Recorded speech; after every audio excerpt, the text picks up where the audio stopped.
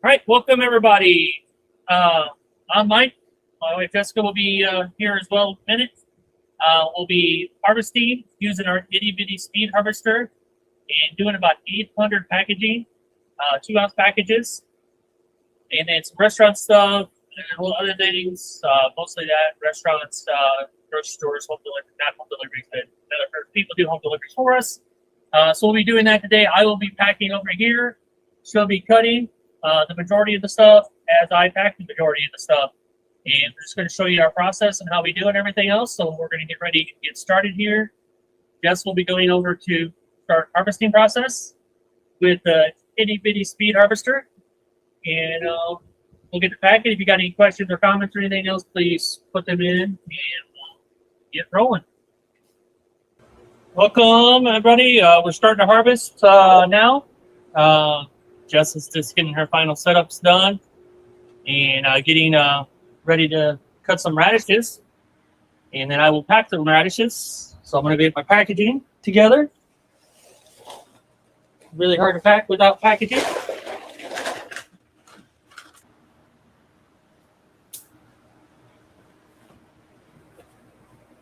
All right, we're getting ready to get going now. All the setup and everything else is done to start harvesting and being efficient and getting rolling here. Just putting her gloves on, and she will be harvesting that tray of radishes, putting it in a thing for me, and I will be packing all of the packaging. We do use 24-ounce clamshells, and just pack the product dry. And yeah, so we'll be doing that for about the next 6 hours. You're welcome to be here as long as you like. Come back and check in with us, whatever. Hey, Dan, how are you? So yeah, just boom. Just harvest the whole tray of radishes in seconds. And then she can be harvesting while I'm packing. She'll help with a little bit of packing here and there. But pretty much I do it all. And then we label it, put it in the cooler. And we're done in about 6 hours or so. Not too bad. How's Dan today?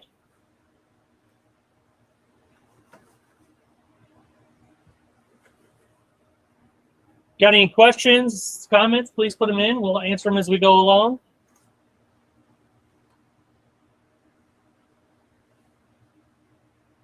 All right, got my 2 trays of radishes. She's harvested. And I'll start packing them. Scales are on the other side of here, so I just bring it over here and pack. Grab what I think is about 2 ounces. Turn the scale on first. And then pack it up. I got 1.8 out of that, so I was pretty close. Get a little bit more. Boom, 2 ounces. And a pack of radishes is done. Dan, you're working. Working on microgreens or working on the other thing?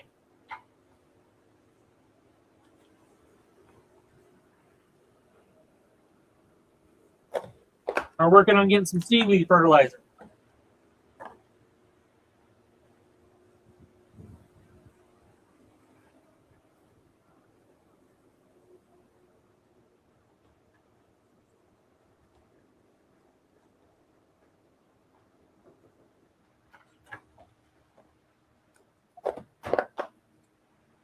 House job for today. Honey-do lists. Busy, busy.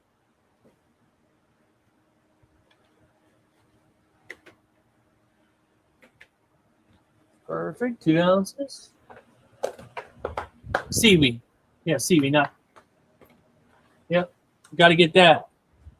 I'm really curious of trying it on some longer grows and seeing how it goes.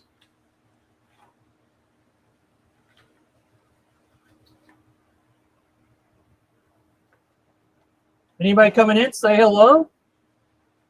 Where are you tuning in from? Got any questions, put them in. And I just stack them over here as we go. Stack them in 10 stacks. And then we'll we'll set them to the side, and when we get the table full, we'll label them and put them in the cooler. And yes, you have time in between of doing all that. You don't have to put them in the cooler right away. It's actually a little bit better if you wait a moment, because you just, as I like to say, murdered a little plant out of the thing. So you want to give it time to exhale and breathe anyway, stuff out, so you don't get as much condensation in it.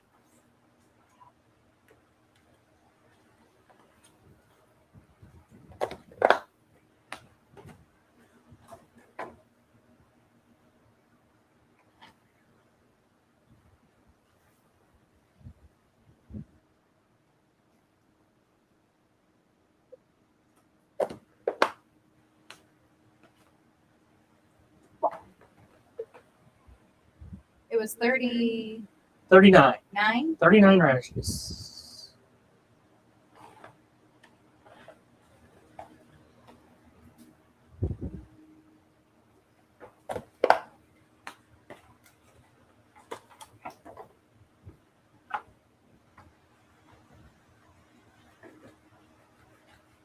I've gotten really good at picking up 2 ounces. They're very, very close. Just knowing what the fill is. If you packed out, I don't even know how many. Doing 800 roughly a week for many years, so it's quite a few packaging. So you get used to getting pretty close on the packaging. I think that's 10. All right, 10 done. Number 11 done. See how much we get out of these trays. You won't quite need all of this. I'm going to put some of this aside for a restaurant one sample later. Okay. So we got a little bit extra we're going to have. Put that aside for some restaurant sampling. Go out and sample with the extra, right? That's what you should do. Show it to other people, get other people to buy it so you can use it all. Or eat it yourself. Or give it away. Just make sure it's used in some form or fashion. It's better to plant and harvest once a week. Yeah, 100%. We plant everything on Friday. We harvest everything on Sundays. That is our method. So we're about 9 days. 9 to 10 days is not that big a difference, we found out. And the 9th day just works better, so we go out and deliver on Monday, Tuesday, Wednesday. We do our deliveries. So that just frees us up to do that and be able to hit more places to deliver to. Most of our deliveries are to grocery stores, so that's our method. But yeah, you need a routine once and once. I 100% believe in that method. And then go make your deliveries. It all started that we harvest on Monday and we delivered everything on Tuesday, but then we got more business and we kind of had to make some minor adjustments to it. Expanding days and stuff to be able to get more clients, because we just can't get to everybody at one point. We don't live in a town of near a town of 1 million people or anything like that. We are in the middle of Illinois, so you got to travel a little bit to get business. We couldn't do this business operated just delivering to our town that we're in, so we have to go to other ones. So, all right, we got 17 out of that, so a little bit more than 17 ounces because I got some left per tray of radishes. It's probably a little bit lower than what we normally get. They were pretty dry, and I didn't. I don't think they grew quite as well in the new spot. We have rearranged a little bit in the grow room, and that spot is typically for beets and other water-sensitive crops. I think I will be moving them back to a less airflowy area. Yeah.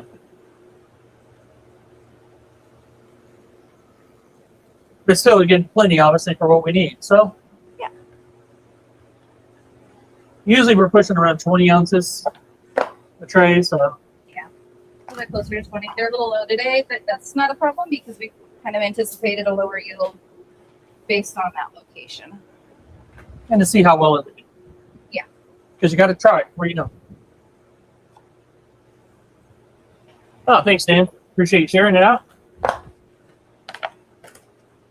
trying to get back into doing some live streams and talking to people and helping out a little bit more as we can now.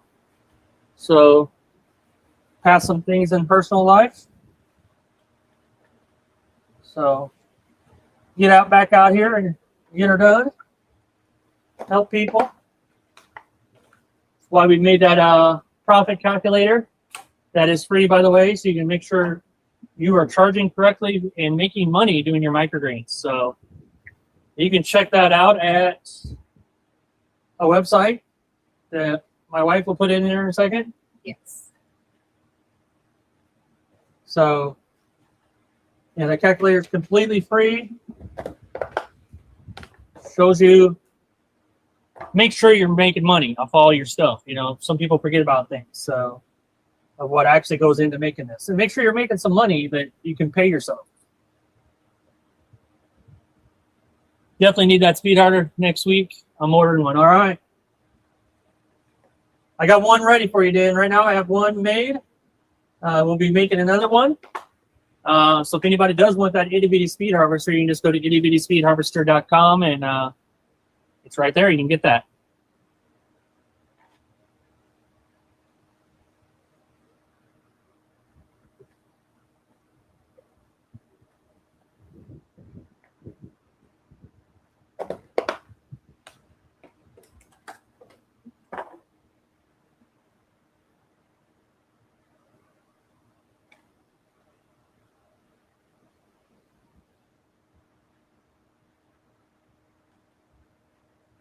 Put the new one in, right? Yes.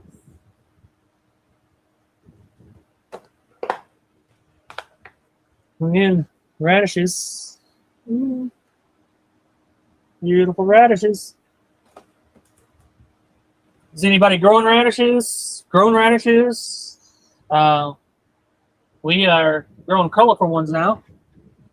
We used to mix these seeds, and we found the one from True Leaf that is the,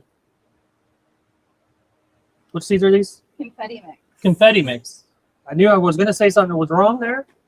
So confetti mix of the radishes on True Leaf, which you can find links to go to True Leaf on our page here if you want. Or you can just go to trueleaf.com and look for that confetti mix. Really, really like it.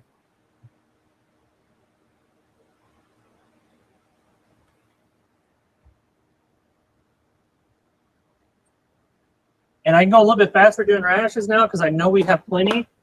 So if I go to 2.1 or 2.2, it's okay. I make sure the customer is getting what they paid for or a little bit more.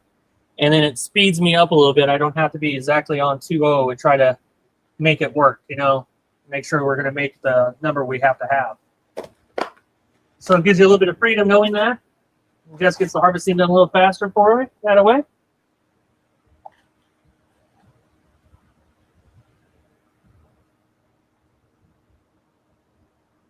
Dan uses daikon radish and red stem or rainbow radish and mix them. Yeah, we used to do that. That's pretty much what we used to do. Yeah. Manual mixing is not fun in large quantities. Yeah. Buy it already mixed to save some time as well when you're looking for time savings.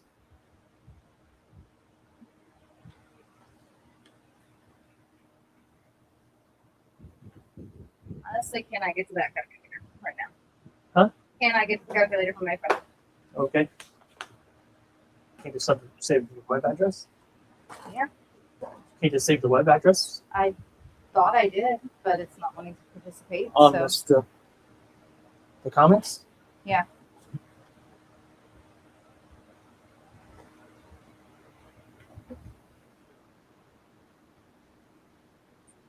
It's okay.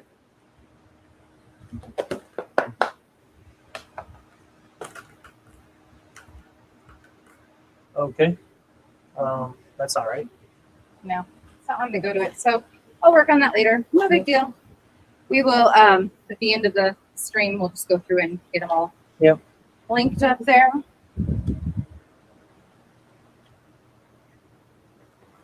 Uh, 75 daikon, 25 red, and mix them in a mason jar and shake them.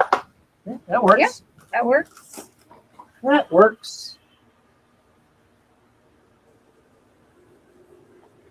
These ones are probably about 50% of the purple color for the Yeah. Dicron or the.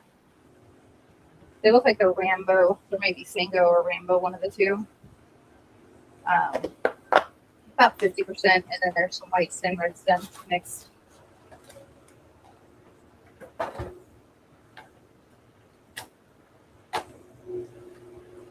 Sometimes these packages like to stick together, and you got to be careful to get them apart, not break them.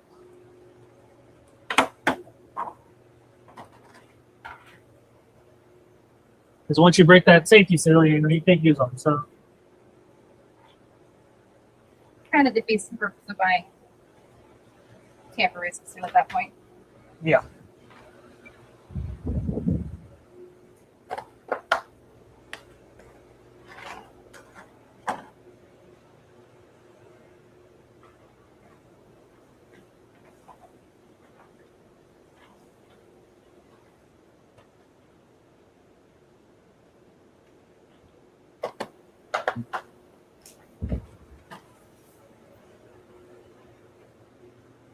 Do you know how many brass blends I need?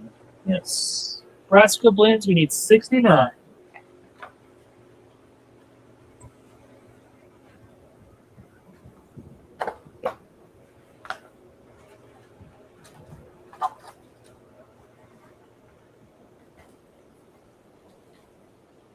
Got some more packages stuck together here.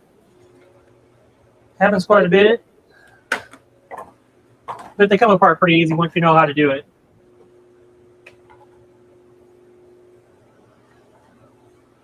That light is dying fast. Oh no, you can turn down the brightness. I would not be opposed. Can I turn it down at all? Didn't look like it. That's a low as it goes. Okay. I might keep it alive a little longer though.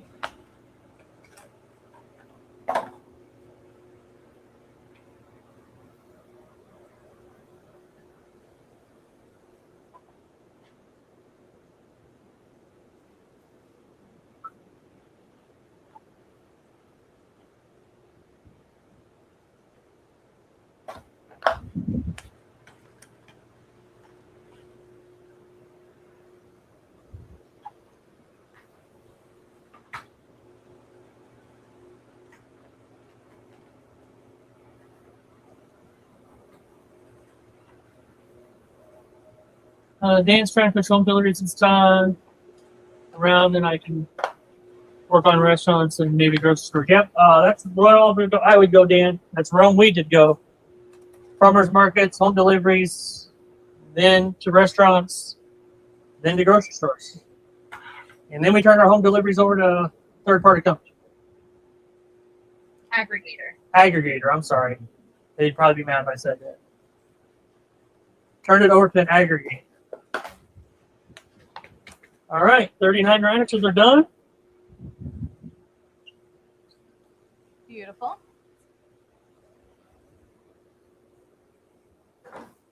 And I'm going to set them over here on this other table. To get labeled in a moment once we fill it up.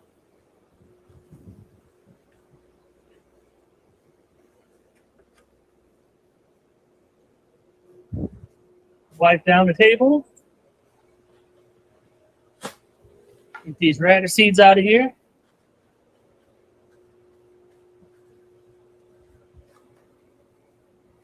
Nobody wants a surprise radish in their brassica blend. Yeah, that would be quite the contrast. Brassica is a very mild mix.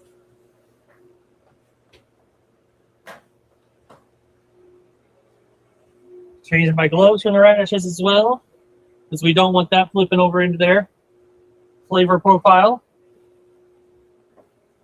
So now I got what we call our brassica blend. And we're packing that up.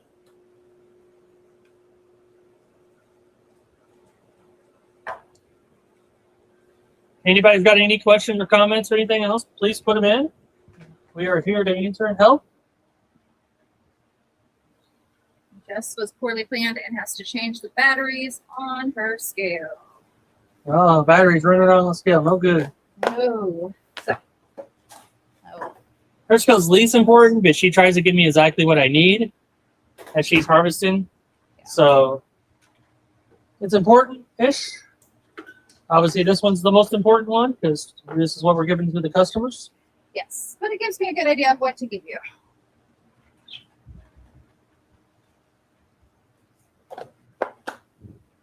Nebraska blend. That's what she looks like.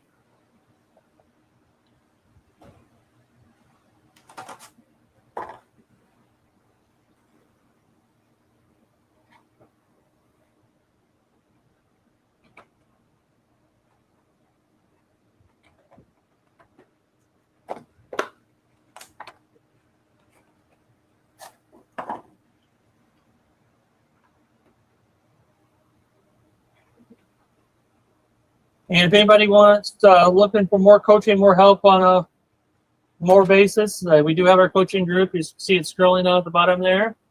MyGreenBusinessCoaching.com. You can just go there, sign up. 2 different plans, $49 a month and $99 a month. There are annual plans as well. With the $99 a month one, should be 100% ready this week. To roll past beta is our software, which is basically a marketing software. And it does other stuff. It's called Growth Hub. So, it's got all your marketing stuff in it. You can email people. You can keep track of all your customers in there. And be able to email them directly all in one thing. It has sample sets up for all that as well as marketing stuff. But right now, the only way you can get that is inside our coaching group. It's only going to be available to them first. And it's only going to be available at the $99. So, but it's going to be released at $99 for itself a month. So you might as well get the coaching plus the program. So you can head over there and check that out.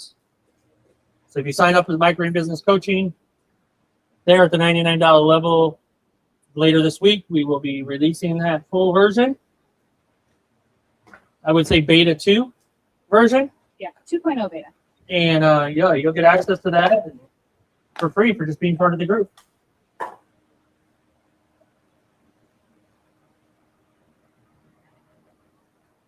Teach you how we built a $10,000 plus month business, and now how we become way more efficient at it as well.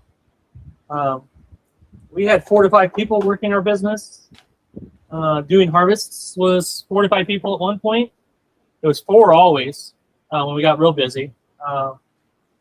And then we occasionally had a 5th person when we got really, really busy. And now harvesting is 2 people. 2 people comfortably work a full day. In about 6 hours.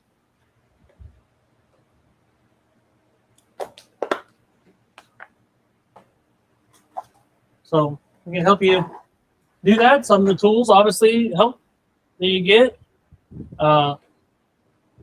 So if you are harvesting with multiple people, or just even yourself, and you can speed yourself up using that itty bitty speed harvester, saves you a ton of time. It'll make the $200 back to $197 back in no time. Labor. Just in your labor alone, I know you're just paying yourself. You're just not. The time might not be that big of a factor, but boy, what else can you do? You can go market your business. You can get more customers. You can spend more time with your family. Whatever you want to do. Just so much more advantage of speed. Efficiency, I like to call it more so. Efficiency. Yes. Try to be more efficient, obviously, is the name of the game of business. And finding ways of doing that, which we have. Obviously, for planting, we have the soil machine. We have the itty bitty, or the little green seeding machine, which helps seeds everything, obviously, on a conveyor belt. We do ours a little differently. We do put ours on a conveyor belt to help kind of automate that a little bit more beyond just the seeding machine. We've automated our watering system so we can run the trays through on rollers, on a conveyor roller system, so that we can just automate the watering process of it.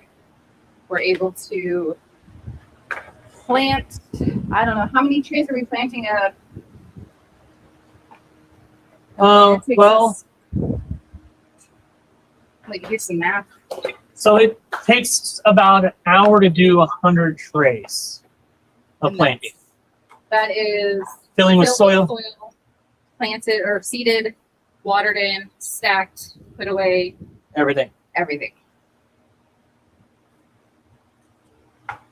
Yeah. So time well spent there.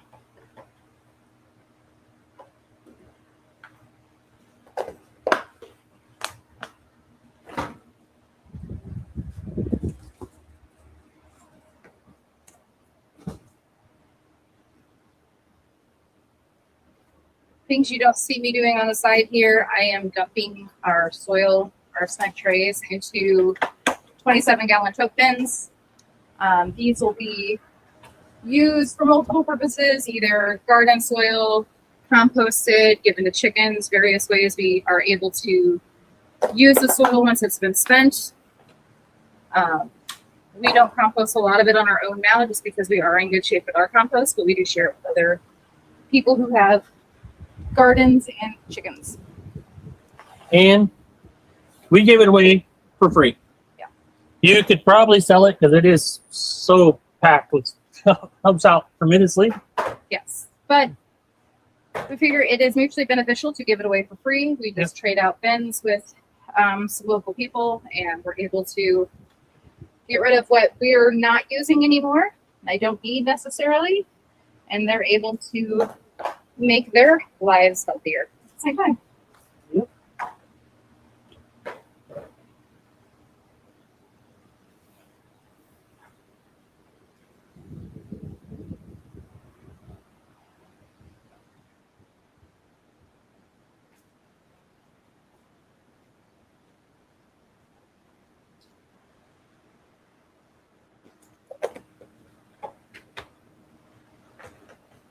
Another thing that's dumping the soil out immediately, it is a lot easier for Mike to take care of those later. Yes. Get the soil out of the trays as quick as possible. It's going to be a lot easier to clean later. And I do all the dishes now. So the dishes to clean the trays take way longer than planting the trays. So it takes me probably about 4 to 5 hours, depending on some other things, to clean all the trays. That's definitely something we want to address over time. With moving to this different space, we don't have the electrical capacity or the outlet for our bootstrap tray cleaner. Yes. So we're not able to use the pressure washer with that and get the bootstrap tray cleaner going here yet. Yes. Long term, definitely have to get that addressed because that was definitely a lot faster. Basically, we just need to get a new different power washer because we don't have the electrical hookup here, so we need to get a gas-powered one and just run the cord in from the outside and let the power washer be outside, and it would be fine. So that's probably the process we need to go down, but We'll get there. we're also getting into winter soon, so having something outside in Illinois in the winter, I'm not sure about, but That sounds awful.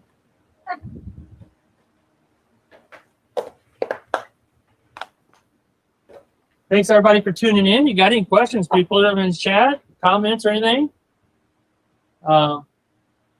Again, you can head over to our coaching group and get more involved if you're looking to grow a business and help you out.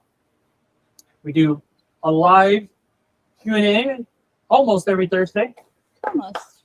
And anybody that joins, the first 5 people, which I didn't say, so sorry. But the first 5 people that do join this week, I will give a free 30-minute call on to. If you join at the $99 level, you're going to get the software, Growth Hub, to help you grow your business. Then you're going to get a 30-minute call with me that we'll set up, which, you know, I normally would charge around $200 for. So definitely check that out. Free 30-minute call if you join at the $99 level. Kind of an onboarding, figure out where you're at with your business and what we can help you with. but only for the first 5 new people that joined this week.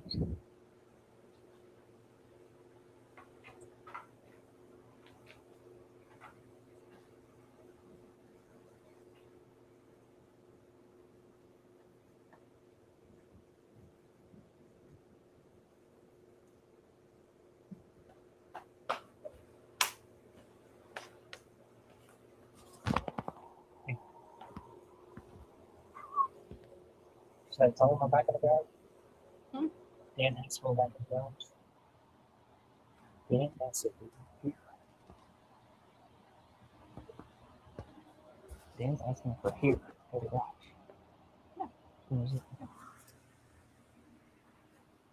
Dan, yeah, we are back at the garage. We had some issues with heating and cooling in the warehouse, and the landlord wouldn't take care of it. He said a new roof will be just fine. That's what they're putting on. I don't know how a new roof changes HVAC system, so we had to leave based on that. We couldn't find another place that would work for us, so we're making it work in the garage. We do have a 3-car garage, and everything that we had going at the warehouse is in here. And then the popcorn popping, we're doing it at a commercial site kitchen off-site. Yeah. So we weren't able to do the popcorn here. Obviously not enough room for everything, but row wise, production wise, we have been able to squeeze everything in, including the planting machine. You can kind of see that in the dark corner back that way. That's our watering system in that corner over there. But we've managed to fit everything that was being produced in the garage, in the warehouse, into this space. Now we did go through and we cleared out every single personal thing in this garage. There is nothing garage about it. We have only farm items in here. We had to add a shed to the property to be able to put our own stuff in.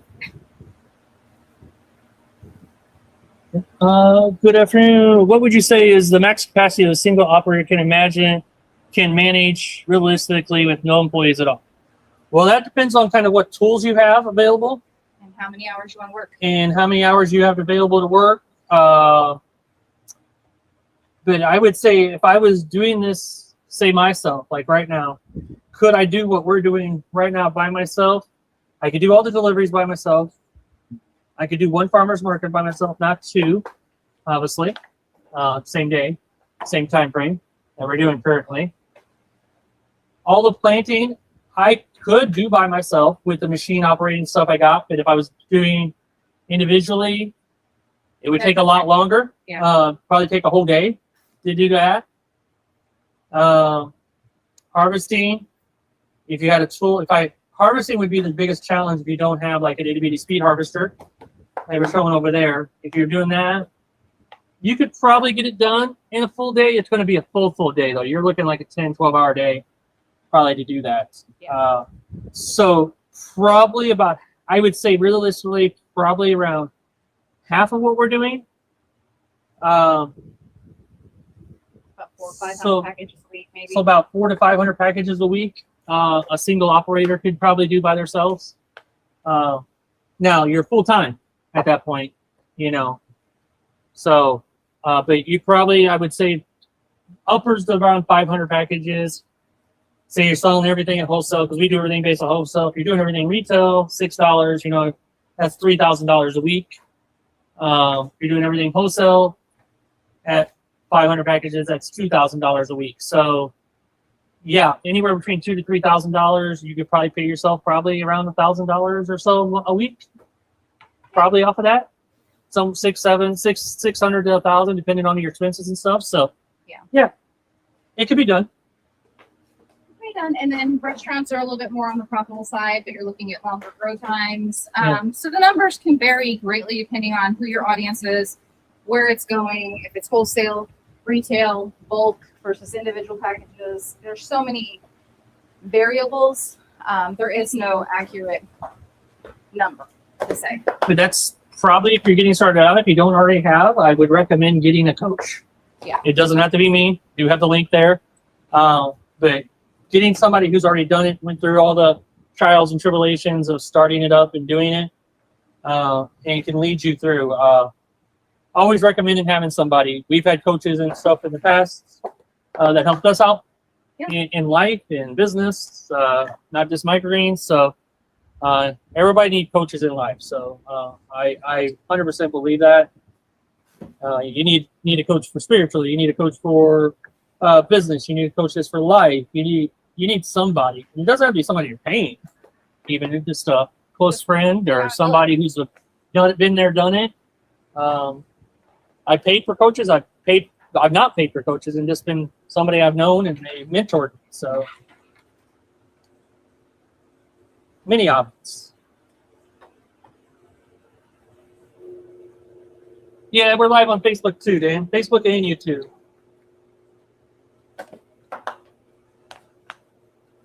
I like YouTube platform better, but we are on Facebook too. Trying to build our Facebook group over there, Microgreen Business Coaching.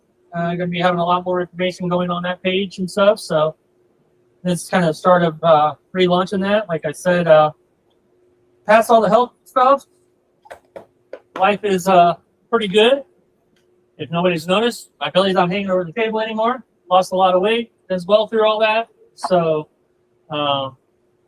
getting much better and healthier and stuff. So, but anyway, yeah, we're past all the, hopefully, health stuff and able to do more stuff again.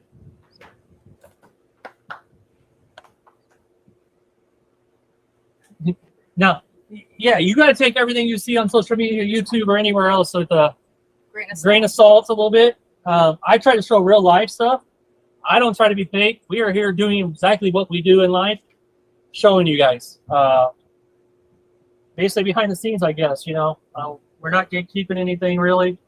The coaching, you just get more one-on-one personal stuff, get more of my time, all that. But you got a lot of information here on YouTube. I think we've helped quite a few people grow their businesses and get there. We'd love to help more because one microgreen farm cannot feed the world, and more people need to be eating this stuff. So we need more people out there doing this.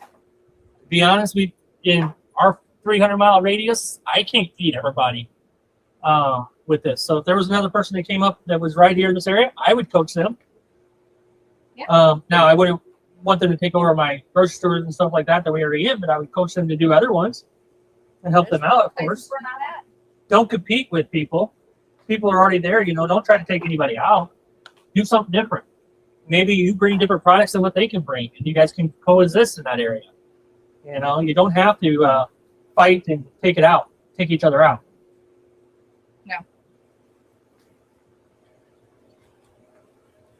No. The second grocery store we got into was the other grower was still there. Yeah. When we got into it. We made sure we did not bring anything that the other grower was already bringing. That was the plan, was to make sure we could work around what the other grower was bringing to ensure that there wasn't duplicate products. It was just additional products.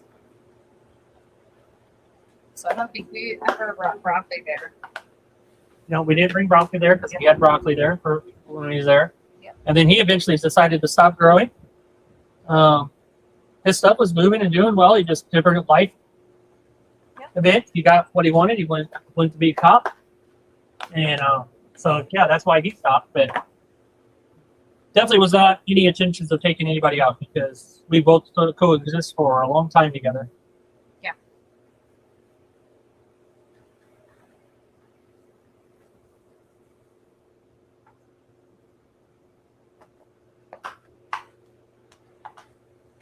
Yep, if you're over on Facebook, everything else, we have a lot of great information over on Microgreen Business Coaching on YouTube now. That's what it is, Microgreen Business Coaching. You go over there. Got a lot of free information out there. Releasing new videos every week now. So check that out. Multiple videos maybe. Over 1,000 videos. Oh, yeah, we got over 1,000 videos over there on YouTube. If you're not on YouTube, you're on YouTube. You know where to find this already. But yeah, there's a great library you can look up. And if you're not subscribed, go ahead and subscribe. It does help push this out to other people and really does help the channel. And I think today only it's free to subscribe. So go ahead and do that.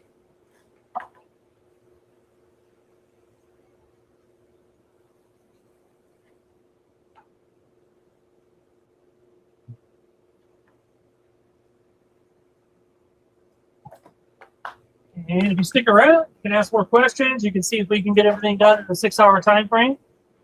It's kind of our goal today. Show you guys what's possible.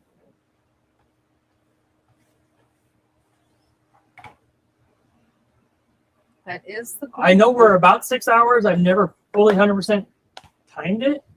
No. Since we went down this, the two of us.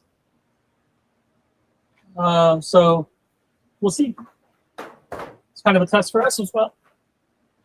And obviously, I got to stop and answer questions, so it is slowing us down a little bit. But Yeah, it's a little bit slower than normal. and when you ask a chef if they want to try a product, but they say they already have microwave person or a place, how do you respond? Say that's great. We do multiple different things. Is there anything they're Is not there anything giving they're not able to get you that you want to try? that you want to try? And then they say, yes, I want that. Say, cool, I'll be back in 2 weeks. Or however long you know it takes to grow that. Even if you're not growing it. If you know you can grow it, say, I'll be back with it. Or you can just be 100% honest with them, is my approach. And be like, awesome, yeah, we haven't grown that yet, but I will grow that, and when it's done, I'll bring you a sample. Yeah. And just be honest with them. But if you have grown it, you know you don't have it growing yet, but you know you can be back in 2 weeks with it. Tell them that, and then be back in 2 weeks. I see so much that people don't show up. Literally, just show up is 90% of the battle. So just show up. That's how we got every one of our restaurants. We didn't get them on the first time we dropped samples off. And they're like, oh my God, I've been waiting on you. Where have you been all my life? No, not at all. That would be nice. That would be nice. It took a few months. Some of them, yeah. A couple of them were within the same restaurant group. So once you got one, you kind of got the other ones. But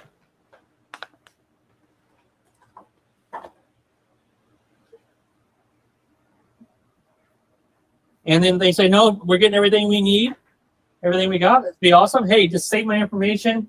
I'll come back and check on you in a month. See if they're still delivering to you, or if you're not, if you're interested in something else, or if you're interested in switching, I'll check in with the month. If not, you've got my information. Just give me a call. You know, something along them lines. Be respectful. Huh? Be respectful. Yeah, be respectful. And then just show back up and say, hey, you know, I got this new product. Told you I'd be back in a month. I'm here. So I want to show you this new product we got. And bring a new sheet every time, because they probably lost your sheet. And then, yeah, just keep going. Don't stop.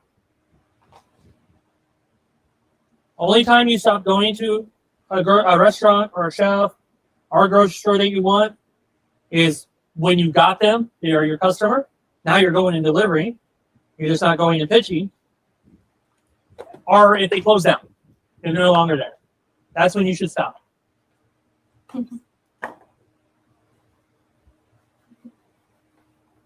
Other than that, there's not a reason to stop.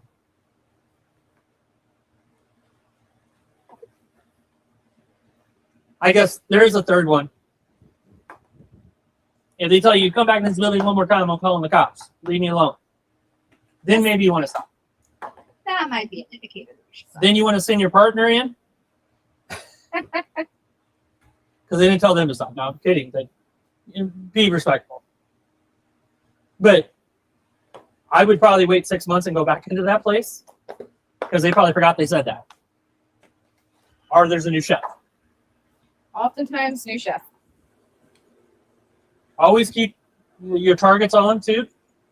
You know, on your social medias, always keep looking them back up and seeing if there is a new chef or a new owner or whatever happens. It's very possible in that industry that's going to happen. Yes, there is a fresh meat sample in the school. Yes. I think it's under resources. Yes. Under the resources tab, we share a sample of our fresh sheet of exactly what we do with it, what it looks like, the structure, easy to read, something that chefs will be looking for. And this is based off of our experience within the restaurant world, and what they should look like, what they have looked like for us. Soon to be turned into software. Yes. Once I get Growth Hub done all the way, I'm gonna start break it down, changing everything we got in the group in the software, so you can just plug your own information into it, print out a sheet, done. It's going to be easy peasy for you to use. You needed 69. We should be close. If you need more, let me know. These are actually broccoli, so Okay. I won't put these as breast because it's they look more green. So Yeah. You should see the difference, but I didn't want to hand them over to your side. I hope after 6 years I know the difference. Lordy heck. So. Yeah, so all that stuff, all them sheets and stuff, Dan, I'm going to be turning all that into softwares, single-use software stuff, which everybody that's part of the group will get access to that to use Of course. for free, part of being the group. So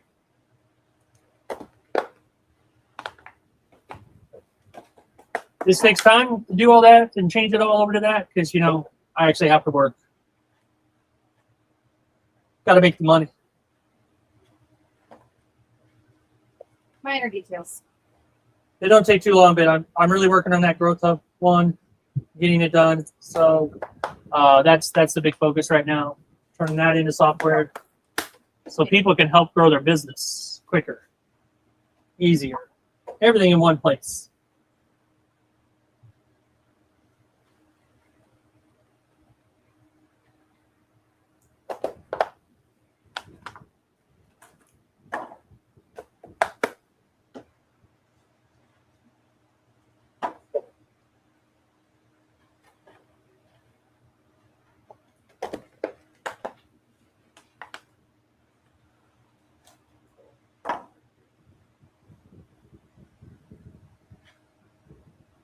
Looks to be one short, 2 ounces. Gotcha. 2 more ounces, please. Absolutely. We got 68 to 69. That's going to give me 2 more ounces. And all the fun of the setup, I lost my knife. Like actual normal knife. Thought it was down there. Oh, it was Yeah, too. it's down there. Oh, got it. Sometimes to find something, you didn't need somebody else's perspective, right? Yes. So once you can't see something, you can't see it. So always a different perspective to find something every once in a while. Again, we're taking all comments, questions, and everything today while we're doing this. So please put them down there in the comments as you watch us harvest and pack. I'll come this way. Test my skills here. Not enough. That's 1.4. 1.8. 0.8. Oh, Just 0.2 more. got it. It felt a little light. There's more in there because you had a bunch of stuff than what I thought. So yeah, so everything we use to grow our business is in that school group that you see scrolling down at the bottom here at microgreenbusinesscoaching.com. Just go there. Everything that we have is in that group. I do recommend get the $99 access a month because that's going to give you the Growth Hub and everything. We're going to be switching back over to calls once a month. This for the people at that level as well, so we can go deep dives on stuff. So that is also the plan starting next month. But with the Growth Hub software, you also can run your whole business. So. And it is $99 a month, or will be $99 a month by itself. So might as well get coaching along with it. Yes. Trying to button up some APIs and tying into invoices and stuff like that. Yep. It's just the buttoning up process. Building. All right, brassica and radishes are done. Sit down. You're gonna make a Well, 118 down on, say, 800 packages roughly. I don't know exact number. Been somewhere around that. And now we're going to broccoli. Now we're going to broccoli. So, broccoli, we are everything. Yeah. We literally keep growing more and more trays, and we keep on selling more and more broccoli. So, The go today is over 200 packages, so Yes. we'll see if we get there.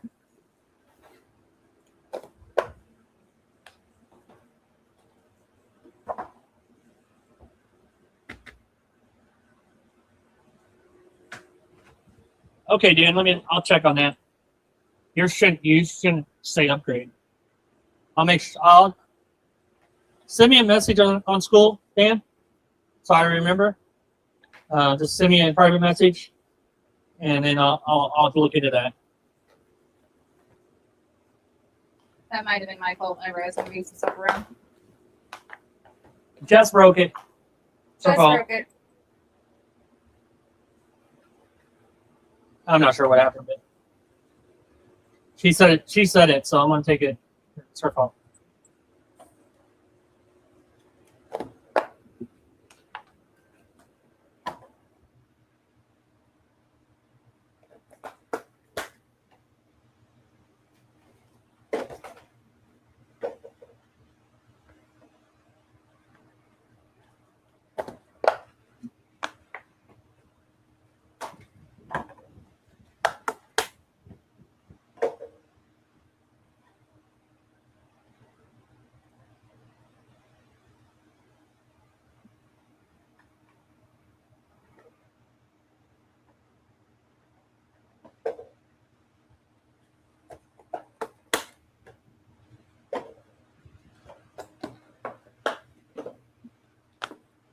So broccoli.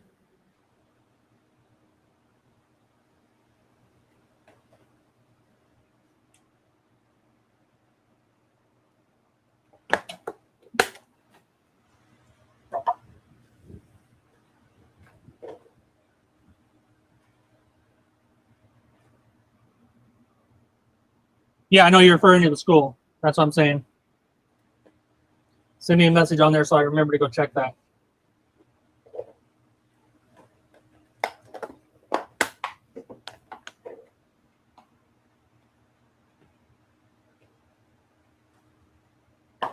I don't know why it would say upgrade. You can send me a screenshot too, like where that's at, Yeah, that'd be helpful. so I can figure out exactly what it is.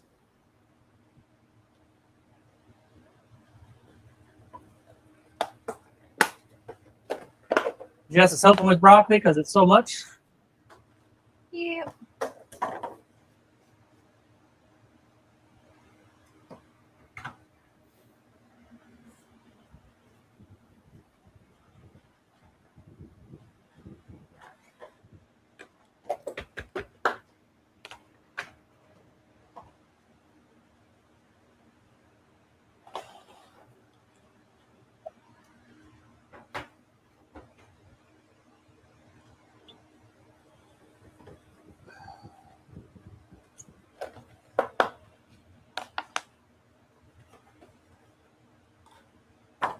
Dan is relearning. Yep, he's getting back into doing this, so he's Got the training relearning. wheels back on. Got to get training.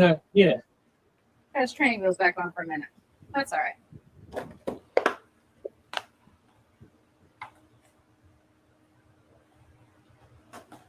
Dan was one of the lucky ones early on. He paid for lifetime access, so was one of the earlier adopters. So good move on your part, Dan. Yes.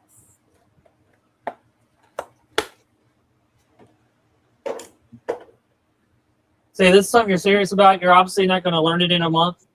Highly recommend if you're going to join the school group, do the yearly plan. You're going to want to do that. It's going to give you the best learning. Plus, I give some more one-on-ones to people who do yearly as well. To So get some bonus perks. get some bonus perks. Because I know you're serious.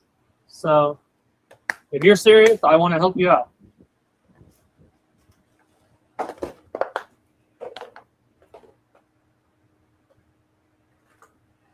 And right now it is active on the school group. If you go to that, there is a $199 a month plan. That's for the people who are really wanting to go after this. But I help you build everything out. Websites, software, landing, everything you need. We're going to help you build that out. For that, we'll do one a month of building something out. Obviously, we want to get a website up for you. We're going to help you build that out. We will even host that website for you. You don't have to post it anywhere else. That website will be hosted by us. And you'll be able to use that website, grab customers, do everything you need to do. You can do payments on it, all that stuff. As long as you don't want to put any AI stuff on it, I will host it for free. If you put AI stuff on it, I just have to charge whatever you would use for that. But typically, 99.9% of people do not need to have any AI stuff on a website. If you want a chat box on it or something, obviously that's going to cost. You want people to be able to do a chat bot on your site with your information on it. That would be the only thing I see useful for an AI feature, which that's going to pull from the information you give so people can chat with you, kind of. But other than that, yeah, we build out that site for you, and we'll build one template out a month for you as well, and then host that as well. So, and you also get some one-on-ones on there. I think it's 6 a year is what's on there. Yeah, you can group them however. And you can group them however. You can use one a week for 6 weeks straight, or you can spread them out one every 2 months. Maybe you need more help this month. You need 2 in a row on a month, and then you want a month or 2 off. However you want to do it, you get to use them however you want within that year. So, yeah.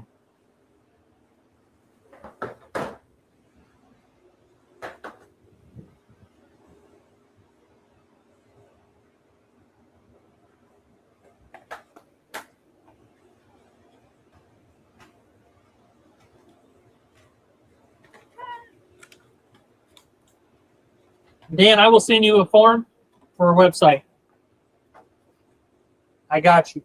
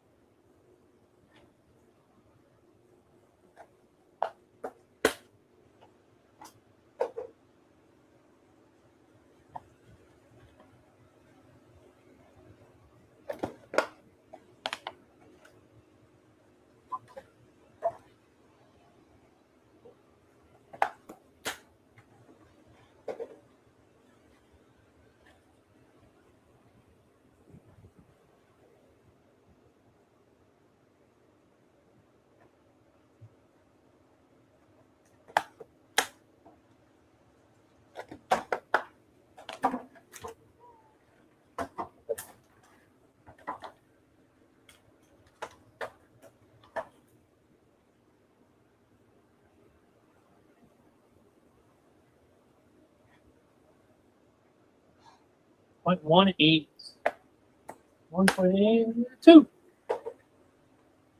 You're much faster at that than I am. Well, I literally type like 800 things every week, dear. I know. Muscle memories. Yeah. And I just grabbed the whole big bunch and throw it in a crate. In a container. Yeah.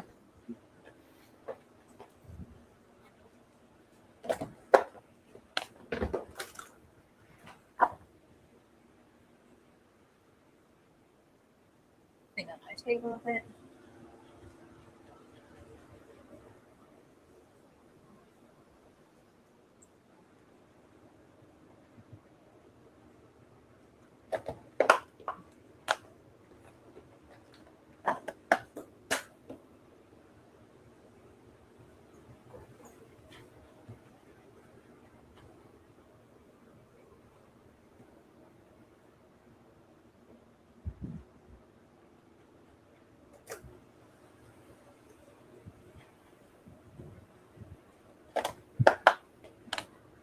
Right, just a little bit.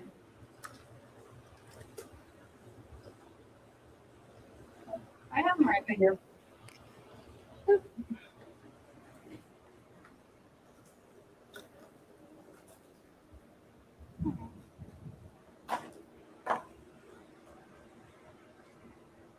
get some more trays on the tubs.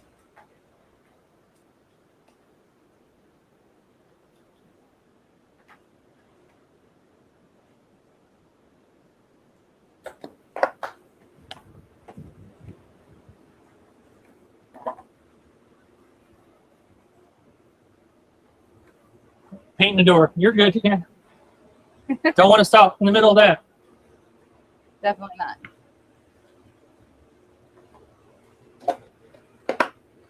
I appreciate you tuning in.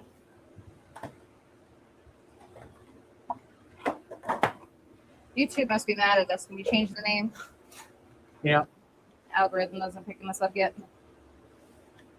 That's not surprising. That's okay. crazy. It's all right.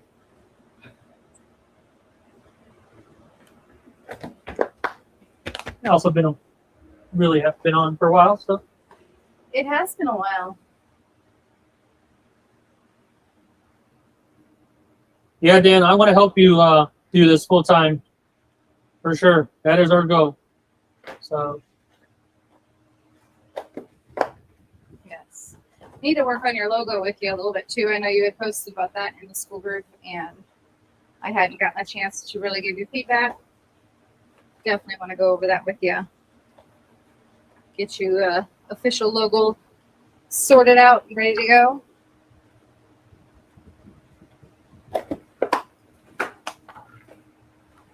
oh, there's the ones I broke. Bottom.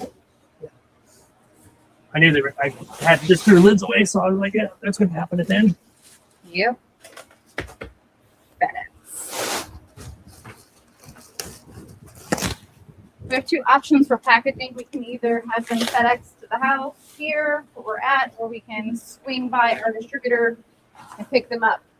But I do that by the pallet, and I didn't want to store that. So we've been having them FedExed here.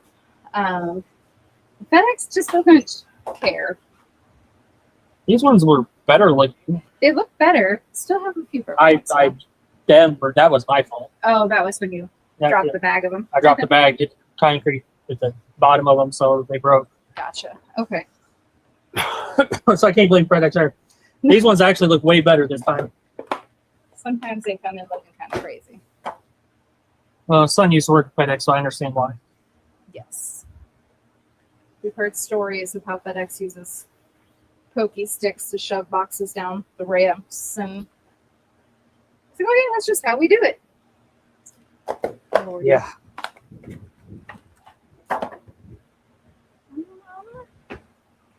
Yeah, we're an hour and 8 minutes in. About an hour, really. Probably the first 8 minutes or so, we really wasn't doing much. Now, So, it's setting up.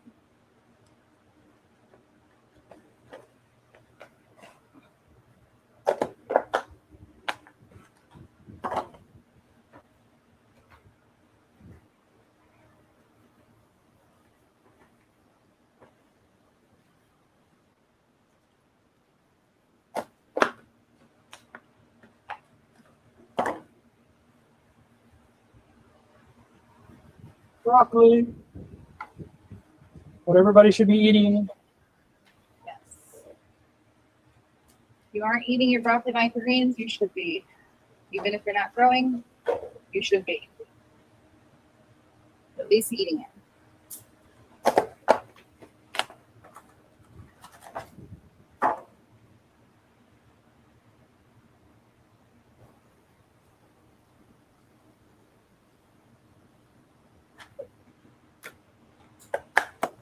Thank you, sir.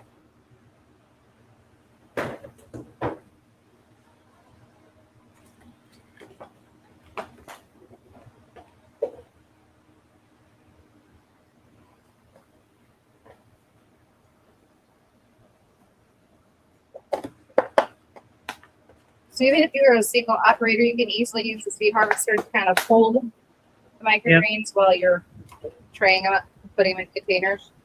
It's not too bad at all. I just cut a tray, have them rest there for a moment while I pack them, and then I can just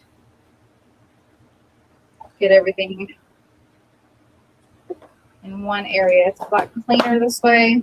As you can see, most of the tray is very bare. Had a couple of low spots on that tray.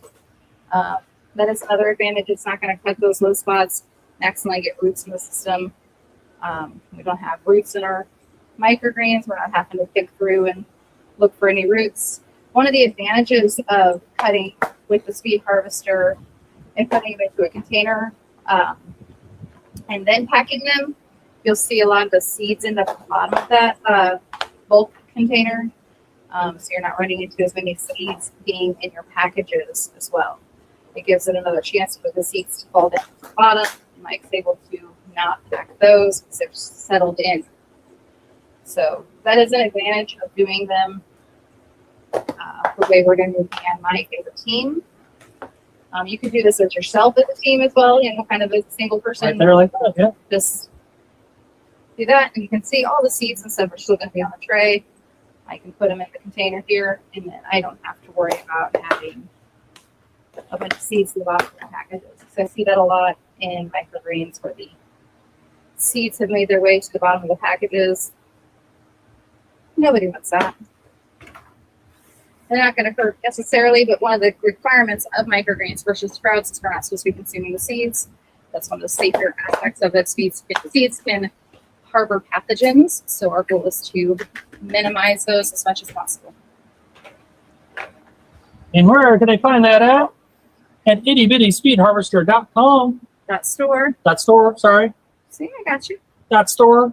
ittybitty-speedharvester.store. If you type in this itty bitty speed harvester into Google search. it's going to send you to the site. Yes. It's the first thing that pops up.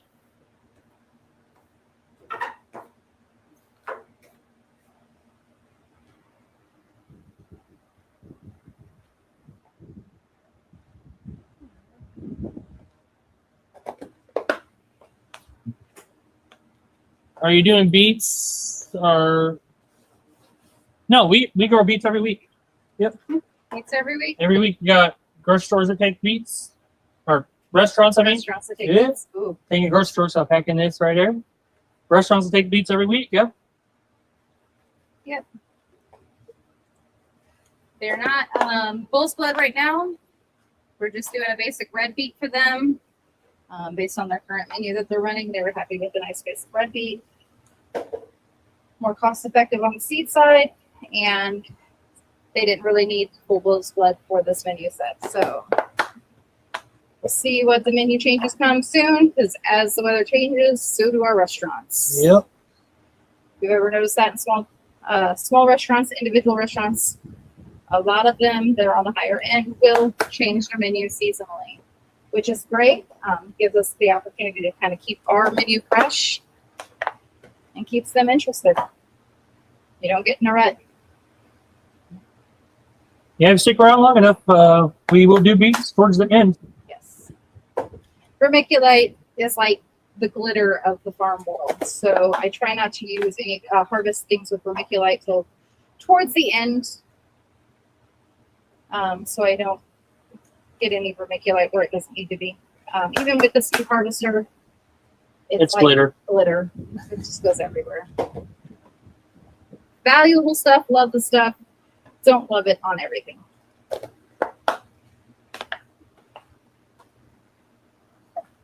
We have 70, almost 80 broccolis done. So far, so good. Should be 10 there.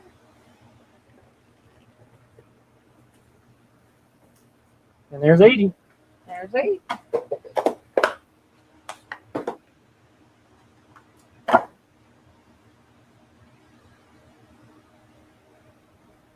Yeah, all the specialty stuff, beets, cilantro, basils. This stuff's all done at the end because that's what we're doing in our restaurants. Yes. I would Now say let's- Jess is doing our restaurants. Yeah. If a restaurant has something that I'm already harvesting, so like when I do cabbage, I'll go ahead and do the restaurant cabbage because at that point I'm already in cabbage. I may as well do some 8 ounces at the same time. But I don't do grocery stores with cilantro and beets and stuff like that. So those ones aren't within the flow of 2-ounce packages.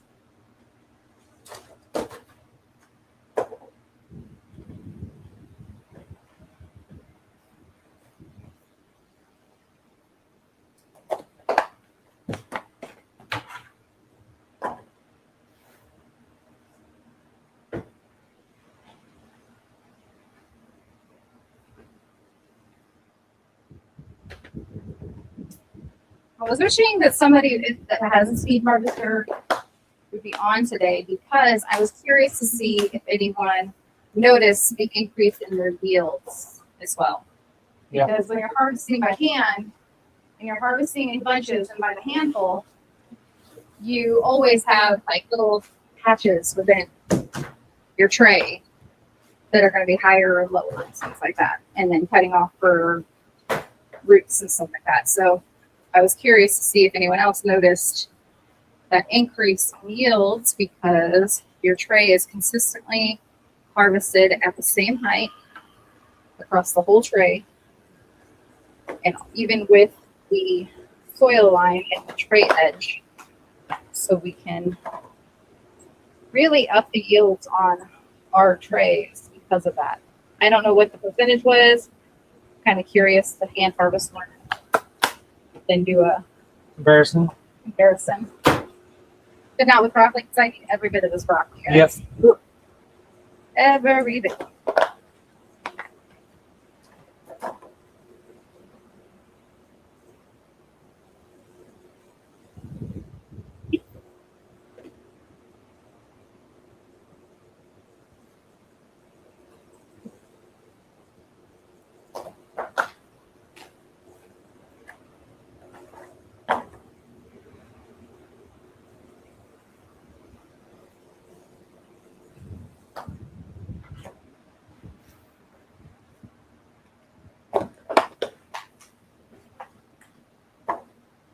I don't know if we'll be able to do a third bin here and not block that.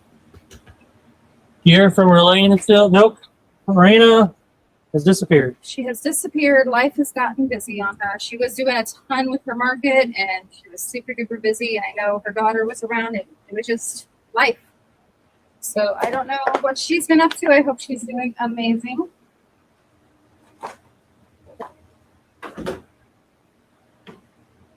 We were talking to Nancy not too long ago. Life is keeping her busy with the microgreens. Nancy pops in on the lives every once in a while. She's busy. It's great. It's good. Hey, Michael, as a coach, does it make you guys so busy? You ain't got time to come to the live. You don't got time for me. That's still visible. Okay. I mean, I still want to talk to you. But Yes.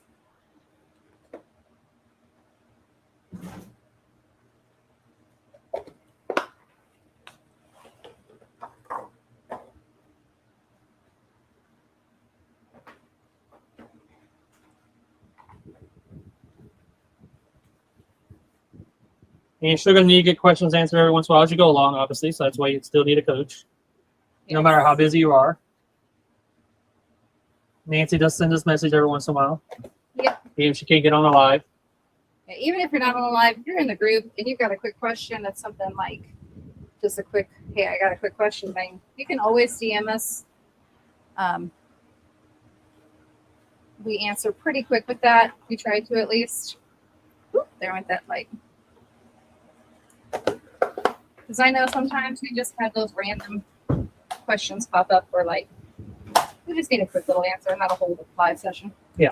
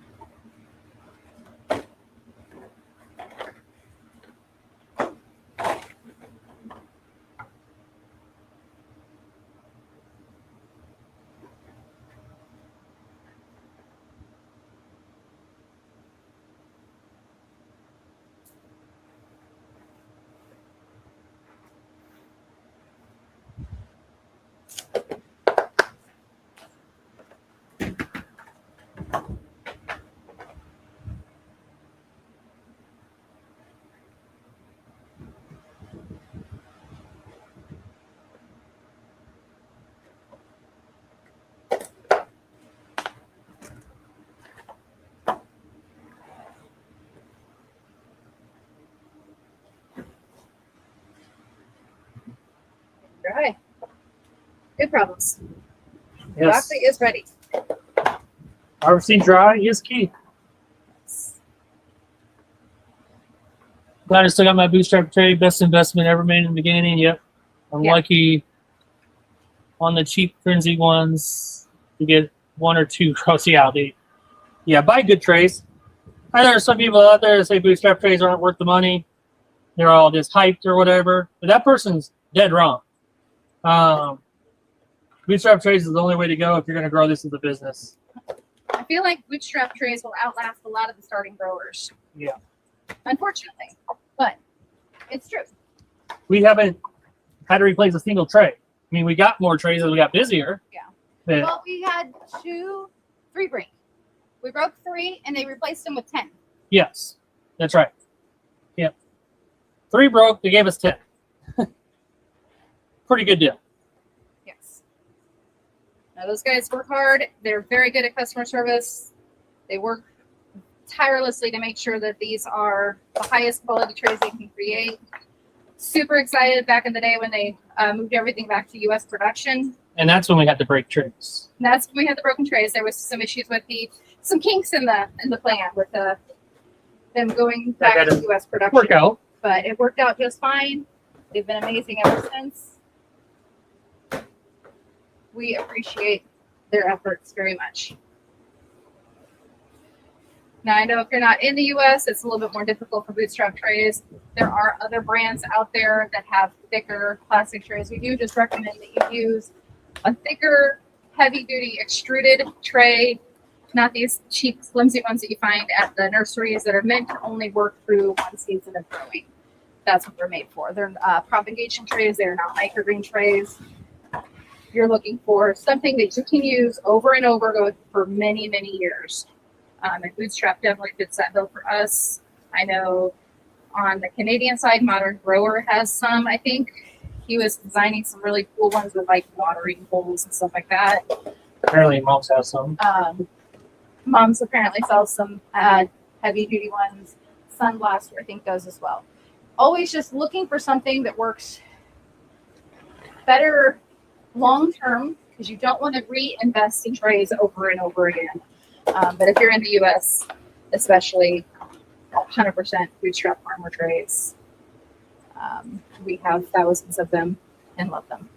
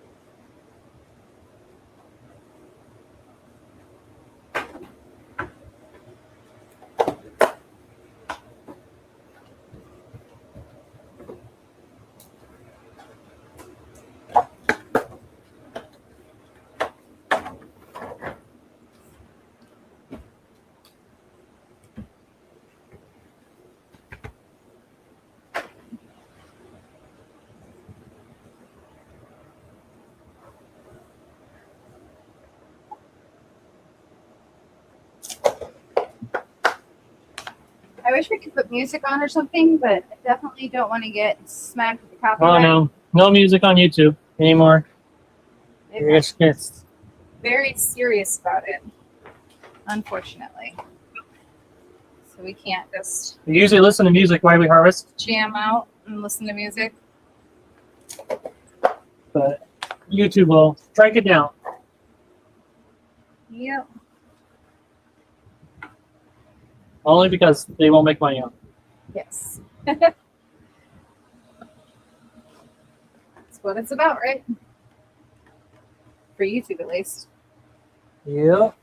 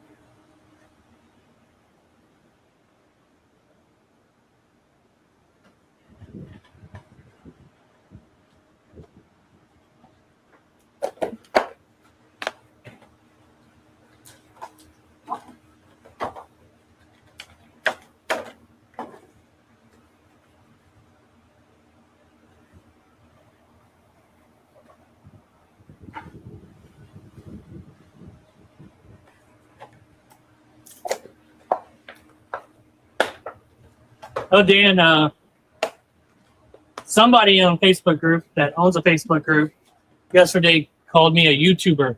YouTube farm. And I'm not an actual farm, just a YouTube farm. Yep. I do all this for show and I just throw all this stuff away, right? Like, That one was pretty entertaining, not gonna lie. But we're not gonna justify an argument with somebody who is myopic in their views. They only see the way they want to see, and that is okay.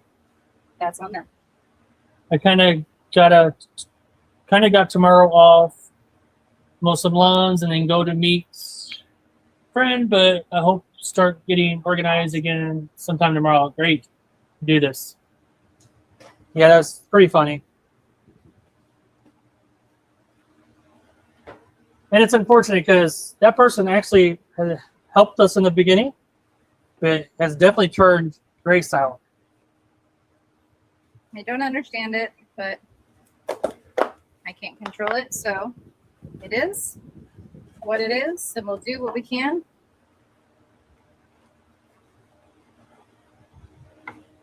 Just trying to help as many people as we can by doing these things. Because I think the industry needs people telling the truth, not people just trying to get money. Not hobby farmers that are trying to tell people how to grow a business.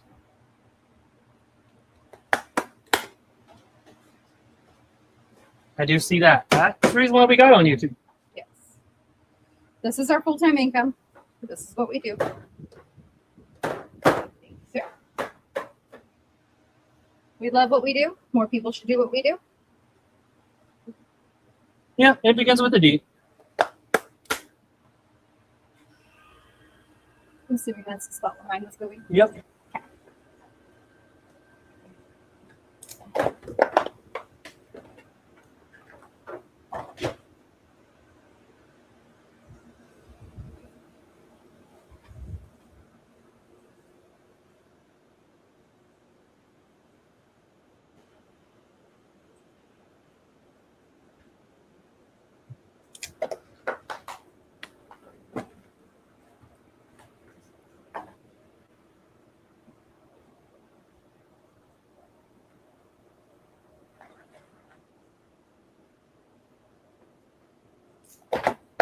Stuff we're not going to make quite to 200 here. Yeah. Didn't think we would, but worth a shot. And the numbers increase after planting already happened. So Yeah. So you do what you can. do what you can, and you allocate accordingly. It's kind of fill out that one. Yeah. It's unfortunate. Yeah.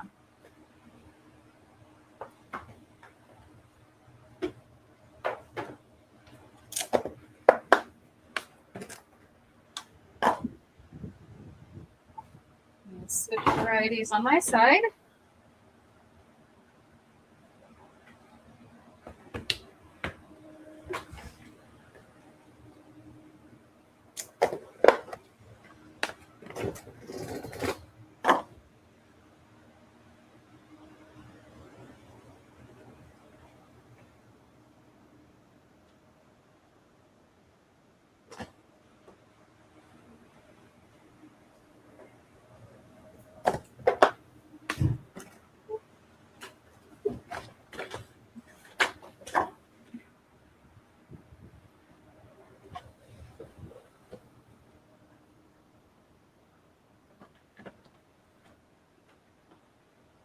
You know, the funny part back, I didn't even get to say the name, and everybody knows what I'm talking about. You know that's a problem. You know it's a problem. Yeah.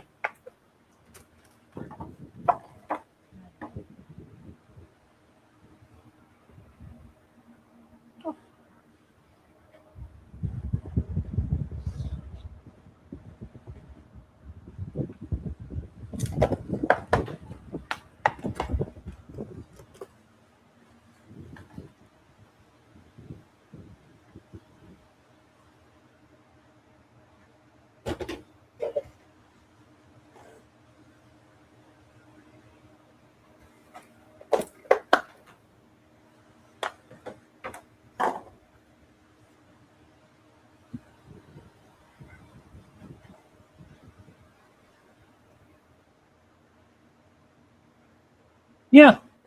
I've heard from Andy. Yeah. He has been a busy fellow with working on that collaboration to get the project for Greener Harvest Seeds going again. Super excited to see that. Good to see Bagel doing all right. His Good to daughter's, see his daughter doing all right. yeah, his daughter's apparently recovering, which is amazing. That is awesome to see. She definitely gave everybody a steer there. Hi, Tyler. How do you know when it's time to harvest each variety? I'm brand new. Jess, do you want to talk on that? So every variety is going to be slightly different. We try to create an environment that keeps them consistent on our schedule, where we're in control. We harvest on a 9-day cycle. So if I know my radishes grow too fast, I will deprive them a little bit of water to make sure they don't grow too fast. But I don't want them to fall. So it's a tricky one. But how do you know when they're ready? But to know when they're ready is by height, by taste. You don't want to overgrow them and make them woody. Microgreens aren't meant to have true leaves. There's a few exceptions where you want a true leaf to show, like a cilantro, where it shows a little bit of a true leaf on the cilantro, to where the chef knows what it is and visually appealing. That's not necessarily about the taste or the nutrition. That's because chefs like them and they're pretty. But for broccoli, you're looking for the 2 cotyledons. Height-wise, you're looking anywhere from 2 to 3 inches, depending on your growing system setup and how tall you prefer them to be.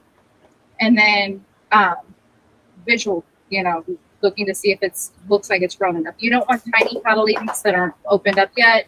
You don't want them to be so grown that they've got true leaves showing, because then they're going to start getting their bitter, true flavors in there. So there are indicators that you have to kind of look for.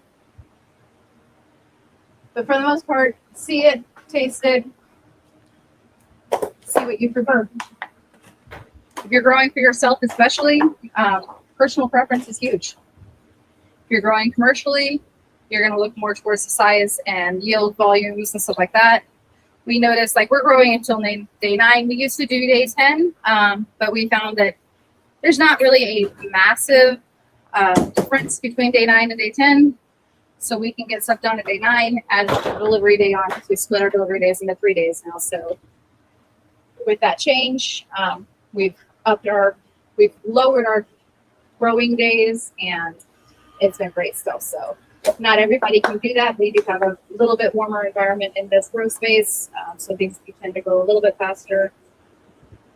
But it makes a big difference on what your own preferences are. If you're brand new. In general, selling commercially, it's all about the color leanings. Yeah. Their height, the way they're opening up. Yeah. And the taste profile. You can't get customers to come back for more if it doesn't taste good. Arugula is easy to grow, but it smells the worst. It's just a little peppery. If you don't like it, yeah, definitely. It's a very strong arugula taste. Yes, they're very condensed, but that's what our customers expect from it. So if it was a mild smell and a mild taste, they wouldn't like it, because they're looking for an extra punch of flavor and nutrition, both when they're eating microgreens. Although we have found mixing it into other things has made it sell better. Yes. People more apt to get it because it's not an overwhelming. Hence what I'm putting right now. Yes. So this one that I'm putting right now is an arugula fusion blend. So it is a mix with arugula in it. So on a commercial level, customers really enjoy it. Tastes great, smells great, has a nice arugula flavor to it, but not only arugula.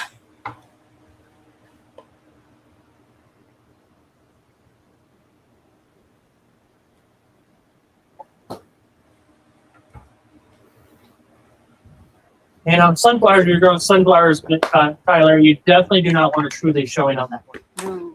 You want to get it, cut it right before the true leaf is going to show.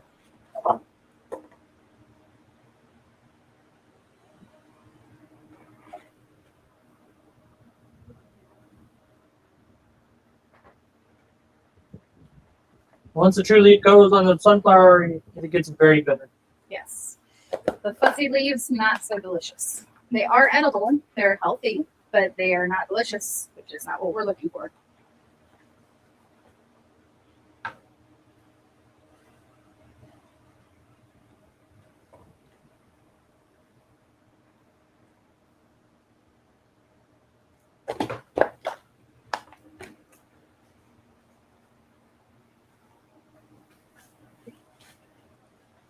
You need to open another case. Gonna open another case of packaging.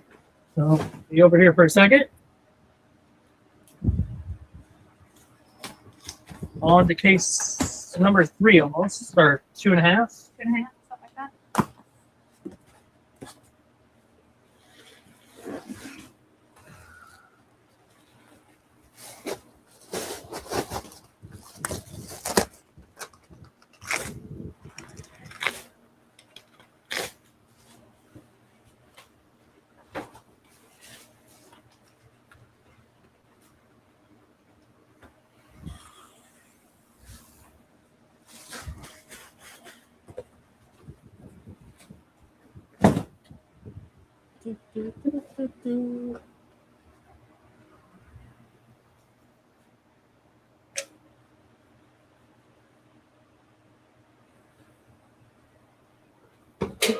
Alright. Change gloves.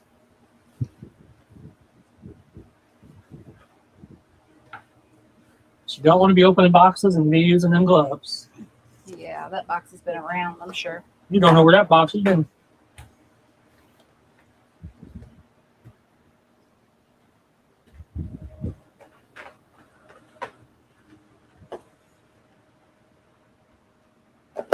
But great question, Tyler. It's excellent question. Yes, appreciate questions like that. Something we don't have to think about a lot. We've been doing it for so long.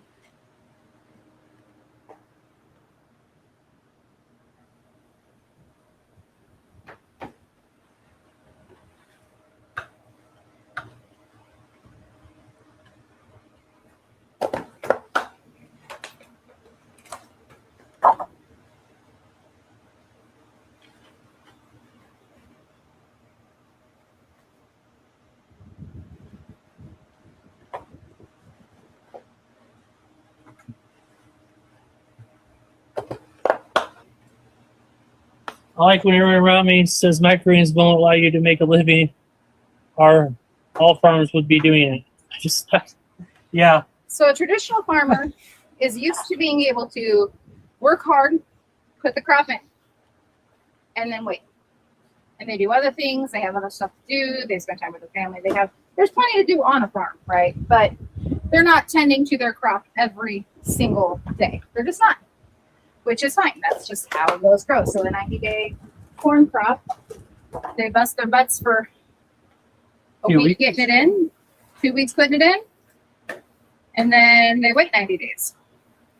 And then they have to harvest it. They work their butts off again after that. But they're not tending to it every day.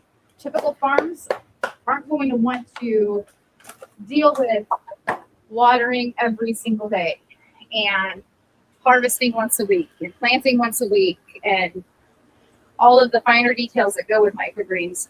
There is no such thing as, just set it, forget it in the microgreen world. So no, I'll be doing it. Here's my pitch for microgreens. We have done this full time for 6 years. Completely pays all of our bills. The microgreen farm. The coaching that we do is a very little bit of money. It's a wash. It basically, I spend as much money keeping that active and getting new people and teaching people and buying the stuff to do it, like video cameras and all that stuff, then I make money off of it. So the microgreens is what provides us a living. It helped us raise 4 children through teenagers to adults. 2 of them are in college, putting them through. We got 2 brand new vehicles. It definitely provides a very great living for us. But we work hard at it. We worked hard at the beginning. We made the sacrifices. Made the sacrifices at the beginning. We took our lifestyle down to very minimal. Like I know you are, Dan.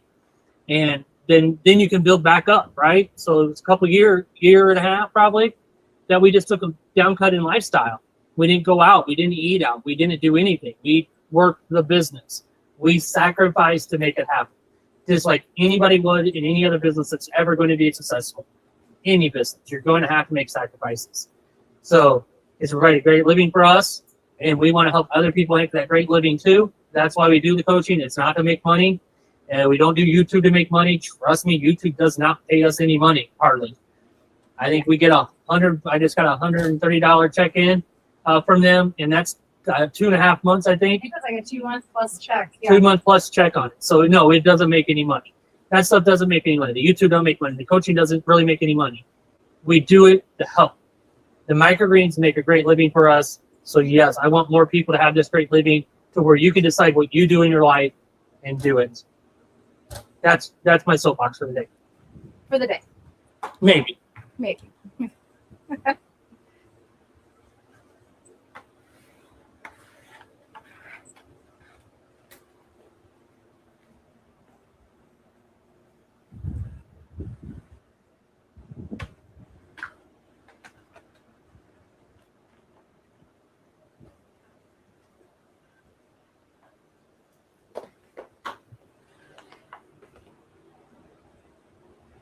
Grow with soil hydroponics. I've heard soil gets more nutrients into the plants. Yes. You got that exactly right, Tyler. You want a good, high quality soil. My 2 recommendations are Coast of Maine, Sprout Island. That's my number 1 choice. Or Coco Loco by Fox Farms. Then would be my 2 recommendations. If you can get them, that's where I would be growing. Which I had them in the beginning. So yeah, I definitely recommend that.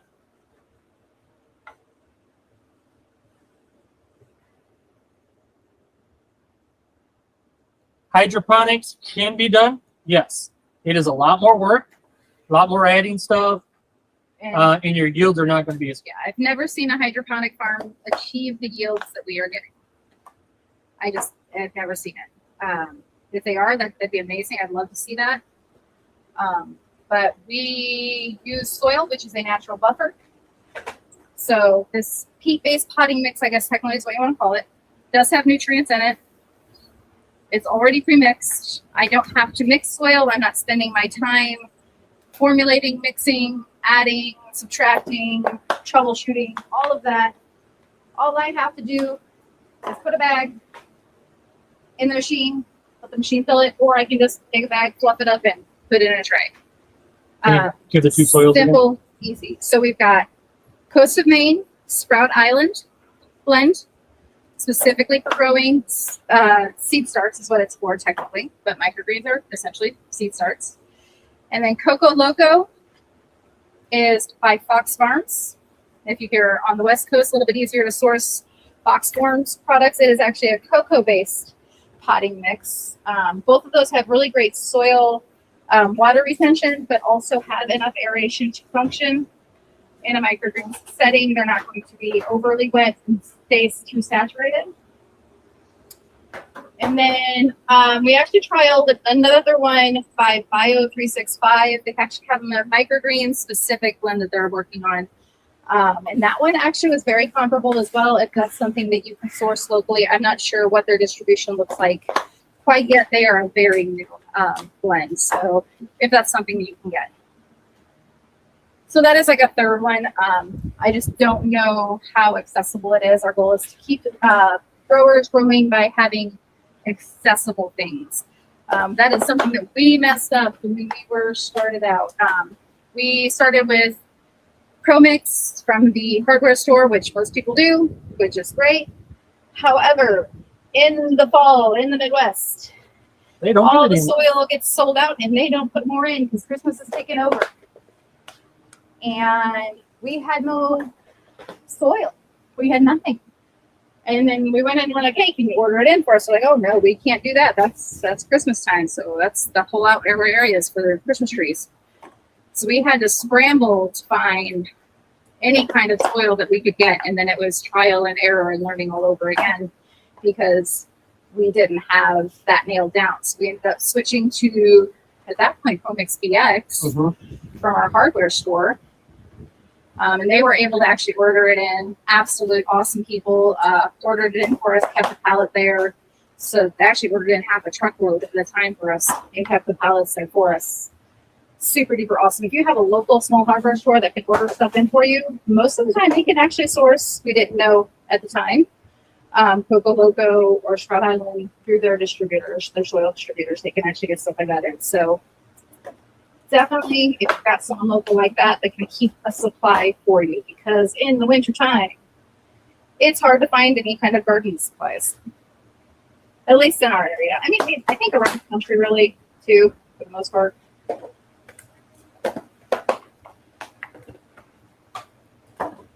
But lessons were learned on our end, too. Yep. Went to go buy it, and I was like, oh, it's out of stock. Let's go to the other store. Oh, it's also out of stock. Which we're getting into that season, right? Yes. Everything starts switching over here soon. So good timing to be warning you about. Yes.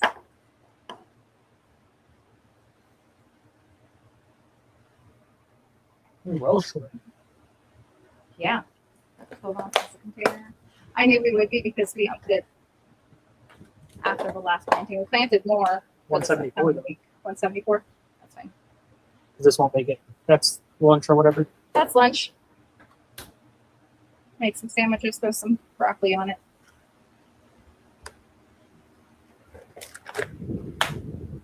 All right. We are getting close to filling the third table.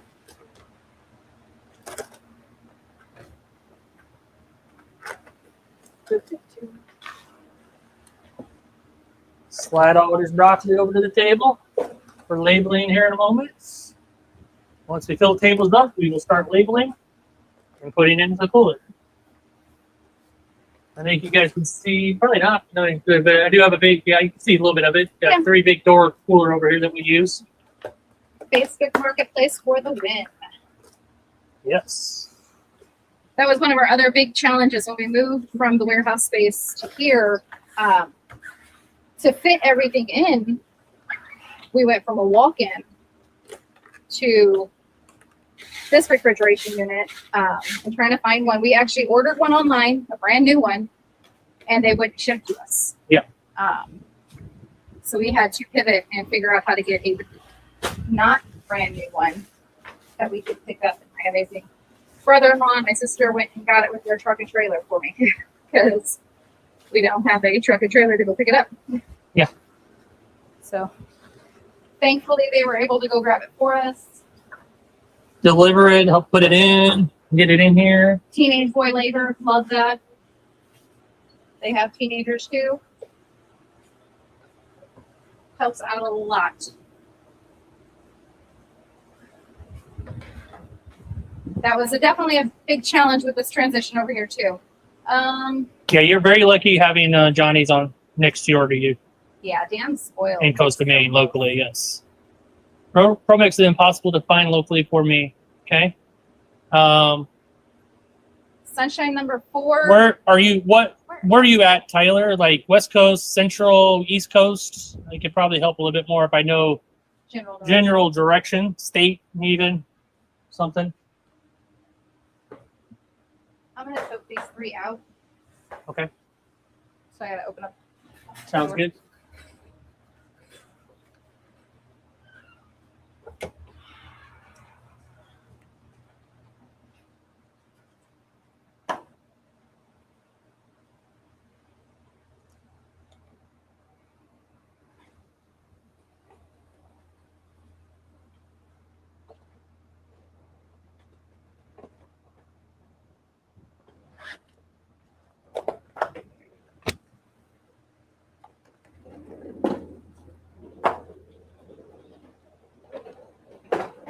All right, I'm now putting together our ABC mix, which is our arugula fusion that we give a name to.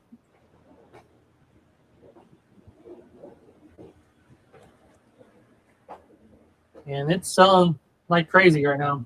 People are loving it. This is another one we're having a hard time keeping it up. Keep growing more and more trays of it. Like broccoli, just more and more trays. It's a good problem to have. That's kind of the problem, is not having enough product. It's got to keep growing more. Yep.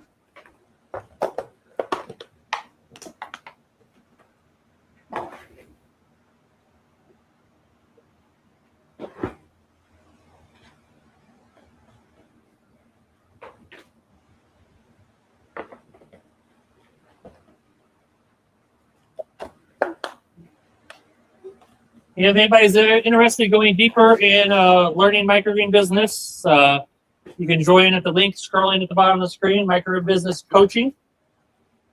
Get there. We've got a $49 level, $99 level, and $199 level. The $99 level and above, you're going to get the Growth Hub software. That's basically marketing software and more to help you grow your business, which I had in the beginning. So at the level, saying first 5 people that join this week, Sunday through Saturday, will get a free 30-minute one-on-one call when you join. So if you really want to take your business, you really want to take it to the next level, we'd love to help you out.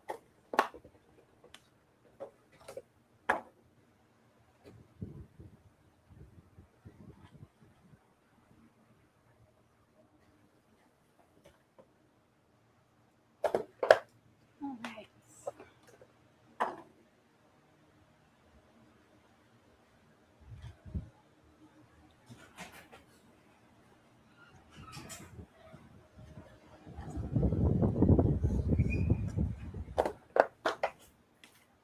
Question, do you want me to do cabbage or start late? How many are we doing of these?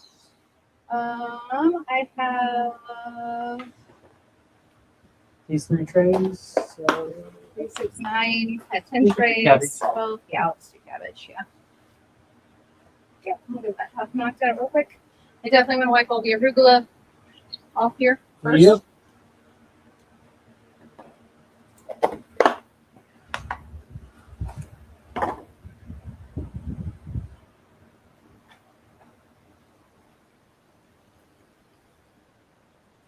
Yeah, Mitchell, you just let us know where you're located. I can Let me give maybe you an help. idea.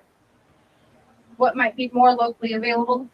But if you do have an Ace Hardware, True Value, one of those, most of those guys get their soil products from a distributor. our local hydroponic store, Oh, yes. Hydroponics. or hydroponics, Growing of Stuff Shop. growing the other stuff, the wacky stuff. Yep. You can typically get some soil source from them too. So great options there. I will say that the grow shops tend to price their products on the higher side, Yeah, for sure. but at the same time, you can make a lot more volume of microgreens out of a really good high quality potting mix. So These clamshells are 24-ounce clamshells. Just for anybody new, that does not mean you could fit 24-ounce product in it. 24 ounces of volume. Volume. Volume is the key. 24 ounces of microgreens is a lot of microgreens. We are putting 2 ounces in a 24-ounce container. You can technically fit them about in a 16-ounce container, but that is going to be a lot tighter And more Yeah. time consuming. more time consuming to make sure they fit. You don't want to have any of the stems or leaves sticking out or pinched. So our goal is to get them all into the container without pinching anything and to make sure they look nice and tidy, but they don't have to be perfect. You have to be very close to perfect to be able to fit them into a 16 slim. Takes about double the time to fit them in a 16-inch slim. So Yeah. calculate that over, again, efficiency, right? So calculate that over 800 packages. Yeah. It adds a lot of time. 432? Yeah, 432 could work. 32 works. Yeah, we Yeah. do 4 ounces and a 32 all the time. That's for restaurants. Yep. How many cabbages do I need? Cabbages, we need 27. Easy peasy.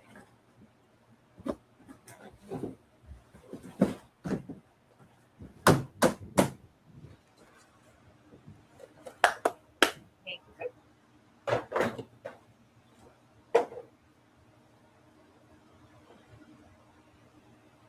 And we also used to do the mixes, because to make mixes like Layered. with layered combined products, whatever, we had to use the 24 because they couldn't get them to fit in the 16 slims easily. And we're like, why are we using 2 different containers when this fits in there just fine as well? Yeah. So, less packaging to carry, just carry 1 for the grocery stores for this. And yeah, again, efficiency, right? I will go back to that. You can make a business work so much better with efficiency. I will say the cost on these too. Yeah, the cost is cheaper too. The 16-ounce slim, because they have Not the exact crazy. same face size as these. That's why we chose the slim ones, because they were the same face size visually for a customer. They're just not as deep as a 24-ounce. They are about 40% more cost. Yeah. For less volume. But it's about 40% more on the cost of those containers. Dan's goal is to be at 24 trays by the end of the year. I like this Growing one. 24 trays. You can I make- like having goals. I don't care if it's 3 trays. Goals. So yeah, 24 trays, 20 Right. bucks a tray. do it a 6 high rack. Then at that point, Yeah, you can do it all in one rack. yeah, you can do it all on the one growing With 6 rack. growing shelves. 6 tiers.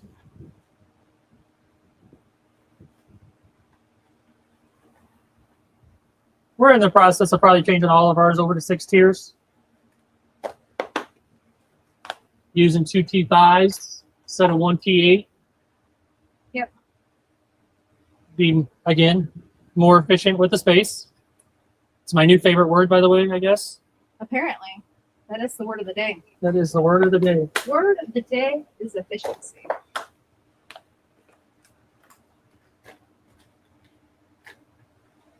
Now, if we can steward this space into a very, very highly productive farm, I don't see any reason for us to ever expand outside of it and pay rent to a commercial property.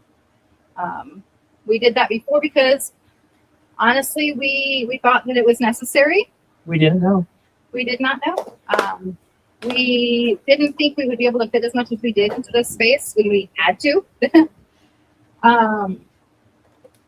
We were growing in a house at that point. The dining room, living room were both converted over into growing space. The garage was still all personal stuff. All we did with this was we added a shed for all of our, lawn equipment, things like that. and then we were able to put everything in here. We thought we needed more refrigeration space, but really, with the way we're doing our process right now, we're able to fit everything very strategically into that 3-door cooler. We got more room. But we got a little bit of space to work with. And then as we grow into additional tiers, we'll be able to add another cooler set in each space. There's a little bit of space that we can use for that just by condensing our planting down just a little bit. Using things on wheels. Things on wheels are great. But we thought we needed to have that. We didn't know about soil difference. You know, we were still growing in, were we at Coco Loco even when we got to the warehouse?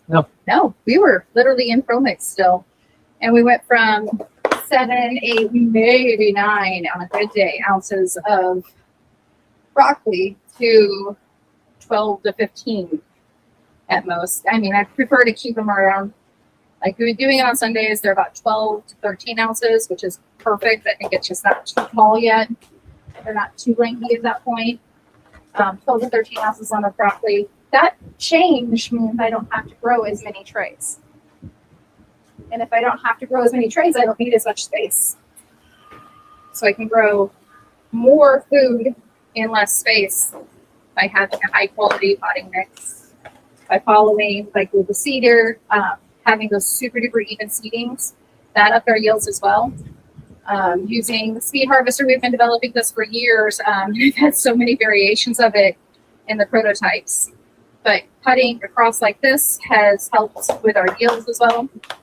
So every little piece helps us build just a little bit more each time to where we can grow more food in less space.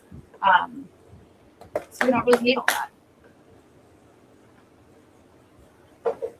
And it looks beautiful and grandeur to have like photos from the warehouse. I'm like, oh, I miss kind of having all that space, but it wasn't needed. You look back and I'm like, oh, look at all that empty space I could have put more stuff in. Yeah. For sure.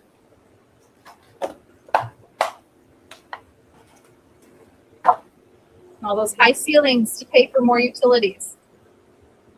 Yeah. Nothing like heating a 20-foot ceiling. Trying to. Trying to. Yeah. That didn't end well when the HVAC goes out. A new roof will fix it though. Yes, the new roof. I wonder how that worked. Could add on if needed. Yeah. Oh yeah. Oh, yeah. You always find a way to add on. Yeah. The More answer trays. is yes. The question is how. But the answer is yes.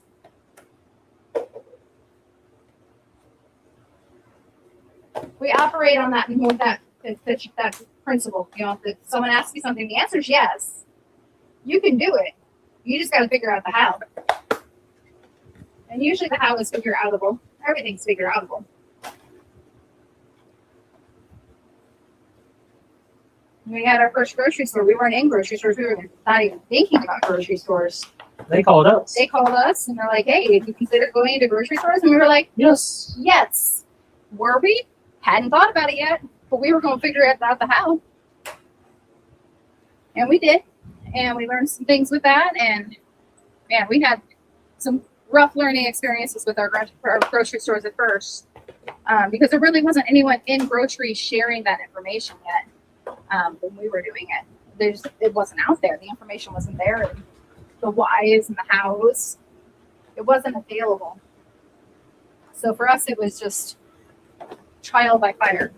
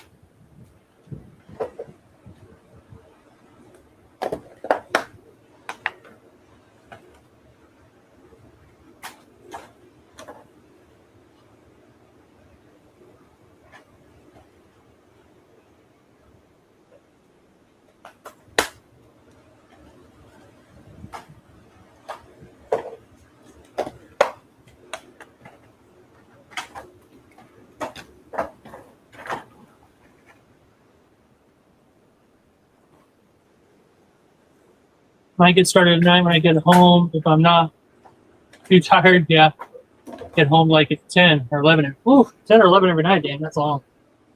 I feel that. That feels like restaurant hours there. Yeah.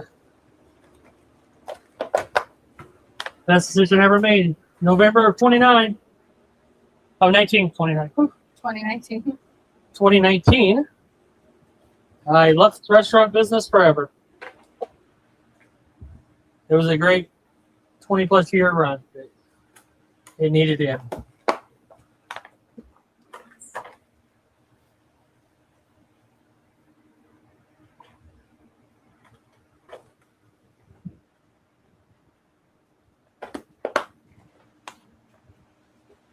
Two-hour drive. Woo. Back and forth. Yeah, that's a lot. Yeah. I've done like 90 minutes to get the job stuff. It's a lot. Yeah, you don't last long doing that. Yeah, that's got to be a short-term solution. We were talking about this last night on our walk. How when you get into this business and you have to like have other things as income because you're not quite there yet. Mike did side gigs, a lot of side gigs, so he could still have the flexibility to help with the things that required two people, but still make a side income. And you have to find something that you don't like doing necessarily.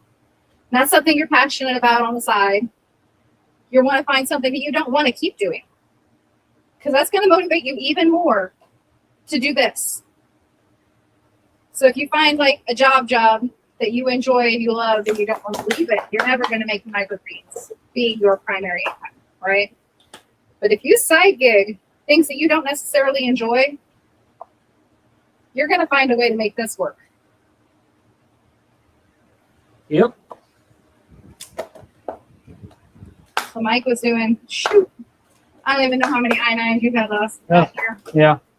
It was a lot of side work. And the reason why was so that he could still be here to help with planting and harvesting and the major days. And then on the days where it could be just me doing things and taking care of the kids and stuff like that, he could go and make side income. Because this wasn't yet paying the bills then. Not yet. Because then as soon as you can stop doing that, you're going to stop and you're going to push for this. Yes. One extra fusion. One extra bonus. One more for the markets. The great thing about farmers market season, that is one of my favorite things about farmers market seasons. They don't know what you're bringing. They don't care what you're bringing. You're going to bring what you bring, and it is what it is. So if you're short on something or you have extra of something, the customer doesn't know. You bring what you got. Yep. That helps you have that flexibility, especially if starting out. You're just learning what your yields are. You're just learning what a tray produces in your space. You can do a lot of experimenting because you're doing farmers markets. Even if a tray fails completely and it falls, your customer doesn't know what you get to bring in unless you tell them. You can tell them. You can tell them. But it's not like a grocery store or a restaurant that's Is expecting that product. Yeah. What was this number? Cabbage? Yeah. 29 or 27? 27? Not happening, sir. Not happening, sir. Oh, I had extra on that market. That's why. So that's fine. All right. We've got plenty for restaurants. Time to start label. His favorite part of the day. This half. Where's the um, labels? They are still on my desk. So we still print our own labels. And you want me to grab them again? So I print labels every week still. A lot of growers will have somebody else print labels for them. And that sounds amazing. But I don't want to have to carry inventory on labels, thousands and thousands of labels. I don't want to carry that inventory. That's just cost just sitting on my desk or in a roll or whatever. And then the flexibility of being able to change a label or add products, things like that. I want that flexibility on my end. So I still, even to this day, we print our own labels every week just to make sure we have enough. And if I ever need to make a change on my labels, I can. So I see that a lot where people are like, how much where do you buy your stickers and who do you have that does your labels? And especially if you're just starting out, I couldn't imagine that cost. Some of these are 50 cents plus per label. We have an Amazon business account. You get your Avery labels for significantly less that way. We do have information on that on the coaching group on how to sign up for that. Definitely check that out for sure. But with having an Amazon business account, you're able to get your labels for a lot less, and printing them yourself with a laser printer, or if you're just starting out, you're not having to worry about full waterproof and you're just looking for water resistant, you can easily do the eco tank that we did like at the beginning. I loved that eco tank. It was great. In the first few years, just doing a few grocery stores and not having to worry about the full waterproof. They're water resistant. They don't really bleed easily. They just do have some bleed to them, but it is a lot more cost effective at the beginning. Dan got a Canon laser printer finally. Beautiful. It's good again so far. Feel like the color print's a little bit light. You might need to change your label colors a little bit because not everything is true to what you see on your computer. So like my veggie confetti labels on my computer are the most limey lime green color on the computer, but when they print, they're a beautiful shade of bright green. But it depends on how the computer translates what color whenever it actually prints. So, and even printing from printer to printer, we have a Color Brother laser printer and we have an HP. I try to do my labels on the HP because the colors are a lot more vibrant on the HP printer versus our Brother. The toner can be a little more expensive on the HP, not gonna lie. But if you look at the labels he's doing right now with the Label Fusion, totally worth it. Beautiful, vibrant colors. I can keep that on the Brother printer. I just can't. It doesn't. Okay, all right. Well, I'll hop on my side to do some labels too.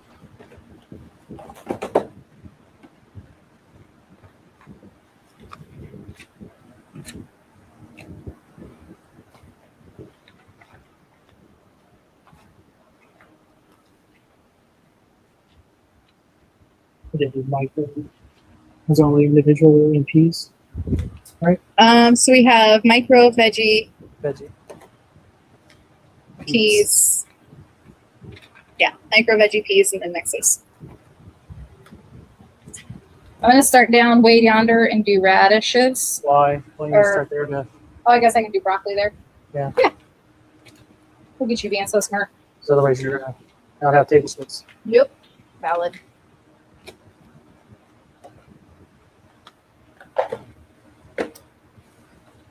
Most of our comments are on Facebook. There's like nothing happening really on YouTube, which is funny. Yeah, I know.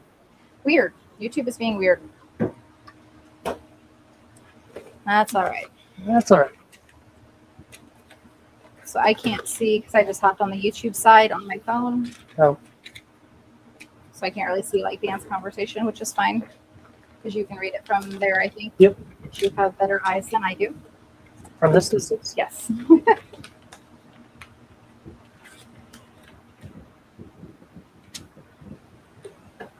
And that's I feel like I missed so much over the last year or so. Yeah, things can change fast, can't they, Dan? Like, so. Yeah. Yeah. The last 6 months, well, last year, Yeah, now, last year. my life has been really weird. Health issues that lasted about 6-8 months. Yeah. With the heat going out at the warehouse and just Gallbladder issues, gallbladder issues. And thyroid medicine issues. Yep. Yeah.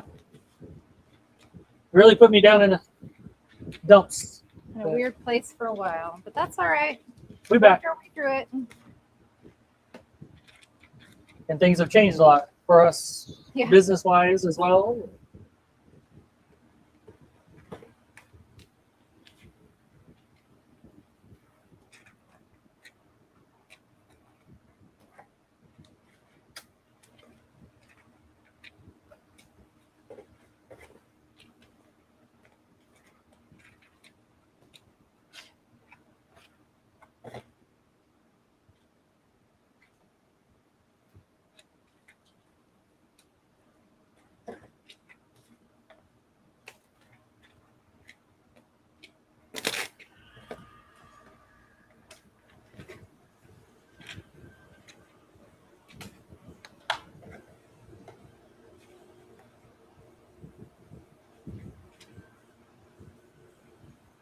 Yeah, it's a lot.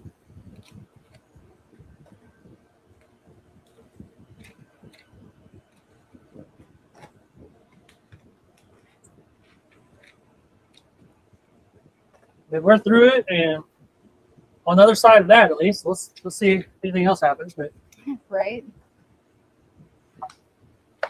Let's keep it simple, huh? I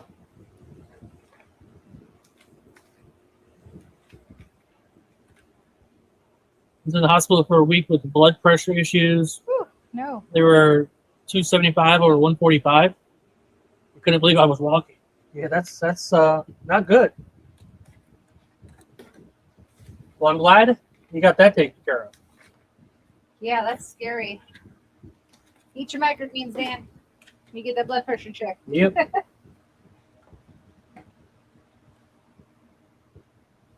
Blood pressure support, you're looking at red cabbage, fenugreek.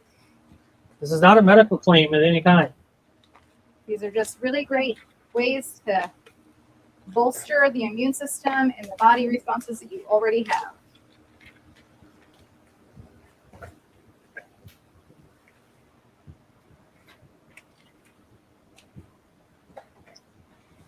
You gotta watch what labels are like. Get the regular fusion again. I bent them. Oh, okay.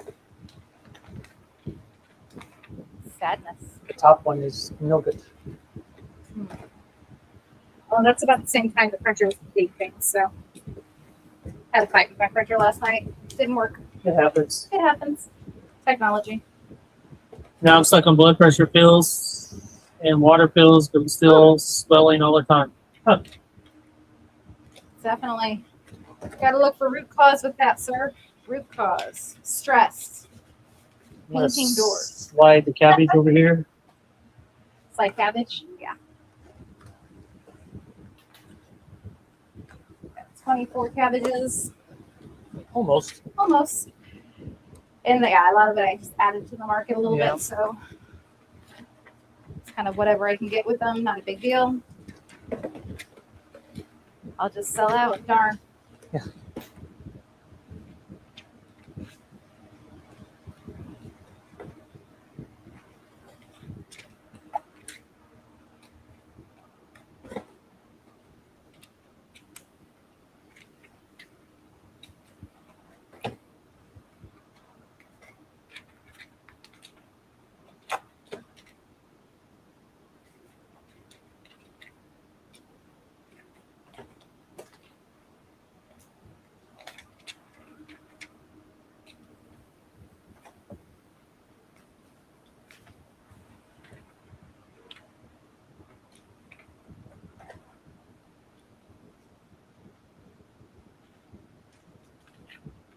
This is the less than glorious side of microgreens growing. Putting a Yeah. label on everything. And then dating everything. I can't sell without a label though. Yes. Gotta have a good label. It's really not that bad, you know. You've done it probably a million times now. Yep.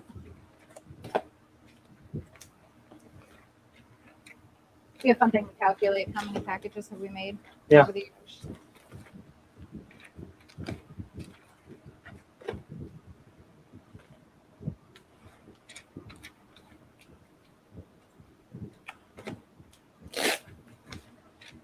Yeah, that one's sticking weird.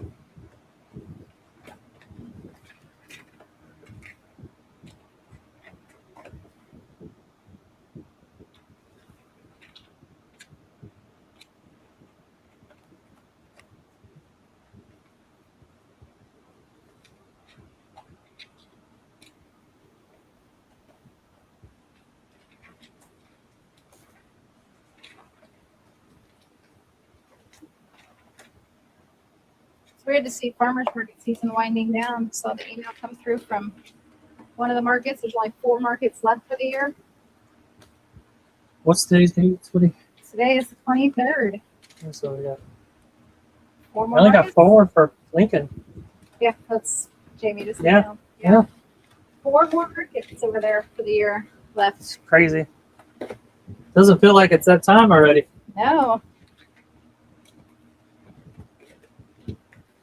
that market is great. They had of the 700 or a little over, just over under 700 visitors. They gave away over $1,000 worth of products. Yeah. And these are things that they paid the vendors for and put into baskets to give away to customers. One of the regulars there at the market was talking to him, and he's like, "How do they give all this stuff away and everything else?" You know, he didn't know. And I was like, "Well, it's like the friends of the market are doing that." He goes, "We should be able to do it more." I'm like, "I don't know." He goes, "We just need more friends." Just need more friends. I'm like, "Well, yeah, Valid. I guess that's a good point." Yeah, they have a not-for-profit Friends of the Market that they work with a lot, and then they do a ton of work with the hospital locally. Yeah, That one is funded locally by the hospital, and their goal is just getting fresh, real food to the community, which is amazing to see that as a project of a hospital. Not Yep. something you see a lot on the traditional medicinal side. yeah, it's a great market. Yeah. Love doing that one. See a root.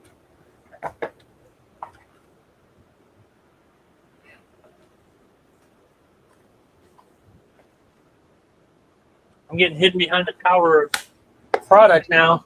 You're disappearing, love. I'm making Broccoli Mountain on my side. Broccoli Mountain. So we go through and label it, flip it all upside down, and come back and gate it after we get everything labeled. So And then why we you'll put it see- in the cooler. Yep, and that's why you'll see us kind of stick sticker on, and then we flip it face down because it's able to put our Julian date tag on the back of the package from there. So it's a two-step process for labeling. Remember when we first started, we had a date stamp. Very fancy. Yes. We would date stamp every label. Yes. That was tedious in its own right. And that was only a few hundred, Yeah, maybe. maybe. Maybe not even 100 at that point. No, it was really early on. I know that. That got changed fast. Yes.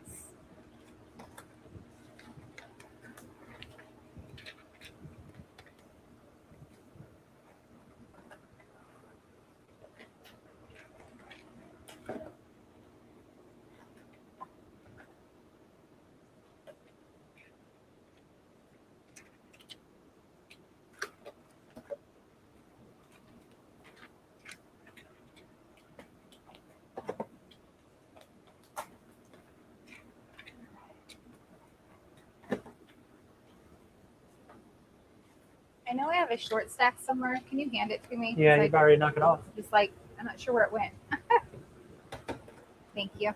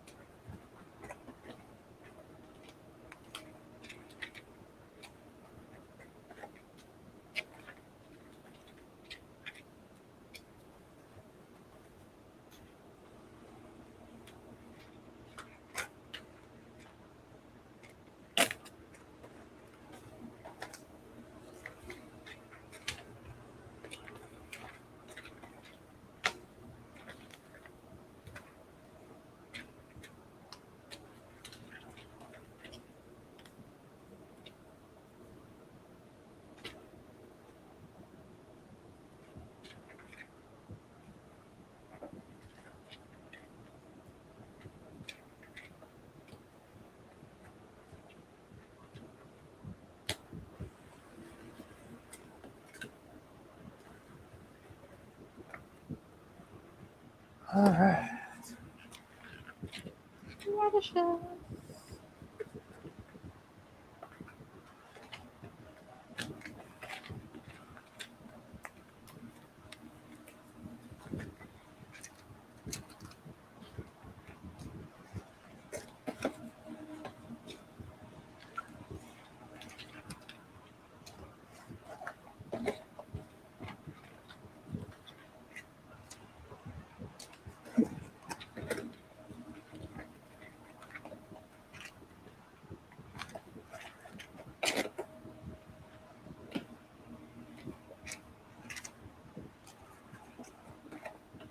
No, I'm still doing Nebraska.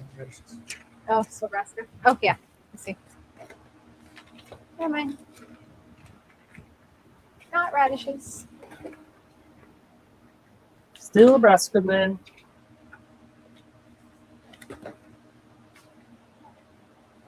Should I buy my labels locally for now, or right off Amazon?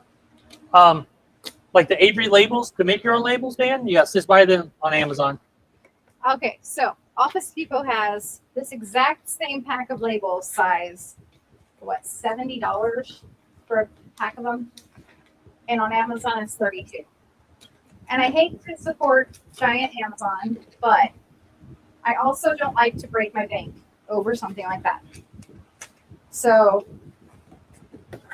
it's worth it to get the right thing. In a pinch, I'll go to Office Depot and get some labels, but honestly, they don't carry the waterproof ones for the laser printer. They carry water-resistant paper-based ones, and they're okay, but they will wrinkle when they get wet. So, not a fan of that. So it's hard to find good label paper sourced locally, and then just the pure cost on it, difference-wise, is unfortunately just better off going to Amazon. Doesn't make business sense. Doesn't make business sense. Yeah. I do still get my ink over there. I'll just drive across town and grab some ink. Not a big deal there. Well, toner, I guess. Right word. Yeah.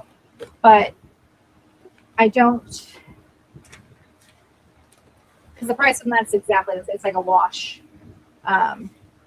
And with having a business account, Business Select on Office Depot, we get a little bit of a discount with the toner. So it's a little bit cheaper to actually buy it from them locally. So you do what you can, where you can. But yeah, the paper itself, you're just better off on Amazon. So if you go to the resources and the coaching group, I think I have the supplies list, and it's the exact ones that we're using right now. I think they're up to, the price fluctuates a lot on Amazon. I think it's like $34 right now. It's usually within about $2 per pack fluctuation, but there's always a little bit of variation. These are shipped from and sold by Amazon, so Amazon does whatever it wants with it, but they come fast usually. Couple days at most. You guys, you're in a much more populated area, probably would be faster for you. Yeah.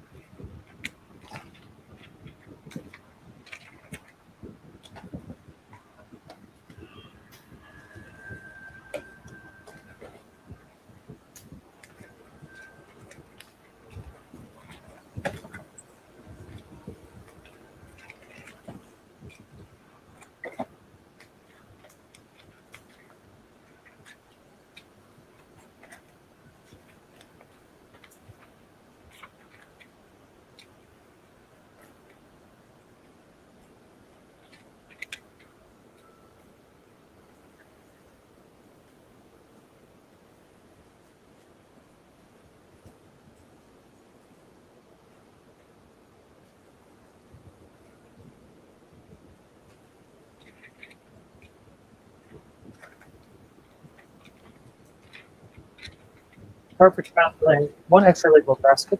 Nice. Yeah, we don't like having Office Depot in Maine anymore. Oh, Really? Staples, I guess. Staples, probably. You probably have Staples up there, right? So Staples? Aren't they the same company now? I think so.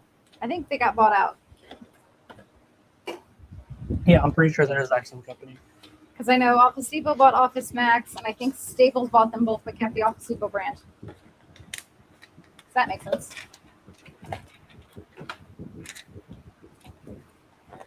We don't have like a small office supply company anymore here. We used to. Unfortunately. We used to, yeah. Used to be able to swing by there and get some stuff. Just not how people shop typically anymore.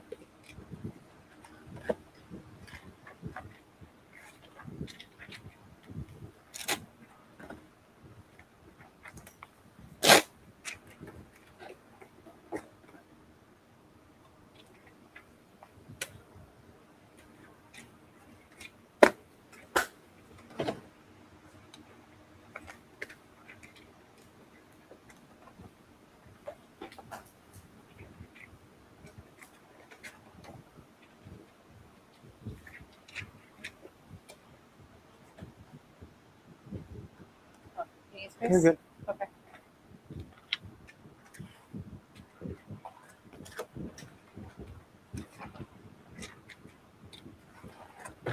Just label away, label. Stickers everywhere. Halfway through now. Yeah, we're about halfway done. Yeah, not too bad. Making decent time. I'm a little slower than normal with having to stop and talk and stuff like that, but not too bad. Usually, we kind of expect that a live is going to slow us down a little bit, but not too bad. How's your phone battery doing? Do we need to switch it out? Oh, I don't know. Oh, okay.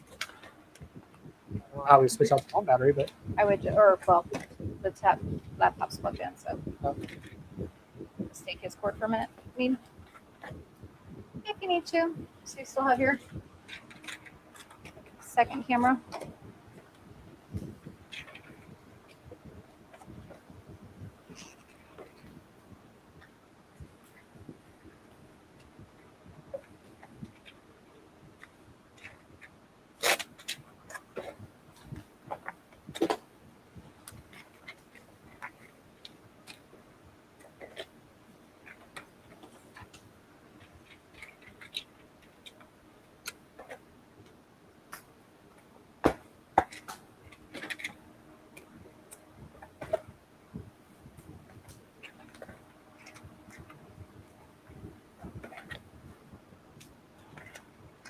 anybody got questions, go ahead and put them. I'll get to them in a second. When I get back over there, I'll read them. I'm almost done with my labeling. Then I got to date everything, but Working his way back. somebody's got to date everything, put it away, whoever gets what position product. I feel like you're moving faster than me, but also you usually are faster at this than I am. I wasn't going to say anything. But I know that I am not as fast at this. I am also much faster at cutting, so yep. balance. We each have our strengths. My strength is not stickers. I don't have any kind of fingernail to peel things. Well, I've also done it so much. There's that.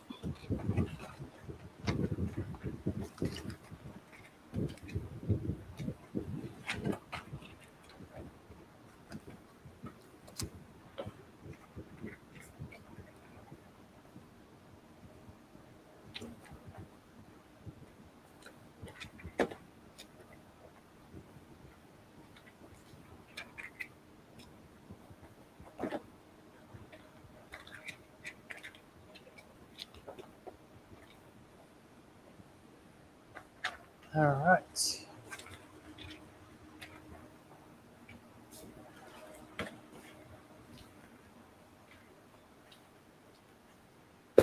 Just doing live harvesting. If anybody new is showing up, we got probably about halfway done now. We're 2 hours and 40 minutes almost in. So Not too bad on time. see if we can get done in under 6 hours. All right. So Jess is finishing up labeling broccoli. And I'm going to start dating. using the date gun. And we use Julian date, so it's the 233rd day of the year. Yeah, 235. You sure? I'm just going 7 days back, but okay. 235. 235th day of the year. So I will start dating these. I want to put broccoli away first. But Yeah. I like to put broccoli away in the cooler first because it's the most. Just how we like to put it away. It does have kind of its space that it goes, but the number fluctuates on it. So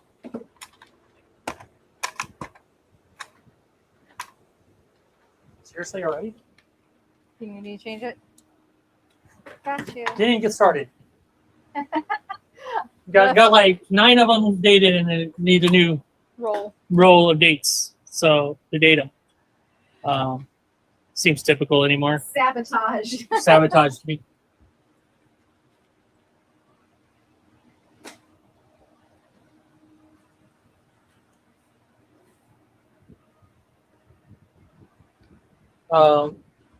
Yeah, I'm at like 11%. So Yeah, go ahead and grab it out of the laptop. So it'll hold for a while.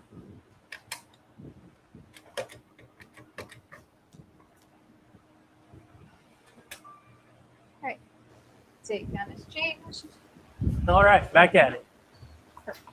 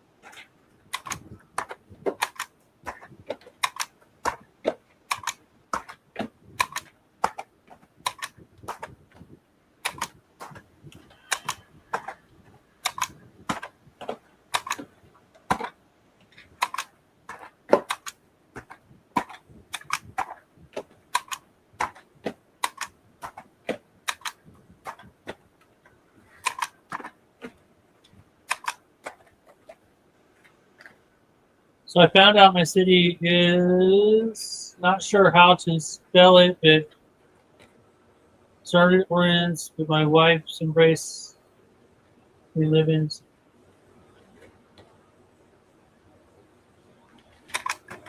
I'm not sure. You're gonna have to read that one. I'll look. I'm on my last broccoli. We've labeled Broccoli Mountain. Ta-da! Okay. Broccoli Mountain has made it.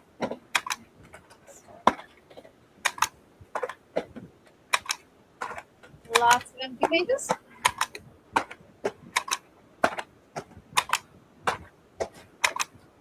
Okay.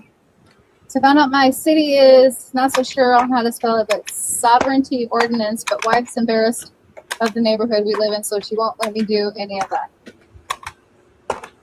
Oh, so you could like sell from your house and stuff. Neighborhood needs a little love, man. Come on. It's all right. No matter where you live. Everybody deserves good food.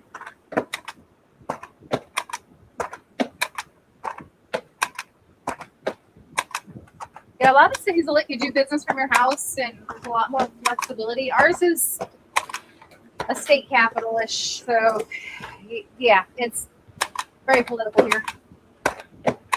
What would you like me to do? Well, you could put radishes away on the top shelf. While you do the broccoli? Gotcha. I got them like separated. Yeah, I gotta rearrange it a little bit. That's fine. No, shouldn't. Radish, you go right in the middle there. Radish, it's right there. Oh, Top that's middle. a radish. Huh, Yeah. That's radish spot. Silly me.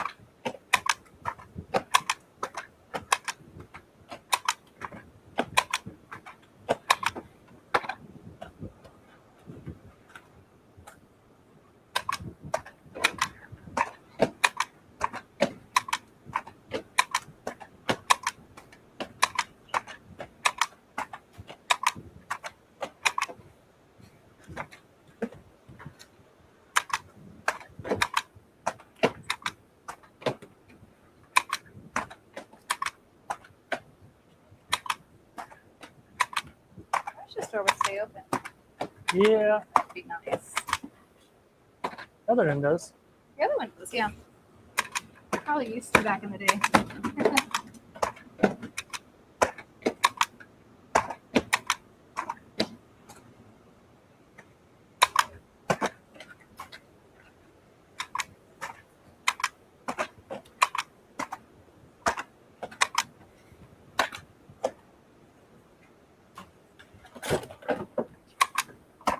There were shelves set to 10 high in the reach-in fridge, so we're able to easily count what's in there. It's easier to inventory, easier to see what you have. Everything's 10 high stacks.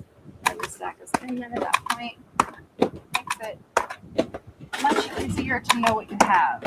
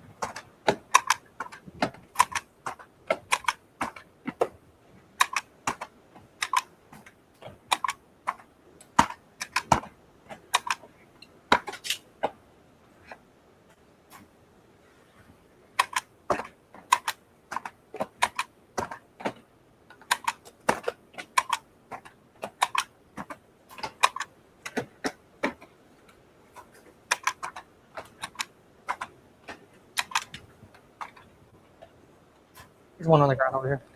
Gotcha. I catch him.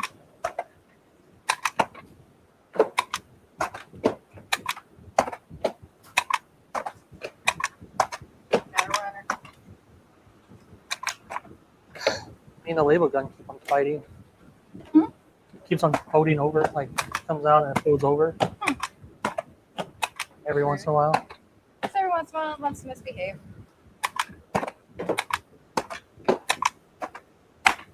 Second over.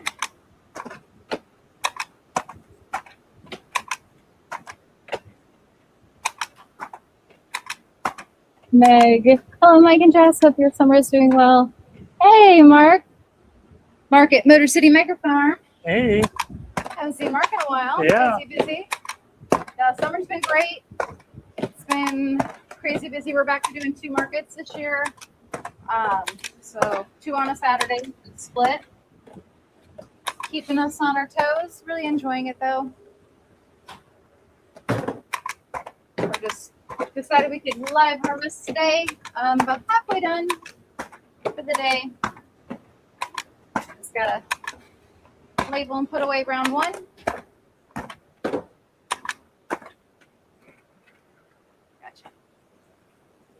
And we'll do another round.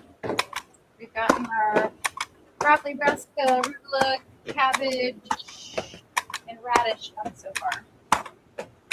We've got peas, sunflower, micro mixed veggies, and then mixes In restaurants. in restaurants.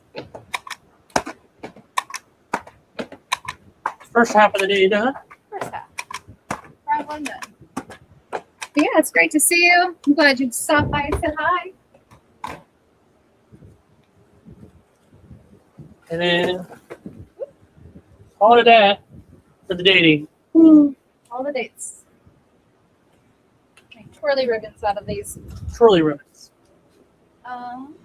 Pretty And some of the bitter peas go there. Brassica. Micro goes down there. Micro goes below, brassica goes Brassica goes there next to broccoli, right? let's put arugula there. Arugula there. Just for label colors. Put those back? Yeah. Okay. All right.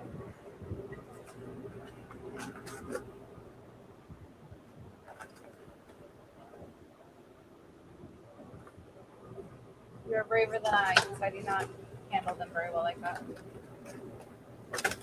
Still have 1 more stack. Yep.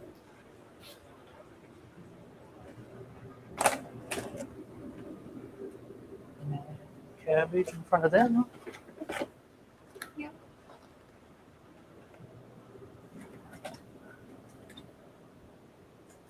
That is only 3 stacks. Beautiful.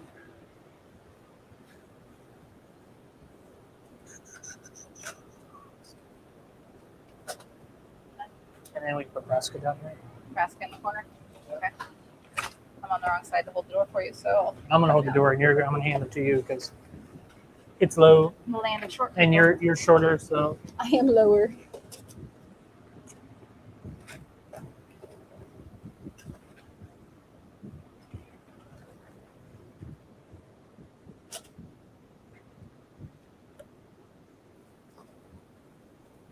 pull your other 2 stacks forward on the side there. Oop, put that over there. Pull them yeah. 2 stacks forward. Put micro behind later. Yep, Beautiful. yep. There we go. All right. Round 1 then. Round 1 done. I need to turn these on. Their labels over. Get some gloves ready. Turn the light on to the wheatgrass. Definitely forgot to do that. Oops. Open up another package, getting ready for when I need them. So I'm gonna have to take gloves off. And I can just grab the bags.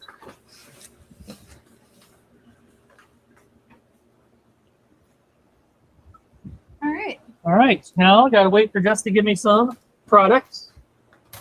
Waiting on wife, always. So if you got any questions, this is a great time to go ahead and put them in there while I'm waiting on that. make my day faster. Good, Dan. I'm glad we're doing something Yeah. for you. So what are we doing next, dear? Next is gonna be micro mix. Micro mix. So our better known as spicy solid is just kicks the camera. Yep. Definitely kick the camera. My bad. Sorry, guys. Spicy solid mix from True Leaf. We call it micro mix. We used to call it spicy solid mix. It didn't sell as well. We changed the name to micro mix and it started selling well. Didn't change anything else. Didn't change anything else. People just keep coming back and buying it. It's all about branding sometimes. So finding out what names work that you can use on a label.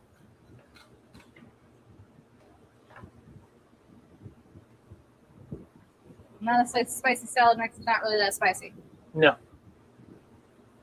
Should be a mild mix. Something. They have one that's mild mix. It doesn't have any like mustard in it, but Yeah. it tastes about the same.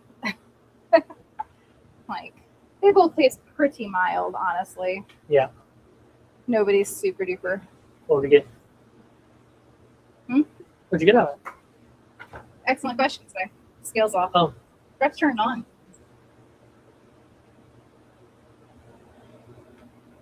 Minus 11. About 13. Not How too many bad. trays you got? I have 4, 8, 12, 16.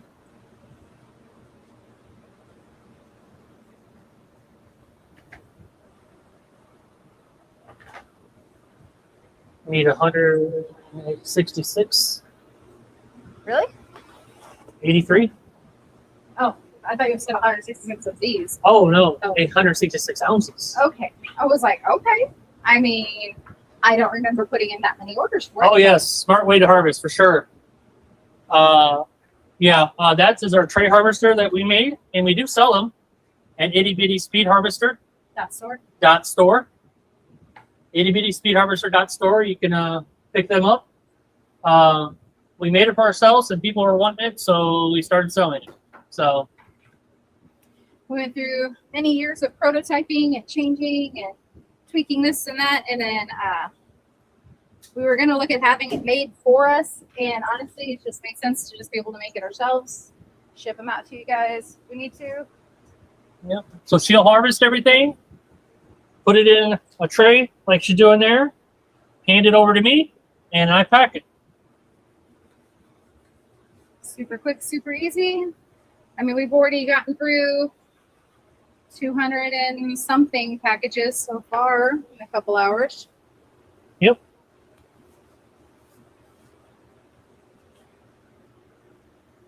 Right about 3 hours on the. Yep. Not too bad. So she brings it over here in tray, I get it, and then I start packing. Dan's thinking about running a heater because the temperature's lower in his basement during the winter. Smart move, Dan, I think. Very good idea. Just make sure it's not blowing directly on the crops or anything like Yeah. that. Just ambient temperature wise. Give them a little bit of love. We definitely want to keep it above 70. Make sure you're able to germinate and grow effectively. Anything below that, you're definitely going to slow everything down. I would say 74 to 76 is the Better. ultimate Yeah. temperature. But And if it it's gives low really good chilly, growth. just keep that in mind when you know when your orders are full.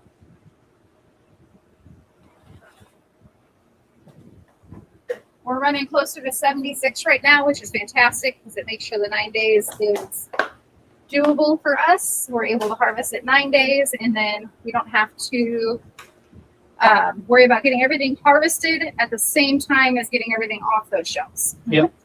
So we're able to get everything harvested, packed, put away. The shelves are actually empty. The lighted shelves, for the most part, any of the short row shelves are actually empty for the night. We get one less day of electric to pay for. Yeah. And then we can get everything put out onto the shelves in the morning before we head out for deliveries. And you can inspect the shelves. They need cleaned or anything like that. You can do that. There's a lot of advantages to it.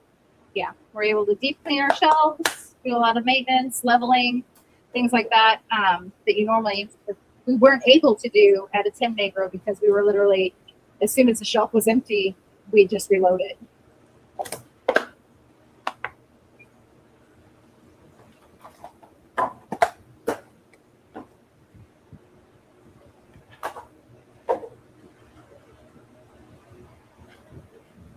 We do have some lights that have to stay on, timing wise. So like our longer 2-3 week grows, and then our wheatgrass doesn't come out until comes out today. So it is a 2-day germination instead of a 3. So those ones will come out and get lights, as you can see. And honestly, we start delivering them tomorrow. Yep. They don't stay on the shelf very long. Now they are fast turnaround. They're planted on Friday and then delivered Monday, Tuesday, Wednesday.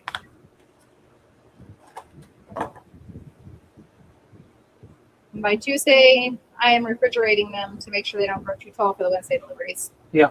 Not like that.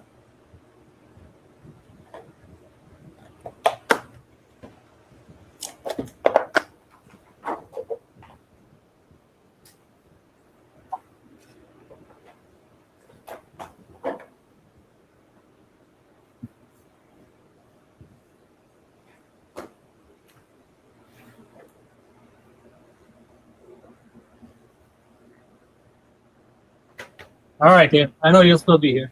Appreciate you. Appreciate it.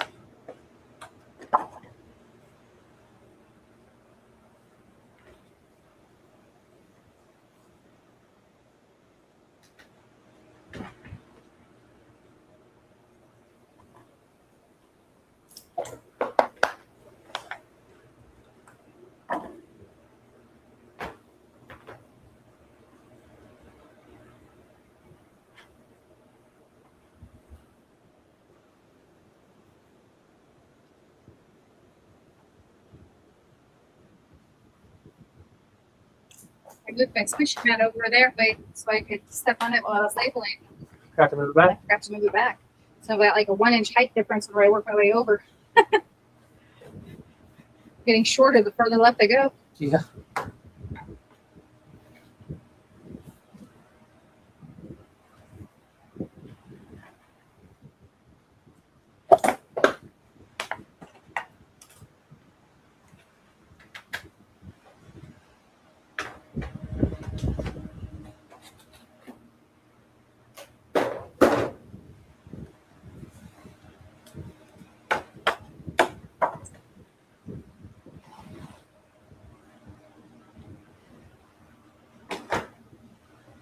Peas are getting impatient. They're getting big. Yes. Grow. These are still growing. It's amazing to see the difference of the growth of the peas from the time we come in to start harvesting till when we get to the peas. There's definitely a difference. They just keep going the whole time. Thank you.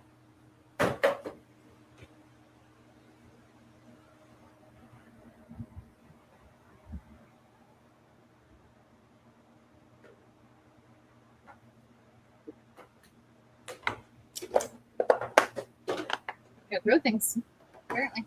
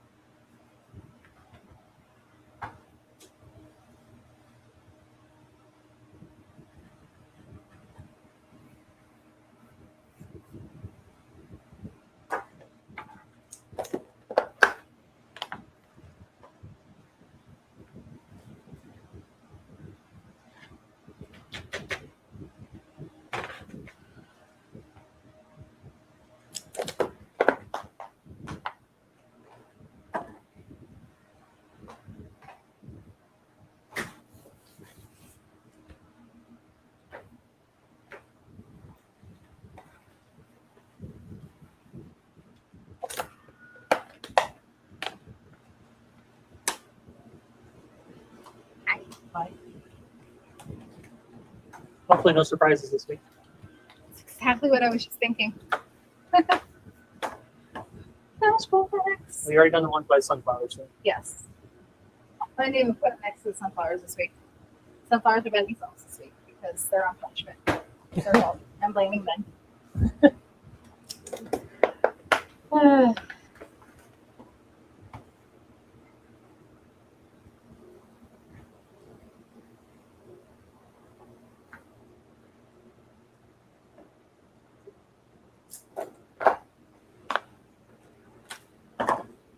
Oh, almost a little bit over halfway done, I think, at this point. Getting close. So, doing micro mix now. Veggie confetti and peas as individuals, as we call them. Although they're mixes too, so I don't know why we do, but that's what we do. Because they're grown as Same. mixes. Yes. They're an individual premix. We don't have to do any combined layering products. Yeah. But that is coming up. We have 3 of them we have to do as well. As I struggle to get this apart. Can't resist the praise. There we go. Finally let go. And then restaurants, so hopefully we'll be done about 3 hours-ish. Shouldn't be too bad. Right around 6. We started a little bit over 3 hours ago. It's around noonish. Well, if we didn't get started, it's a little afternoon. A little after. A little Yeah. after. Good afternoon. Finally started. Good after morning. Have a good breakfast. Do a little church TV. Yep, little online church. And then we're able to get moving around by noon for the business side.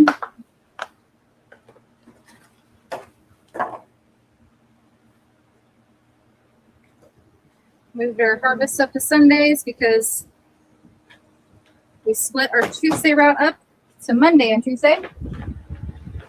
It was getting to be a very, very, very long Tuesday.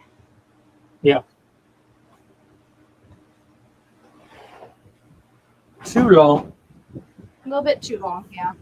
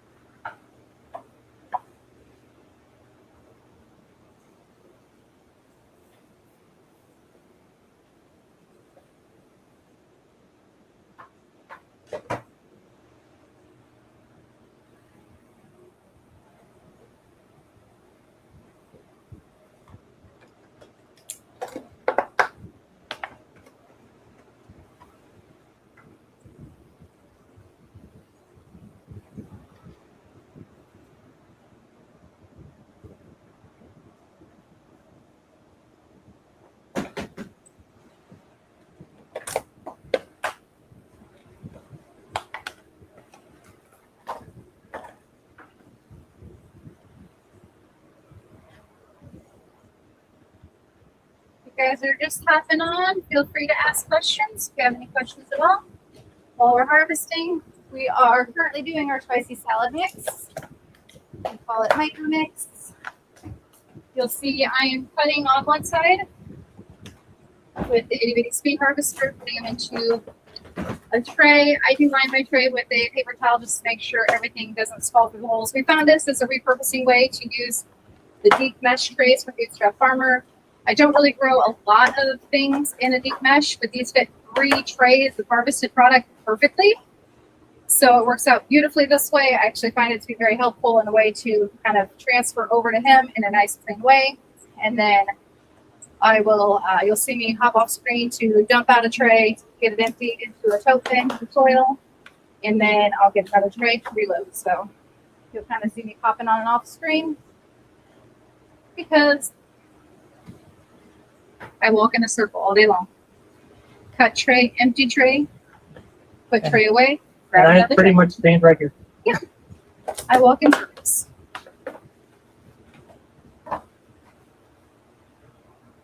And what do we do differently for restaurants? Restaurants, it's more so about the size of the package. So all of our retail products are a 2-ounce size. They all go into a 24-ounce container. Makes it very simple, very streamlined. For restaurants, we look at 4-ounce and 8-ounce container sizes. So a 32 and 64-ounce by volume. So we'll be cutting them into different sizes. Restaurants are always standing up vertically. We want to make sure they're nice and tidy. We do not tangle or mess up our restaurants. We want them to be in that package as nice and tidy as possible and as tightly as possible as well. Air is not your friend when it comes to packaging things. Any kind of air will create room for condensation. So with restaurants, it's just mostly about the different sizes, keeping them super tidy. So it's done on my side only. I'm not having to put it over to Mike. Then there's another step in the process that could cause them to be not standing up as we're harvesting them. And Yeah. then Stay on, you'll see that here a little bit. in a little bit, we wait till the end for that just because it is a different one. And then we have different varieties that we use for restaurants as well. So restaurants prefer the pretty, frilly, longer rows that aren't necessarily in our grocery stores. So we'll do a bulk of our harvesting, grocery store harvesting individuals first. And then if I've got a restaurant here and there on that variety, I will package it. So like I did the 8-ounce cabbage earlier while I was doing the cabbage. So if it falls within what I'm already doing, then yeah, I'll pack it. But there isn't many. No. They like their pretty stuff.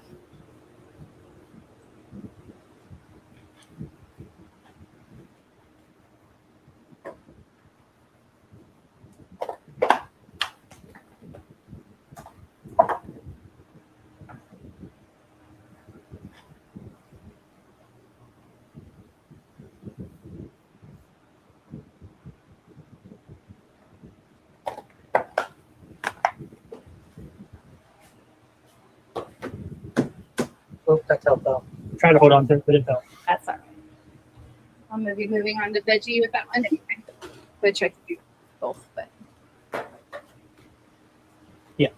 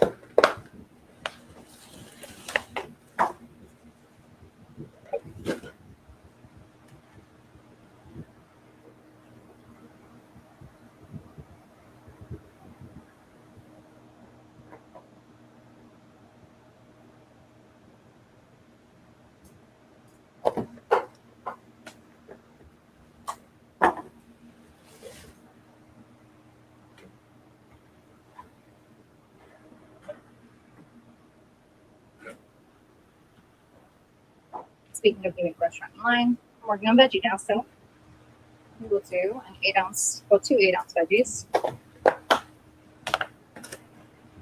Oh, she's doing a restaurant veggie now, Dan.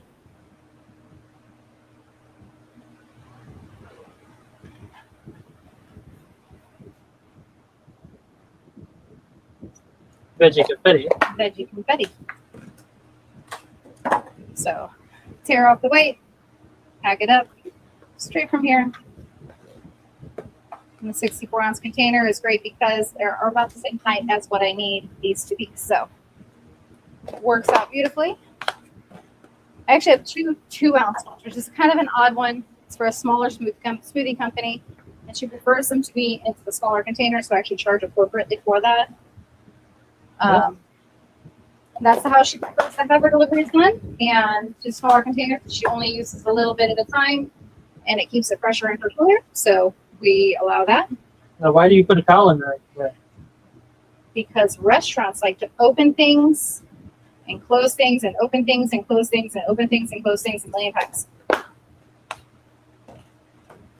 Restaurants are different in that aspect, so they do get a small towel underneath, because they are not going to keep a package sealed like a grocery store would, or a customer at home.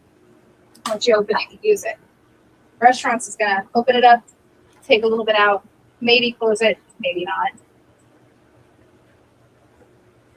Beautiful. So I will give them a little towel underneath. It's not necessarily necessary for all restaurants, but I do it just in case.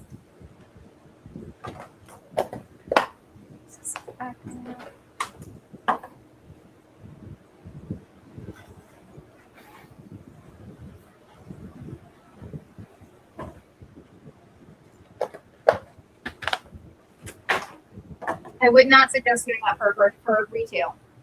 That would be awful. Doing that 800 times. And they don't need the diaper. And they don't need it. No. A home customer is not going to need a towel underneath. They shouldn't, at least. If you are selling products that are that wet, that's a you problem, not a them problem. But they are used differently by a restaurant than they would be by a home person.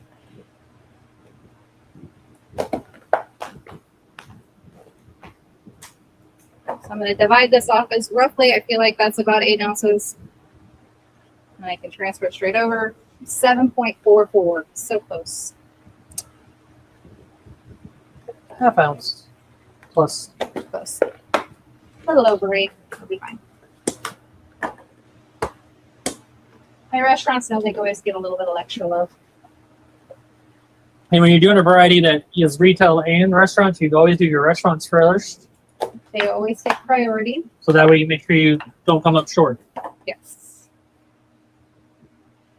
Restaurants first, take priority, and then you can do your farmer's market, home delivery, your grocery store, whatever you need from there. But you always want to make sure you're giving your priority, nicest product to your restaurants, because they are weekly consistent sales. They are expecting a specific order. You can't substitute that as easily. You just want to make sure you're taking good care of them, and they know that. You'll notice I didn't have to fully clean, sanitize between the micro mix and the veggie confetti. Veggie confetti ingredients include a lot of the same ingredients and same Well, it is lot the same number. ingredients. Well, all of the lot Plus. numbers that are in that, plus more for the confetti. So I don't have to fully scrub down like I usually do between varieties, because they are the same seed lot numbers, same ingredients, just more in the veggie confetti. So I don't try to make sure if I go for micro, I go to veggie next. Typically we harvest in somewhat of an order, but also kind of in order of who's the driest, needs to go first. Sometimes If something's falling, if something is starting to fall, we want to make sure we prioritize that. We don't always do radishes first. So today we did radishes first because the radishes were feeling it. they were ready. They were ready. And they would have been over ready. So we don't want them to fall too far. So we did prioritize those today. So there is some variation on what order we harvest in, just because we want to make sure we're taking the best product off the shelf when it's ready.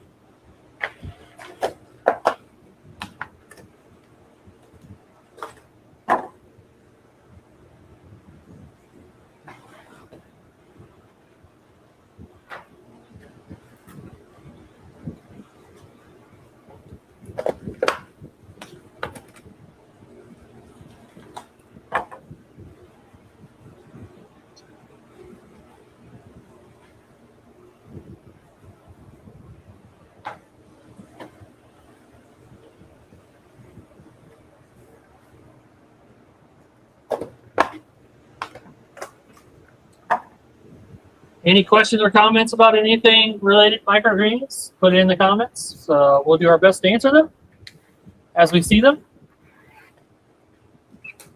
Feel free to ask. Happy to help. Point of these live sessions is so you can kind of watch what it's like to do microgreens in real life and to ask questions, because we're here anyway. We may as well chat with you.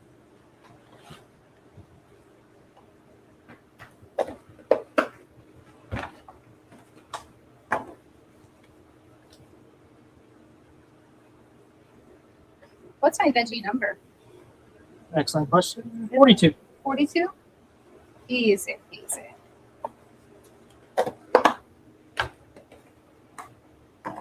Is that still micro? Or No, that's Oh, oh. veggie. you're not making 83 though. Nope, not quite. Make it close. Yep. 80 probably.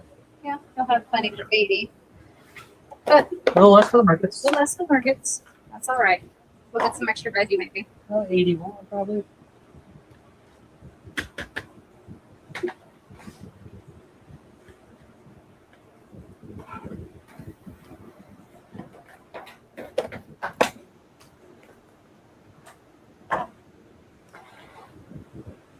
It's like a 6-hour coaching call, yeah. Right. Kind of is, Dan. It is, yeah.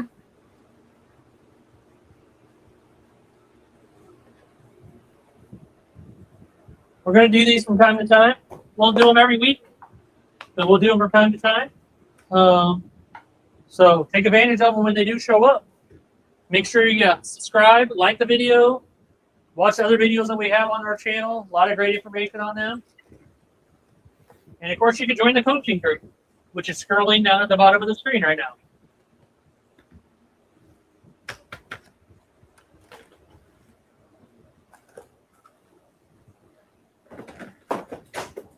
Caught him. Jumpers.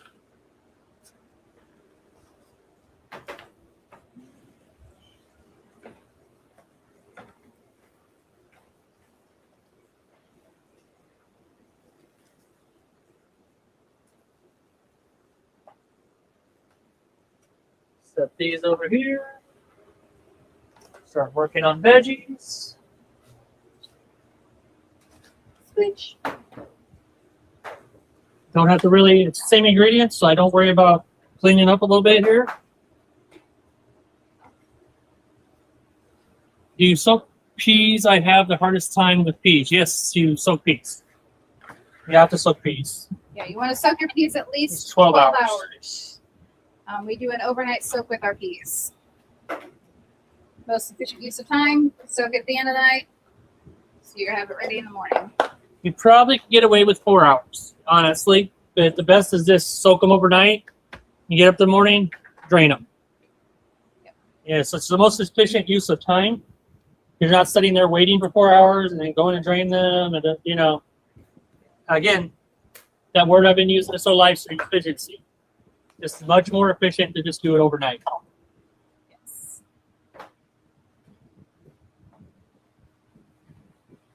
Especially if you're working another job. Do another thing, you just soak them overnight, unsoak them the next morning. You can let them set for a little bit, even the whole day of working, 8 hours, whatever, come home and you can plant them. So you can be very efficient with it. You don't have to plant them immediately. We find it, I mean, with using a seeding machine, the little green seeding machine does not like wet peas. So they do have to sit for a while for us. We actually do peas as one of our last things when we're planting, because We need to give those peas time to dry out a little bit, get to more of just moist, not wet when we are seeding, because otherwise they get stuck in the machine.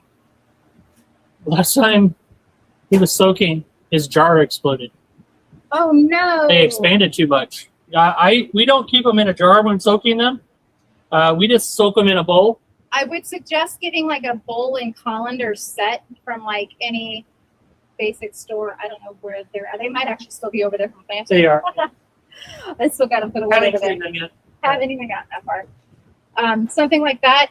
The jar sounds great and it's great for sprouting, but you don't really need to do all that. It doesn't have to be sealed shut. Peas sink to the bottom anyway. But get a colander and bowl set, something simple like that. Put the peas in there. If you're only doing up to, I'd say probably 2, maybe 3 trays of peas, easily in one of those. You can go to the bucket method once you get past that, but something like a set like that, 2 to 3 trays, will not expand beyond the capacity of the bowl. And then you just got to lift the strainer up, drain it, Rinse them. and then rinse them, and then set it back in there. So any water will fall down to the bottom while they're drying out, and they're ready to go.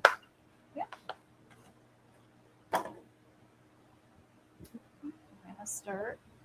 So yeah, don't use a jar. Don't use a jar. Yeah, jars just cause trouble at that point. You don't have to. I've seen people put their soaking seeds in the refrigerator. No.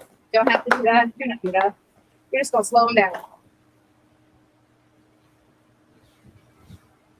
You're just gonna slow them down. You don't have to do all that. You just put them in a bowl, within a bowl, or a strainer with a bowl. And then that way you can easily unsoak them, rinse them out, get them all set up for the next round for planting.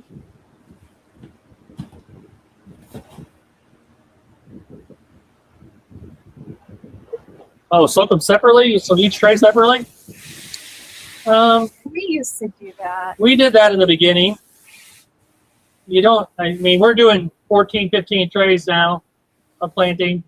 When you're just So- starting out, it's nice to be able to see exactly how much goes in each tray and understand how much goes in each tray. As you become more proficient at growing, you don't really have to do that. You just know what looks about right in a tray, right? So that way you're not spending the time to portion them out one at a time. Even when we were hand seeding, we switched over to the scoop method. We just had a little cup with a handle. Yep. And we would scoop them out, pour them out, and just kind of portion them out across all the trays first, and then spread them out. That worked out well. Let's hold up 10 trays or so. Yep. And it would help us kind of portion them between, but we didn't have to soak them individually. What is the best price, direct to consumer versus wholesale, farmers markets? Just, hey, for that, I have a free tool for you. If you go to, can you type that into the chat there? I cannot get to it. Just the one that's out there. Where's it at? What's Overstool one. on over? Okay, The one, it's got its own website. it does. I didn't even think about that. Thank you. But yeah, we have a tool, free tool that's a pricing calculator. And it will help you price out your microgreens for different things. Wholesale, direct consumer, restaurants. Dan, have you used that tool yet? I think you have. I think he has. We had talked about him going over his pricing again because it's been a while.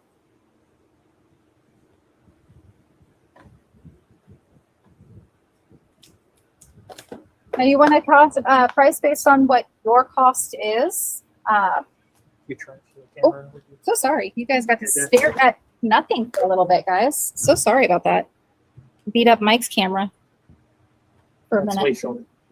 Hey guys, You're pointing the other direction. Turn the camera. Turn it. turn it. I am rotating, rotate, rotate. Poor Mike. I'm beating him up. Can you tell it's been a while since we've done a live session from this room? So you want to know what your costs are. Number one priority is going to be knowing what your cost is. And then pricing can vary so much across the country, across the world, depending on where you're at.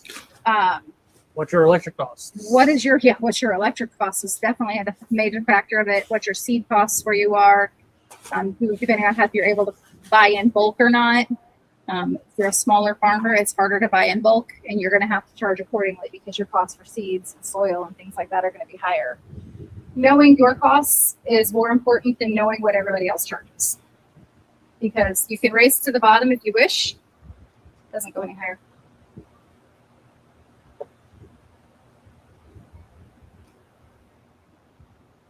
It definitely looks like so much wrong position. I know what I hit. Yeah, if you worry about what everybody else has everything priced at, okay, you're going to be racing to the bottom. Focus on quality. Focus on what you can do better. That's more important than what someone charges per ounce, or what you should charge per ounce. Dan's looked at it. He hasn't punched his stuff in yet. Know your numbers. Know your numbers. Know your numbers. Know your numbers. We'll say that a billion times.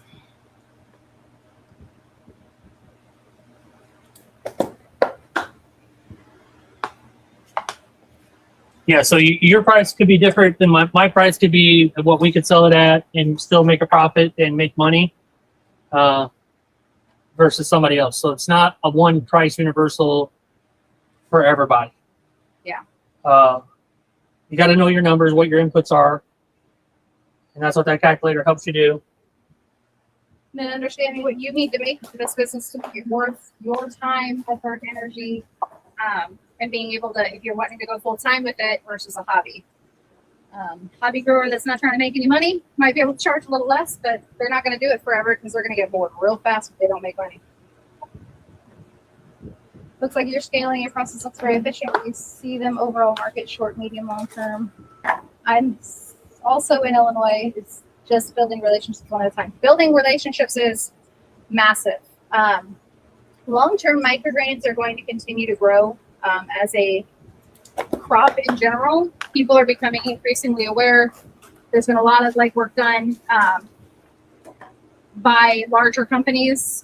Vertical farming, indoor farming is definitely something that's going to have to start being looked at more and more as we, don't treat our world as well as we should, our land as well as we should. Put solar panels in there. Our soil is suffering as we just pump it full of chemicals and we just cover our farms in soil and solar. And if you're in Illinois, you know that everything's turning into a solar farm. And what do you do with farmland? Then there's no farmland left. So microgreens as a whole are going to continue to grow. Every massive company that tries to do microgreens at a scale fails, and the reason they do is because they have so much money pumped into the building and over the overhead and everything else, and they know they're going to fail. But we'll give them some credit because they are doing a lot of legwork of product education. Yeah. So AeroFarms, not a fan of AeroFarms. They're notorious for just getting a whole bunch of corporate money and going under over and over again. But they do a lot of consumer education. So we appreciate that aspect of it, but we do try to teach our people to buy locally as much as you can so you know where your food is coming from. And that's a relationship building point. We talk to our people at the farmers markets. We talk to people at grocery stores. We do sampling events. It's a lot of touching base with your community. You're trying to ultimately feed your community. It's not like you're growing microgreens and trying to sell to somebody on the other side of the world.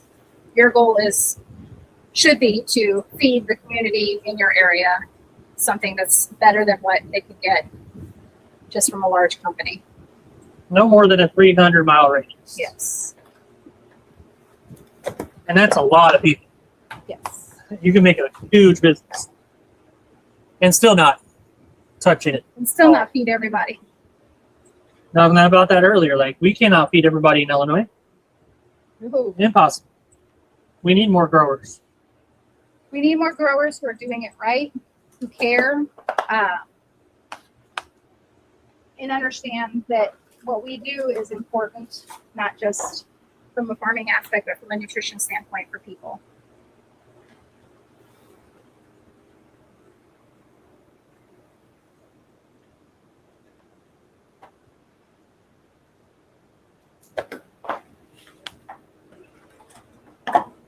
The number one I can say for new growers starting out is get to a farmer's market. I know it's taking up your Saturday and you're probably working full-time jobs and all that. But that's where you're going to build relationships. That's where you're going to run into chefs. That's where you're going to run into for home deliveries. Grocery store managers, general managers and stuff They show shop up in there. markets. They shop markets and they looking for products they bring in locally and stuff. That is the best place you're going to be able to Get in be front of a right lot in front of people. your customers and find out what works. And then you're going to have your just people that are coming to the market to buy and they'll be like, I didn't really like that, or man, I really love this and I keep coming back and buying this. Okay, you know what hits and what's missing. It's the best guerrilla marketing you could ever do, and you get to make money while you're doing it. Even better.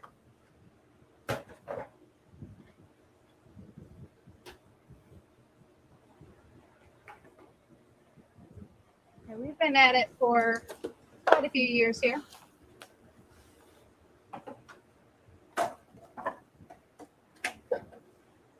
We are in our 6th year. Time flies when we're having fun.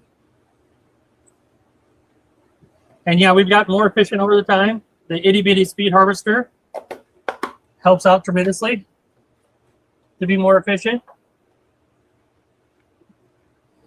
And that was years of trial and error and building and changing and making it work for what we need. And then people seen it and they say, where can I get that? I'm like, well, we don't sell it yet, but I guess we can make one that could be commercially sold. And so that's why we made it. Not set out to No, the goal Sell a is just to product. be able to make my own life easier.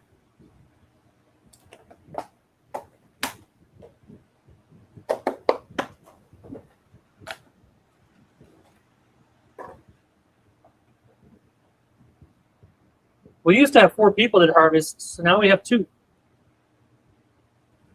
And I mean, I guess harvest and pack, because I pack, he harvests and packs. But And label and tag and all that.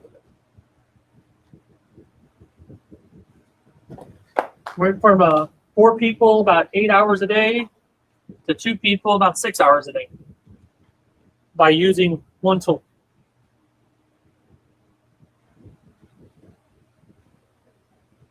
People have mixed reviews about Trulieve. I've had overall positive success with them, but the supervisors seem a lot more expensive. Also, everyone likes live harvest at markets, but it's slower. Agreed. So, Yeah. Trulieve. So there's Trulieve is like Walmart. Okay, it has everything you need. Customer service is hit or miss. We've always had a good experience. If we've ever had a problem, they know that we're an established grower. Hey, I'm having a problem with this seed. They'll quickly either refund it or send me a new lot. If they don't have a new lot, they'll refund it. No problem. I have never had a problem with Trulieve customer service. I've heard some horror stories about it from other growers, newer growers, where they just gave them bad advice. But we have never had a bad experience with Trulieve. Now, I do try to go for higher quality seeds than I can. Trulieve's germination is not always the best, but it's always good. 80% is their minimum standard. I prefer to be closer to 99%. So, so they will sell a seed that is 80% germination as microgreen quality, and that is not great. That's bare minimum. But at the same time, it's still usable. Now, I will buy from Mums preferably now that they have a U.S.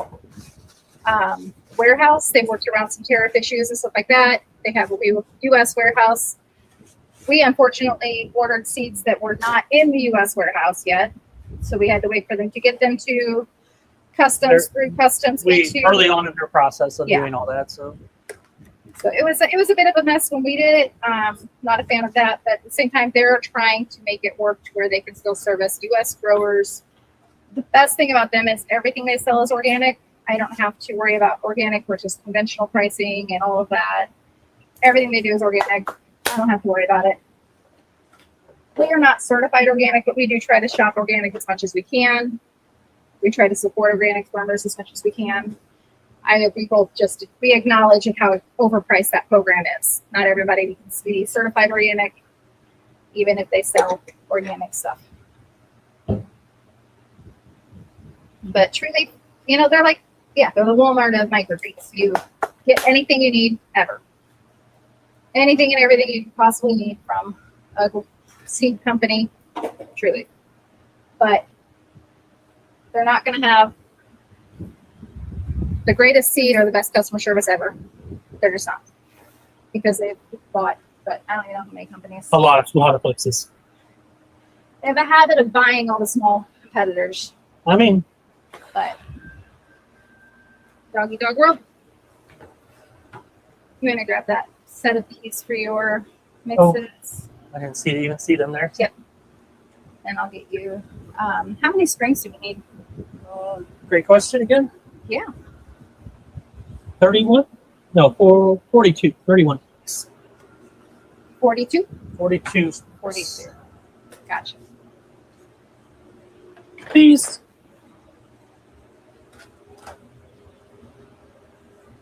Yeah, we tried live harvesting at the market.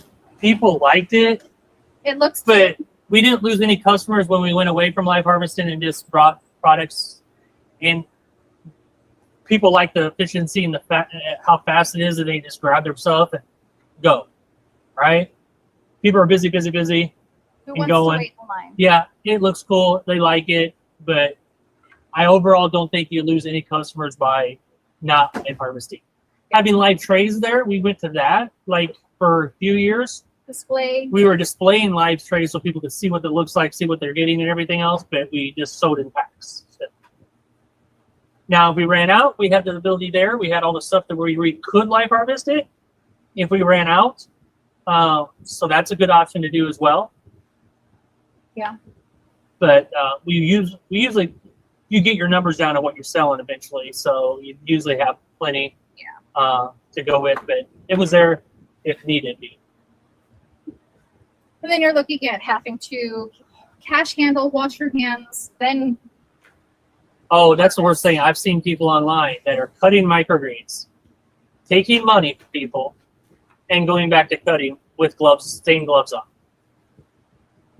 And I'm like, well, that's not sanitary. yeah.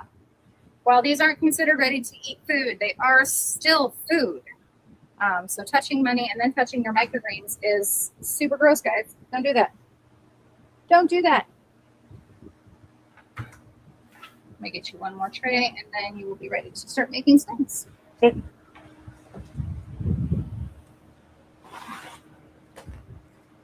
But everybody has a different method. You know, if you like live harvesting, if you like doing that, go That's for it.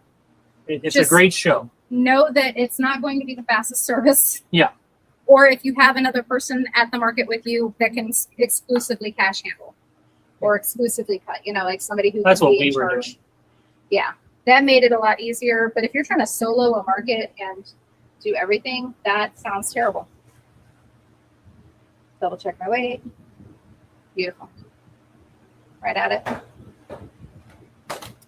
Side note, I forgot that I did 6 micro mixes, so So we did have them. I did have enough. You had the one extra. I made one extra. One extras. Look at there. I just looked at my pile and realized that I had also made some. I didn't know you did. I was like, oh, I thought we're a little short, Yeah, no, but we're good. bonus. Notice. All right, now I'm going to be making one of our mixes that we call spring salad. So it's a layer of peas and then other stuff, broccoli kale on top.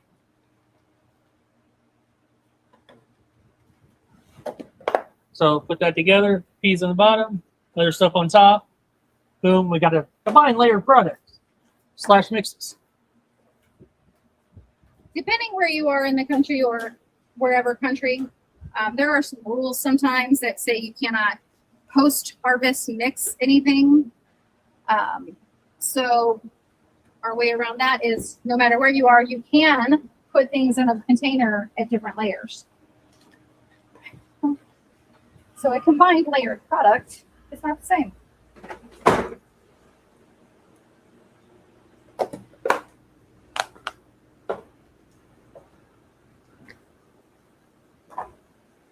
So once you build trust in quality, they don't care much about live harvest. Nope. Makes sense. Like efficiency. Yep, efficiency. I'm solo other than when my daughter helps out. What type of education signage? Yep, these are 2 ounces. These ones are for grocery stores. So, and they go to the farmer's market. We do 2 ounces at the farmer's market too, but these are for our deliveries Monday, Tuesday, and Wednesday, and then the markets. So, yep. Educational signs. We had a lot of that in the beginning. We had a lot of signage about our products in the beginning. Probably look back on Our Facebook? Instagram and It's- Facebook and so stuff. at Itty Bitty Microfarm, Facebook and Instagram, you can look back a few years back and you can see all that stuff. We eventually found out you didn't really need much, so we just have like a flyer paper that's there. If somebody comes up and is still intrigued by them and asking questions, and then we can just give them that flyer. And How to use honestly, now we microphones. have a QR code they can scan and go get that information. Yeah. So this paper gets lost. So And blows away at a market. yeah, it blows away the purpose. So we have our QR codes for education purposes. They can look up how to use microgreens and nutrition information on those. We have both those templates in our coaching group, I think. They're in the coaching group. You can join it scrolling right down at the bottom, microgreenbusinesscoaching.com. 3 different levels to enter.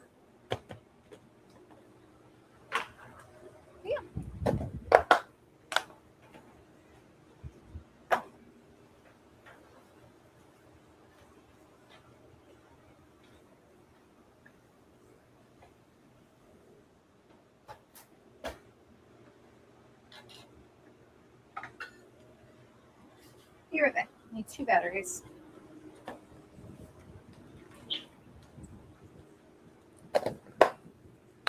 So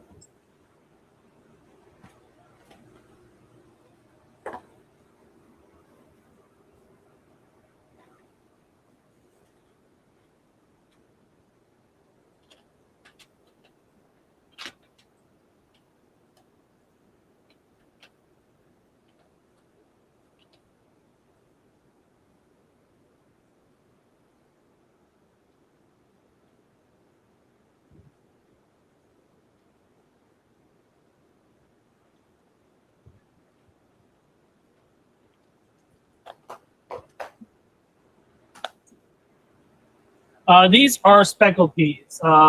Occasionally we do have the tendril peas that we do for restaurants when they order them. So we have seeds for that, but right now they're not ordering them.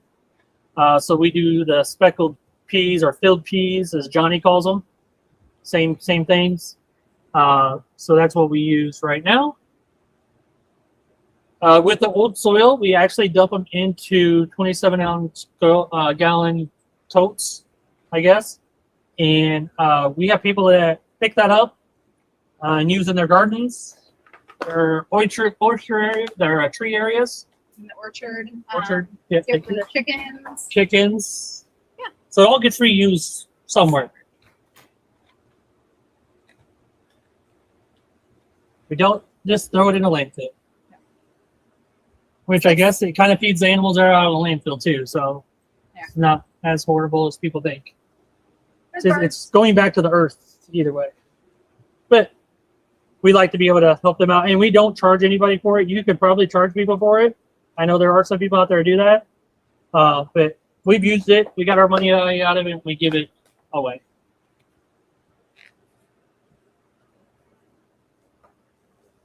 Yeah, yeah, you definitely can only do so much with the composting for Yeah.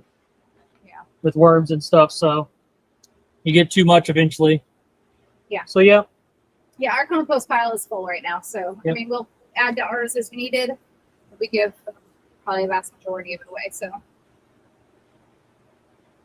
90% of it gets gives it away. Yep.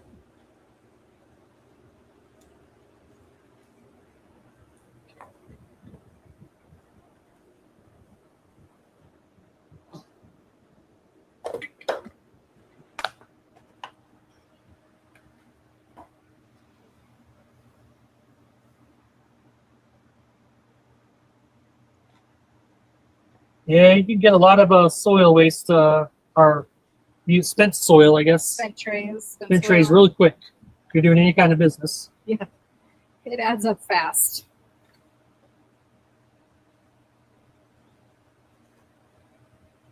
But I would definitely, I don't even know how many different types of bio tray mat things we've tried. We've They tried give us samples. hemp. We've tried coconut. We've tried, what was the one? Bamboo Yeah. they had sent us. Yeah. We've tried so many different kinds of mats, and it boils down to I don't want to, one, top mist constantly, two, water at least twice a day, pH balance my soil. Yeah, no, none of that sounds great. Your water. I water, soil. sorry. Soil takes care of your pH.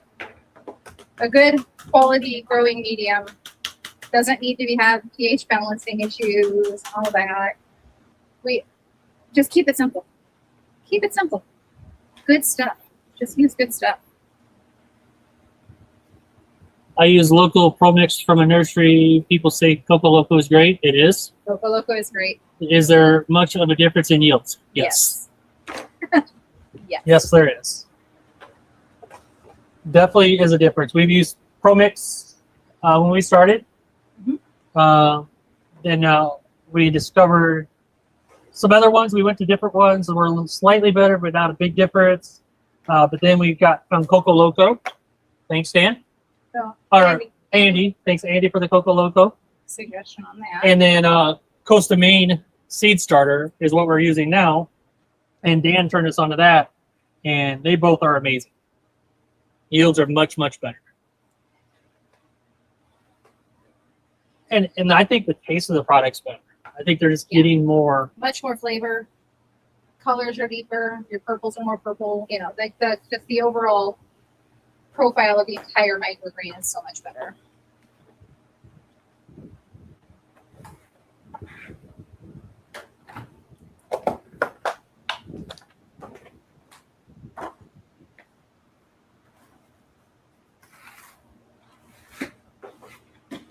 Trying to keep my big head off this camera here. Keep having to dip in front to. Yeah. Arugula is grown in a mesh tray, so I do scrape the back of my tray with a putty knife to make sure I get all the roots off the back. When I'm done harvesting a tray, you won't see me dumping the tray into bins. So we try to get them empty as fast as possible. Nature feeds nature. That is right. You're correct, Dan.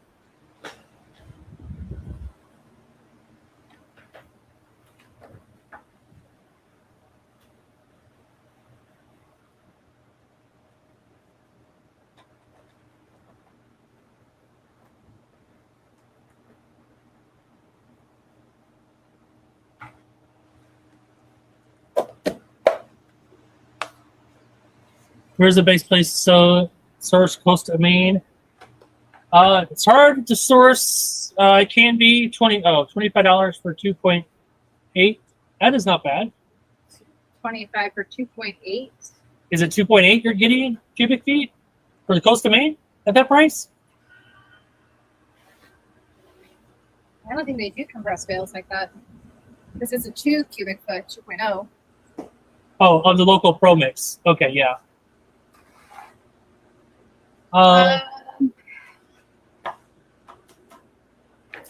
The Pro Mix that we found used best to get it locally. We did a 3.8 was the DX. Yeah, It was about 45, 50 per bale. Yeah. Bale. It was a big bale, the 3.8 compressed the bales. 3.8 we were getting 60 trays out of a bale. So, which sounds nice. It is cheaper on the soil side of it, on the cost of that, but also if you're nearly doubling your yield, it's worth it for a better soil. But the Costa Maine can be a challenge to source. If you got a local hydroponic store, check with them and see if they can order it in for you. Generally, they might ask you to buy a pallet or something like that, or a certain amount to be able to get it. But it's a very, very good product. You will enjoy the yields and the colors and everything. We get ours from a distributor, so they ship it directly to us on a truck in pallets. But I know that could be a challenge for some people. We're showing that. That one's cool. Yeah, I know. Like, Yep. just- So Yeah, check with the local hydroponic stores. Some of them may ask you what it is at, but if they already got Fox Distributor. Farms or something like that in, or other Coastal Maine products, they could probably get it in for you. Now, they may not want to, and that might be why they want you to buy a pallet or something of it to make it worth their while. But if they're already getting other stuff in, they should be able to get that.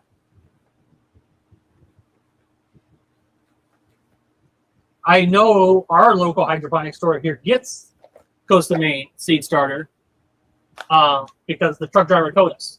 Yeah. As he delivered it to us. So now my next stop is going over there. It's the same stuff. So they definitely can get it. What is the easiest to approach a potential customer, restaurant, etc.? Well, yeah, they're all different. Easier is different. Depends on what your strengths are. Are you better at speaking with restaurants? If you're a restaurant person, it's going to be easier. If you've never been a restaurant person, it's going to be a difficult time to speak restaurant language in a way that makes sense to a chef. But if you're comfortable with speaking to people at the farmer's market about home deliveries, that might be your better option. Grocery stores are looking at, numbers more than anything, and being able to get along with your produce managers. So it depends on what your strengths are, as in what's easier for you. They're all going to be able to make money in a different way, at different volumes, with different varieties. But you have to be able to do what's best for your business specifically, and understand what works for you better.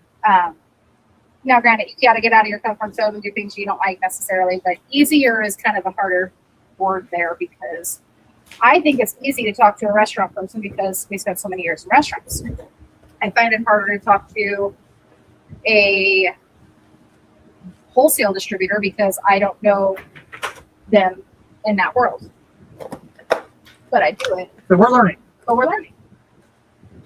But we do deeper dive on that. We've had a lot of videos on that on our coaching group, where we do the weekly coaching calls where we can really like role play and go into it.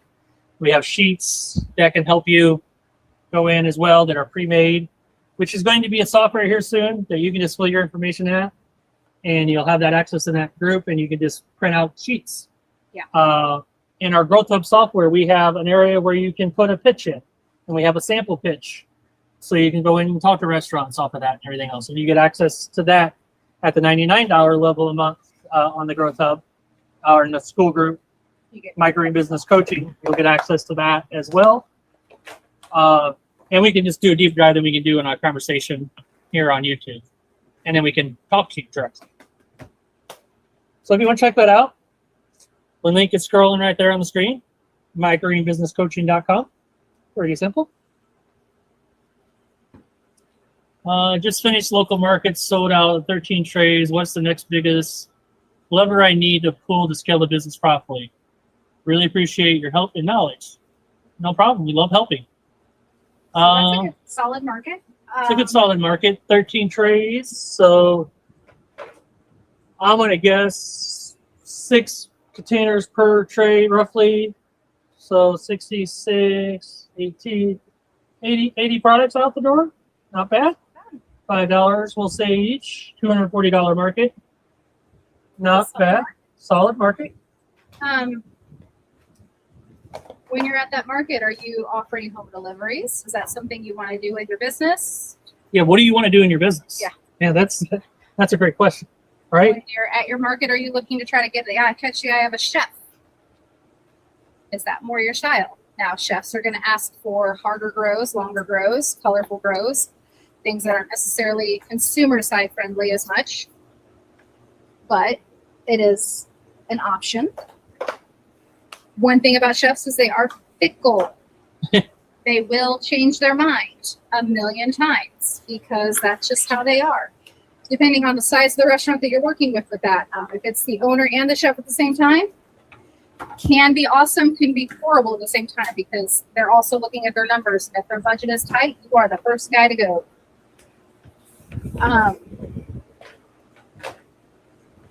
But but if you enjoy restaurants, if you enjoy growing those harder, more challenging things, and you can do it consistently, restaurants are an awesome option. We do work with some restaurants. It's not our priority. Most of our restaurants come on because they ask us. It is something we do need to pursue a little bit more, admittedly. Something we'll be focusing on more as we go here, now that we're settled into this space. And Well, to be honest, we're working with a major grocery store chain right now. We're just in the early stages, but they called us and want to carry some of our products. We're shipping off a sample to their corporate office so they can see what it is. We kind of hold the brakes a little bit right now on going out, getting some new business, because we got to see what that's going to turn into. And we'll know hopefully within a few weeks here if that's going to be a possibility. So admittedly, we've stopped a little bit of expanding because we want to see what that is going to be. And if it comes to fruition, what's the capacity we need to do that. So, so there's times in business you got to do that, right? Like if it's a big client potentially coming on, you might need to just hit the brakes for a moment of talking to anybody else. Now, if somebody else comes around and we get them just passively, then awesome. But, so we're admittedly, we've kind of slowed down just for a moment. But yeah, that's a question we can really deep dive into on the coaching side group, not just on YouTube as well. Yes, subscription service up to par. No chefs for me now. They need to value my product, not the other way around. Your school or Andy's. I joined his and wasn't impressed. No, Andy has a different group, I guess, with I don't know if Robert's super involved with that anymore. Our Josh. It was kind of like a 3-man situation, but mostly Andy. Yeah. We have a different group. So we are Ranker Business Coaching. So that is a different group than what Andy had going with those guys. How many ultimate are on the list? I gotta say, I love Andy and Josh. So don't get me wrong here when I say this. But if it's 3 guys on there and it's $27 for people to join, you're getting what you're paying for. That's not a lot of money to share or for them to have their attention to it, right? How much time are they going to be able to afford that group? That's all. We do have a 7-day free trial right now on there that's going to be going away. I just turned it back on. I'm only leaving it on for this week. So you can get on there in 7 days and see if you like it or not. If you don't like it, you can come to a live session on Thursday. That's we could talk. Q&A style that we do for an hour plus. It's scheduled an hour. We usually go an hour and a half. Sometimes we go 2 hours, just depending on the conversation, right? I'm there to serve you. If the conversation's going, you guys need more questions, we stay. So you can check it out. 7-day free trial only this week. I will be turning that off. So you can go check that out. And Dan is in our group, so you can ask him as well. Thanks, Dan. What's the ultimate number on there? Ultimate number is 70. 70?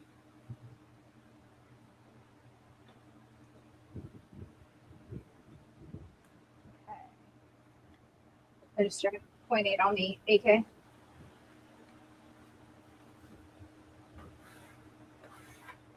Yep, Dan's been around for years now.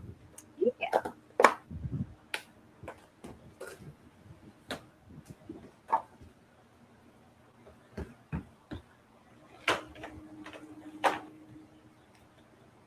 And I was on school group coaching before they were there. They followed. Yeah. Gosh, we had ours for about a year or so. Yeah. And I mean, they provide different opinions Yep. on it. That's another problem I run into in like With 3 thought people, about it's different opinions. partnering. Yeah. You've got 3 different types of growers that they all grow a little different, which is funny to watch. And everybody does. You have to figure out what grows in your environment and how it grows in your environment, what works better for your farm. So you've got people from all over the country with different farms and different opinions. Yeah. So Which can be good and bad. which can be good and bad. Now, I hope they get the Greener Harvest Seed Company up and running, and it's just as good as it was before. Yes. like that. I'm excited for, and I think that's where they need to take their attention to. Yeah, super excited to see Josh back. It's good to see them partnering up to get the seed company going again, because seeds are a challenge for everybody all the time.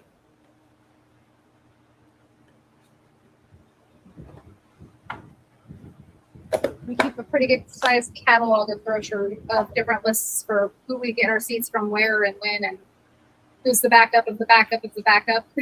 Yep.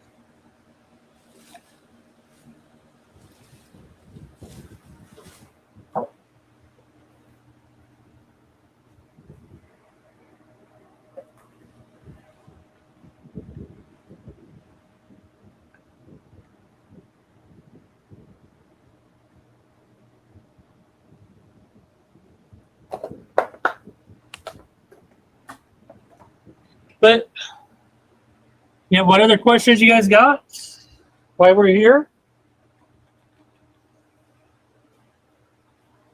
Some are harder to answer on a Q&A or on YouTube Live, but I will do my best to do that.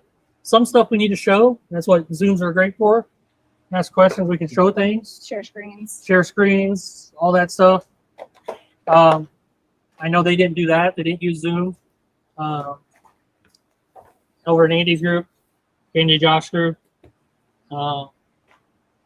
So yeah, we show you everything. We don't hide anything from anybody in the group. We'll show you real life. We'll tell you when we fail, because we're not perfect,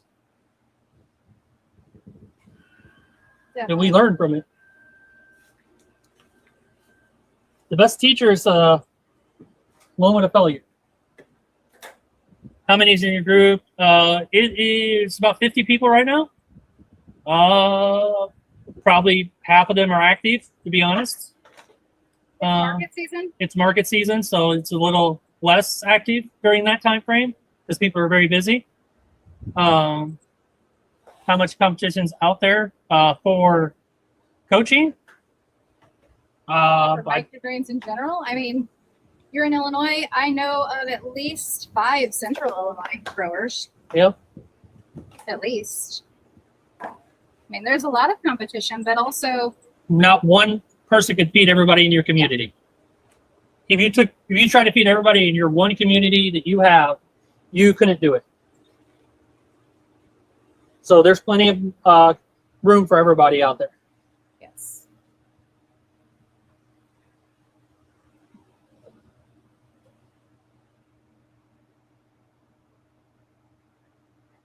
Was that it on the? Yes. Okay. 37. Beautiful.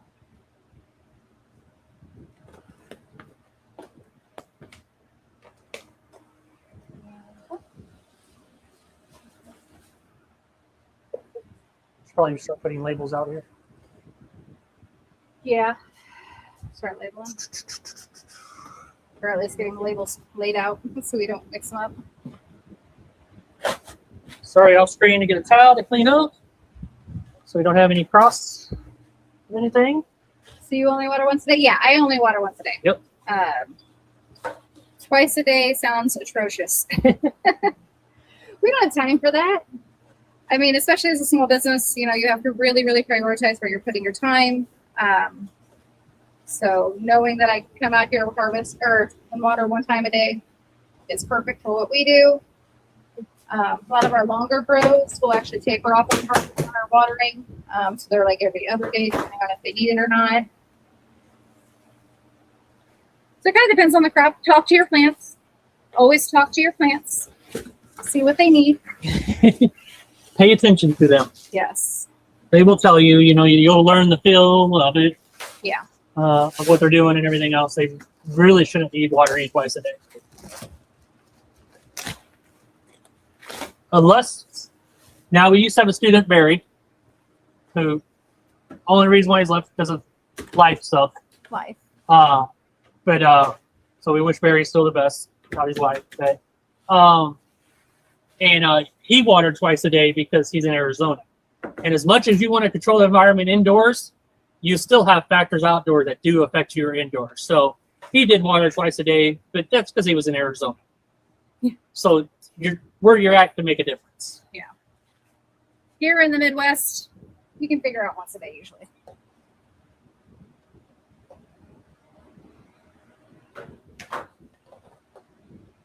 Get some more keys going. Wipe.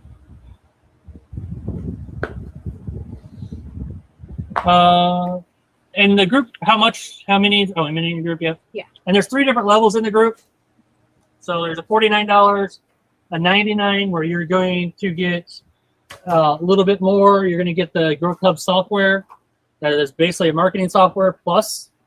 You're going to get that access to that. The access is coming out this week for that. So you get that early access to that before it's offered to anybody outside of the group. And then there's the $199 where I build everything for you, your back-end business websites, landing pages. It's custom to what you need. And we talk about that and we go from there. So if you're interested in that, you could do that. But so 3 different levels for whatever you need. And you can start at a lower level, you can upgrade later, whatever you need. So we give you options on that.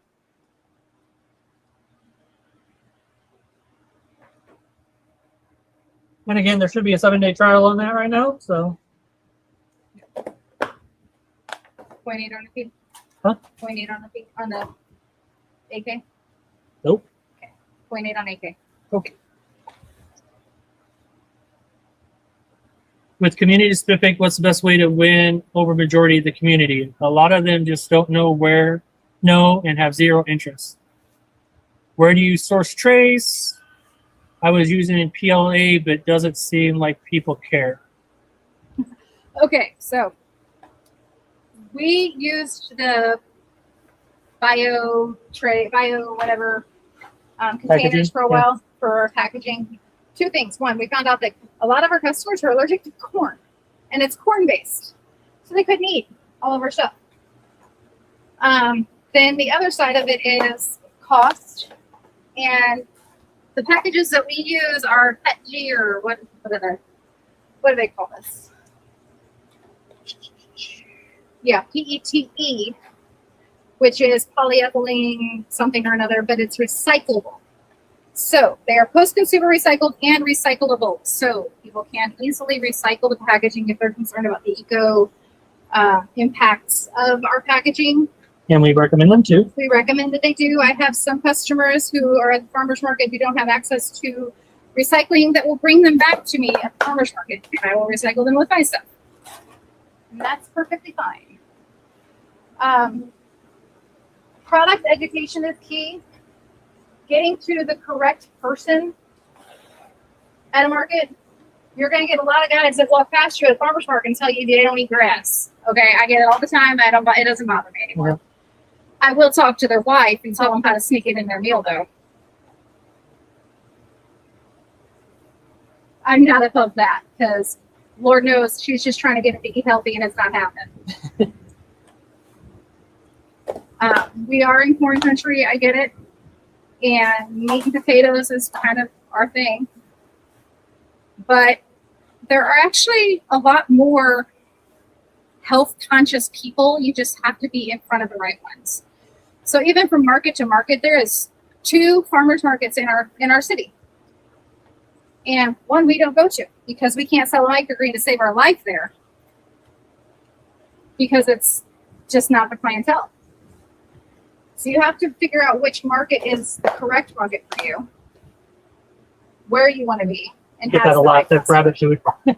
Rabbit food, yeah, rabbit food. I get that a lot too, and I just kind of laugh it off. I mean, it's just a perception, a public perception. They were raised with meat and potatoes, and it is what it is, and that's fine. Well, I have people coming to the market all the time, and they're getting microgreens for their gerbil. Yeah. And I let them buy it, and once they buy it, I go, you can eat it too.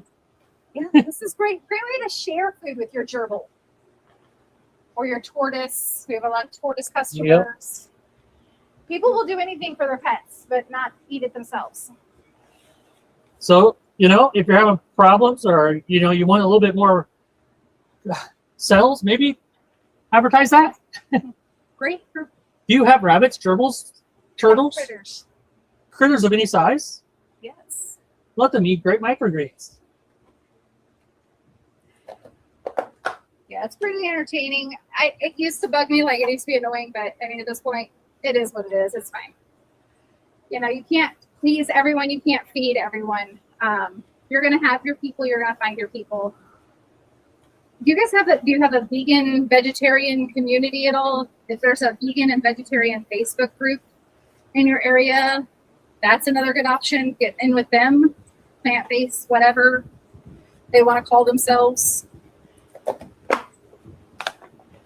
I always tell people, like, you don't have to be vegan to enjoy vegetables.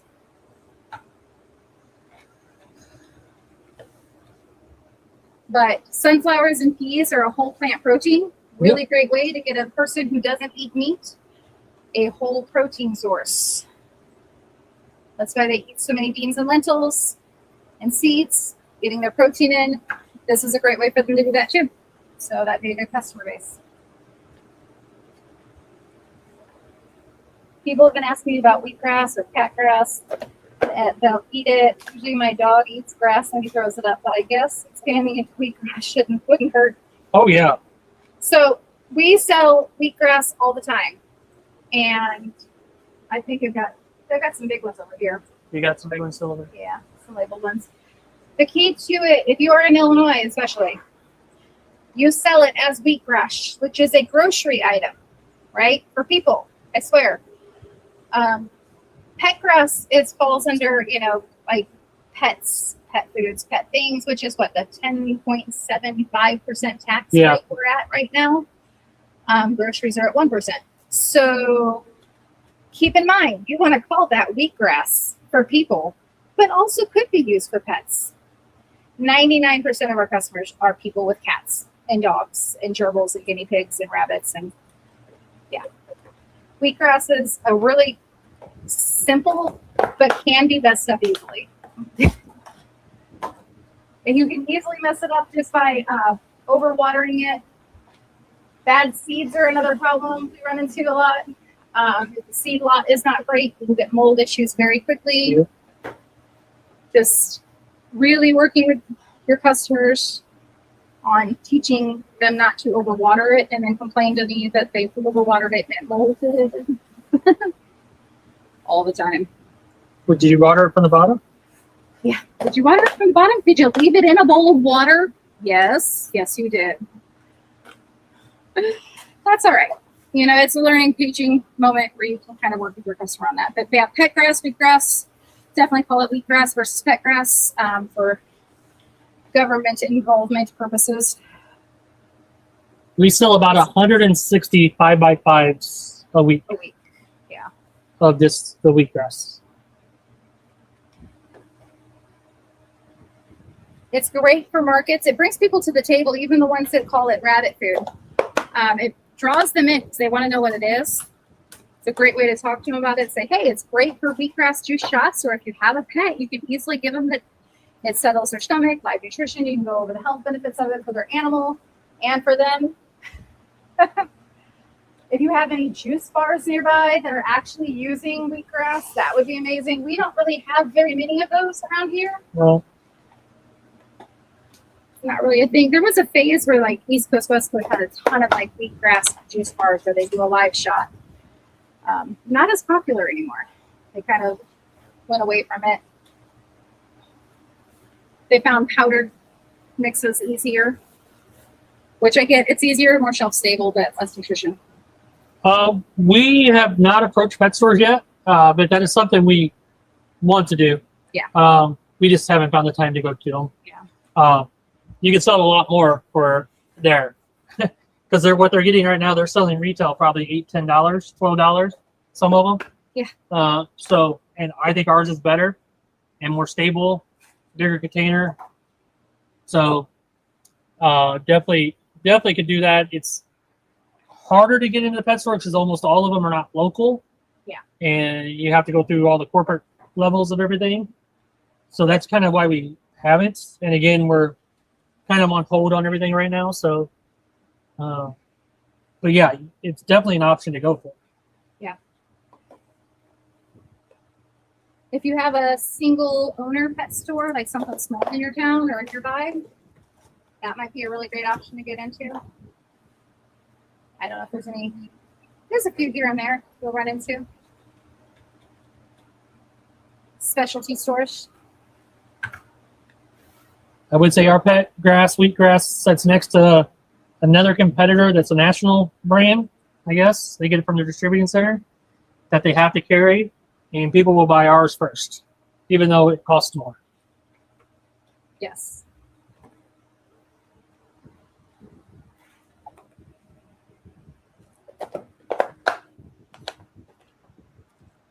And everybody that's 99% of people are probably buying it at the grocery store is buying it for their pets. So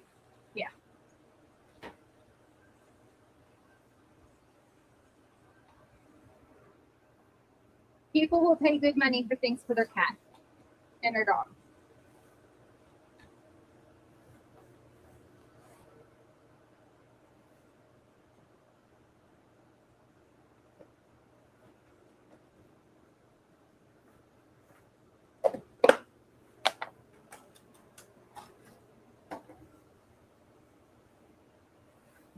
you say Mumsies are worth the order over True Leafs, fair quality, and what's the price point on wheatgrass per ounce? Mums. But Mums is definitely higher quality for seeds. Definitely would suggest Mums for a high quality. I don't know what their price point is right now, but for the most part, usually it's comparable enough that it would justify the price difference. True Leaf wheatgrass works, but I will end up using Xeritol on it more often than I should. Johnny's what we're getting the wheatgrass, right? Or do we get it from Mums? No. I don't know what the last one was. This last one is Johnny's. Mums was out of stock, or they weren't in the U.S. at the time, so I did not order them. Our orders are the order we ranked seed companies right now for the ones that are actually selling seeds right now is Mums, Johnny's, True Leaf. In that order. Yeah. So we start at Mums, then we go to Johnny's, and then we go to True Leaf. And True Leaf has things that nobody else has too. So And we do not sell wheatgrass by the ounce. Wheatgrass is one of those ones as for wheatgrass shots and stuff like that. You're seeing most juice bars are going to want it live. And as soon as you cut wheatgrass, it starts degrading very quickly. So quality does not last as well as most micrograins do, I don't think. So we do sell our wheatgrass live.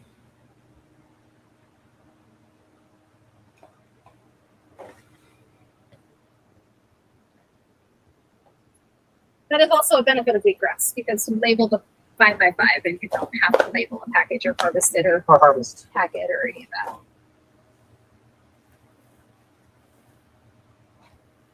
You label the container, it grows in.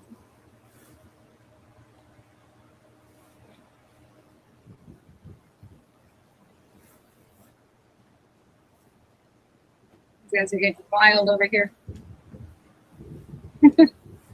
They still reaching. They are.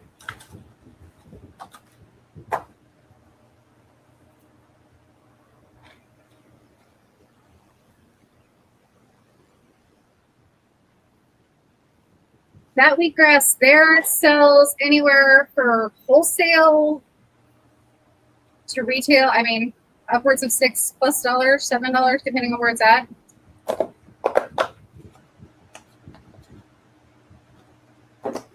Kind of depends on who's selling it where. We've got a couple of co-ops that charge a little bit more.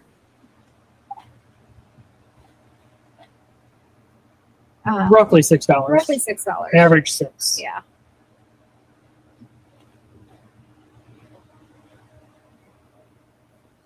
Some of them are as low as $5, which is funny. I think they're just trying to make any money on it. Yeah.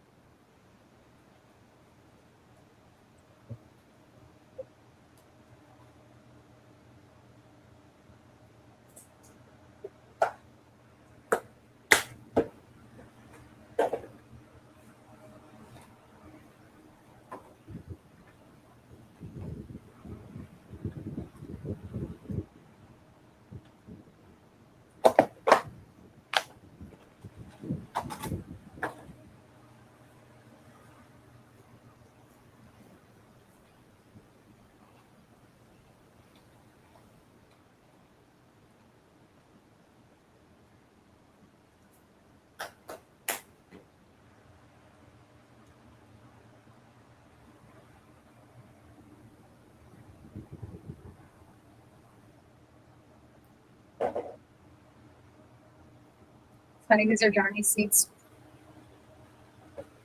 They look different. They're like roughly or almost. What? They're like almost roughly. Huh. Face profile's still there. I just say so. That's good. Oh, the face profile's still there. They're almost like a little bit roughlier though. I was looking at the difference. I'm like, these look a little different. A little bit. It's still delicious.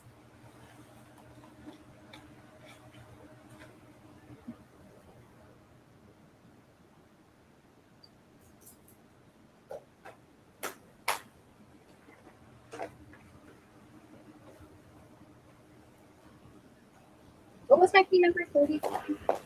42. 31. 31. Okay. Gotcha. You're very generous with your info. Well, we try. Good try. To me, it's kind of weird sharing business insider info competition. I understand that we all seek for the best for our communities. Thank you. Yep. Absolutely. I don't see any reason for us A not rising to tide. succeed. Yeah, rising tide. Lifts all the ships. We can't do everything here. We can't be everything here. We are mindful there are other growers and places that we sell. And I do not put certain things in certain stores because I know they already have it from someone else. Because I want to respect their business too. So and there's some chefs that I don't go after because I know they've already got a different grower and I don't want to step on their toes. I'm looking for someone who needs us, you know?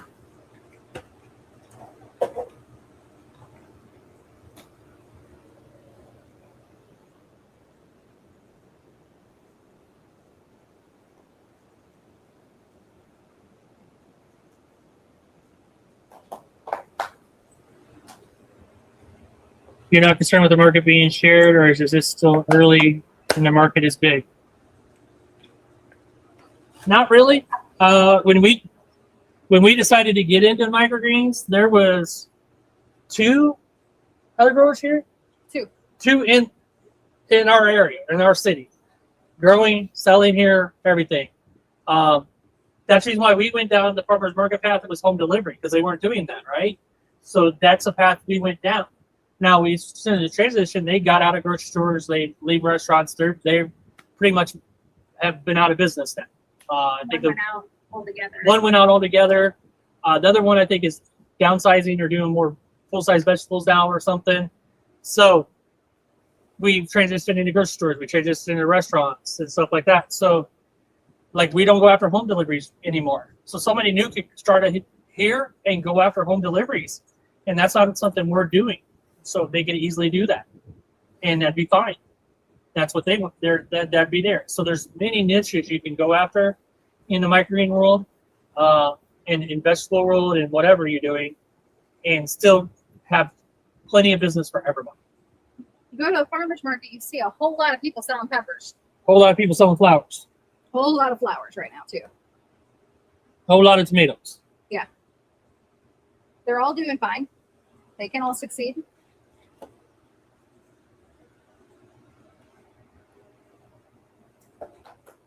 Same goes for microgreens. You know, we can all do well. There's plenty of market share out here, and the demand is only going to get more as people start looking for ways to get nutrition back in their lives, and as you find your people.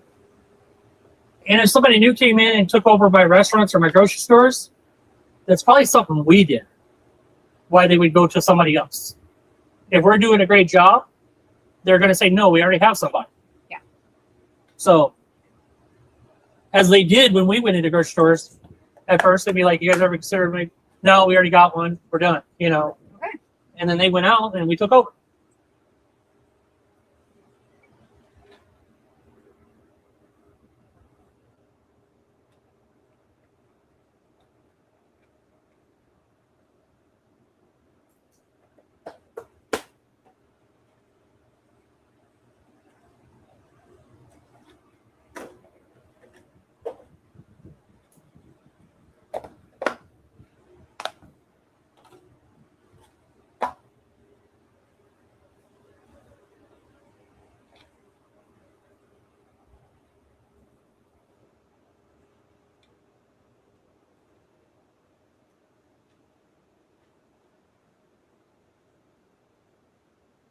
Do they always go out of business?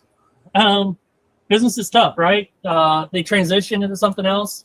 The one that went out, he was in business for a while before that, but he went to go be a cop. So he stopped his business. So he went down a different path. That was his goal. He was going to school for that, doing all that stuff, and he was just doing microgreens as something to put him through that or something, I guess. You know, He put was him through. school and The other one is transitioning to more full-size vegetables. That's the path they went down. So, you know, it's just, business is hard. business And is hard and it takes you different directions sometimes. how many restaurants have you gone to that haven't been open 5 years later? How many stores in general? I mean, just anything. It's a long grind, and not everybody wants to do that. And they don't always go out of business. They transition to something else. But then there's us, and we're be rocking this out until we retire. So Yep.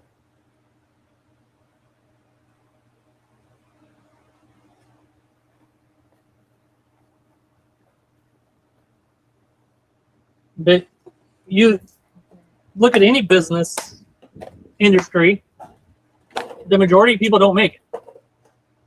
That's just the fact. Yeah. No matter what you're doing.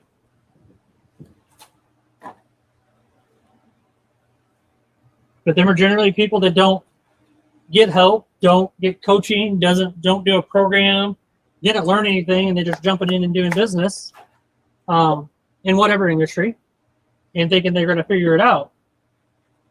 Well, figuring it out is hard. You might as well learn from somebody who's already figured it out.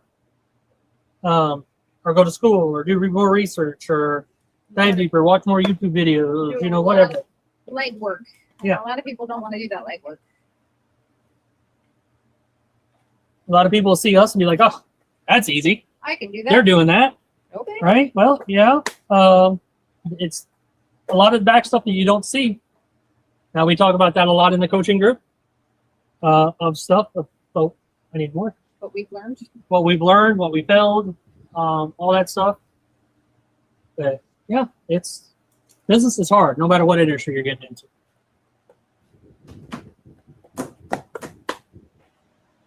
How many more do you need? Yeah, a lot of people think they watch too many YouTube videos, which we try not to do. Of like, oh, you can make $20,000 a month doing microgreens, and then they get that hype and everything else, and they get that, and it's not that easy. You might You sell can't just $20,000, but you have like $18,000 of expenses. yeah, you can't just put seeds in a tray and all of a sudden people are going to buy it, right? Yeah. They make it look easy, sound easy, but it's not. It's business still. It still is business. So there's still paperwork to be done. There's still stuff to be. You still got to make sure you're getting your money. How are you collecting money? So many things that they don't share on YouTube videos. And it's hard to share some of that stuff on YouTube videos. I try to be as transparent and honest as I can be with people because I want the real scoop. 0.75. So, yeah.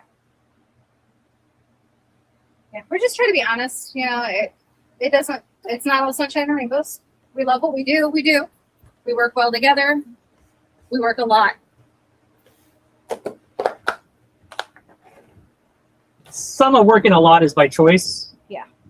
If you really take the microgreen business, this part of it, and that's all you do, you're not building software, you're not doing coaching, you're not doing all the extra stuff. And I do that stuff because we do have time to do that. I personally probably work 10 hours Probably. in the microgreen business.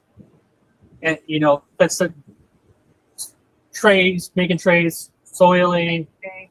planting, harvesting. The day-to-day is probably 10 hours, maybe 12 hours of that. And then I have an employee that goes out that I could do the job that he's doing, but it gives me freedom to do other things.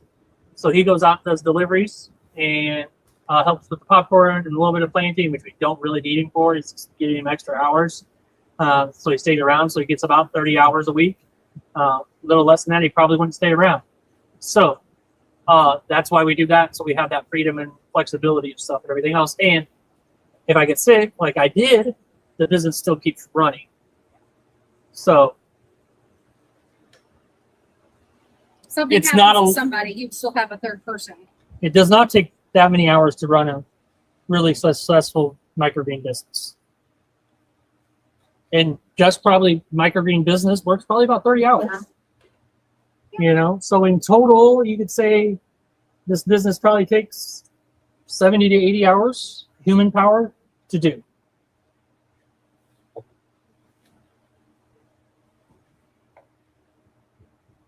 And a lot of that's empty miles delivery.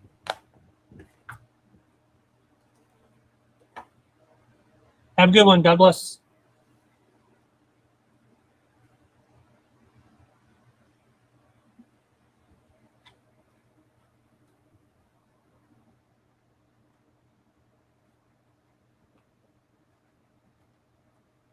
I'm gonna go get my workout in and spend some time with fam. Good job. Go for it. Yep, and this is, I came from the restaurant world where I was working 80 hours for somebody else, 60 to 80 hours for somebody else.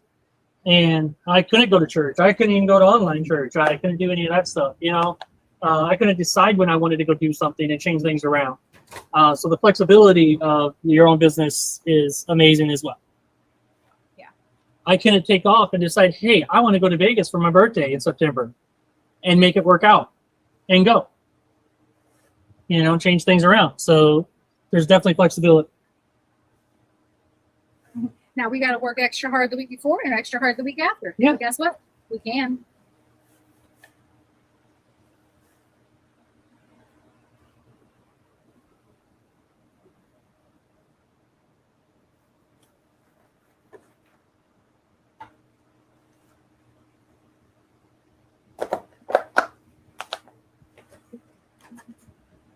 We're only 4 hours and 40 minutes in. Easy numbers. Can we get done in the next 80 minutes? That's the goal.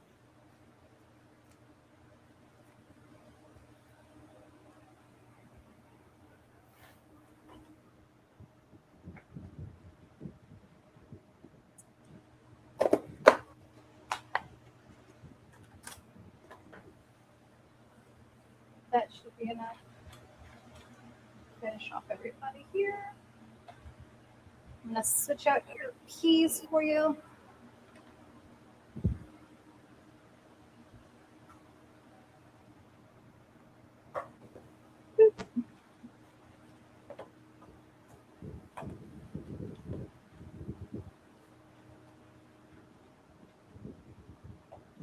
Anybody else got any questions or comments?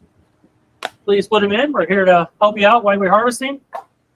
We're going to do these probably about once a month or so, every 6 weeks, something like that, where we just do a live session while we're working and answering questions.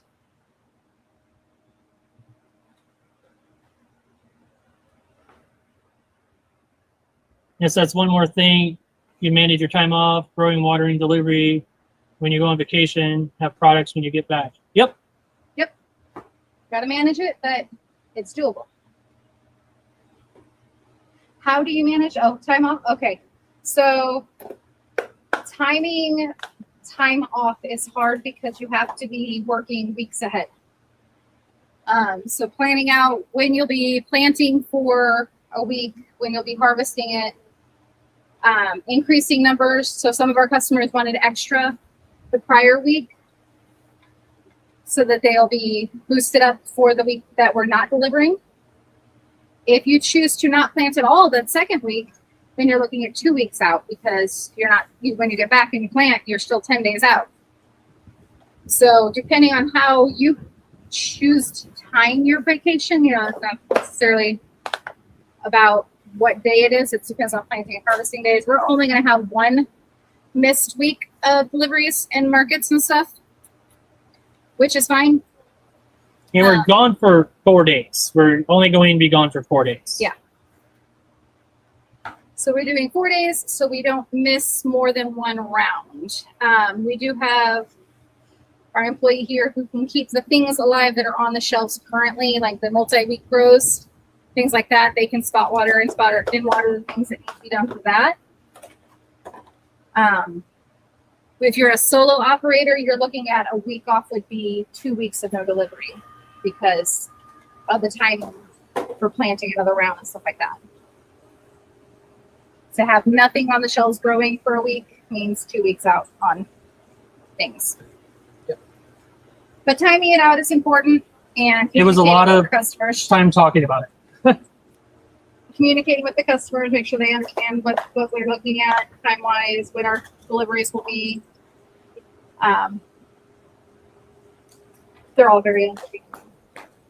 Actually, they're more like it's about damn time. Go take a vacation. Yeah. So And our markets, the one market ends on the few days before we're leaving. And another one we don't go to the following week because it's a partial weekend and it's just chaos down there. So we just don't go to that one. So it works out that we won't be going to either farmers. That one's ending and we don't have one the following week. So it works out. So we're not missing anything that we would have gone to otherwise. Yep. For markets. And our grocers and our restaurants know the week before, the ones that do want it, we're going to up their orders a little bit.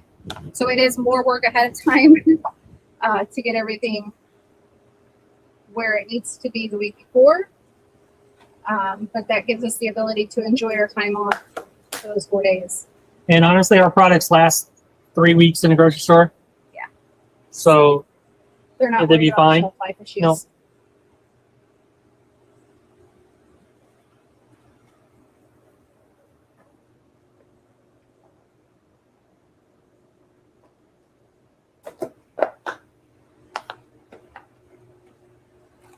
But this is our first time off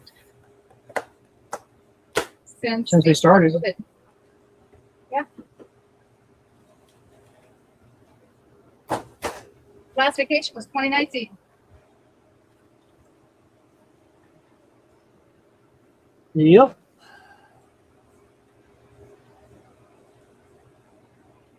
We do know growers who go on more vacations and whatnot, but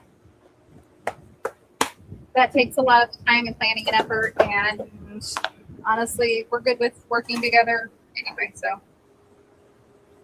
but it's birthday.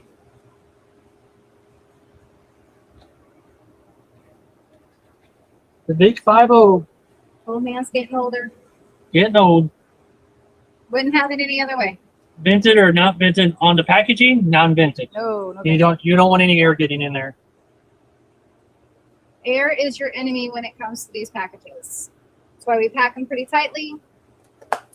Any air is going to create room for condensation. Condensation creates a mush. Harvest very dry. You can kind of tell, like while I was harvesting, if you were looking, if you were here while I was harvesting off some of the smaller varieties, they're almost to the point of falling. They're close. You want to put them on that brink so that they're nice and dry when they're harvested. They still have tons of retained moisture inside their stems. They're still going to off gas. You want to have the ability to minimize the amount of moisture in that package, but not vent it to where they dehydrate and turn into wilt. The grow trays are bootstrap farmer trays, so the 1 1/4 inch. Yeah, So what they are? green sized trays. They're 1 inch. They list them as 1 inch trays.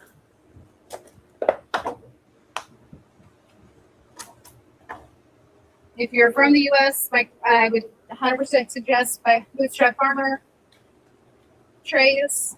If you're in another country, I might be able to suggest a different company, but Mom's apparently in Canada sells some trays.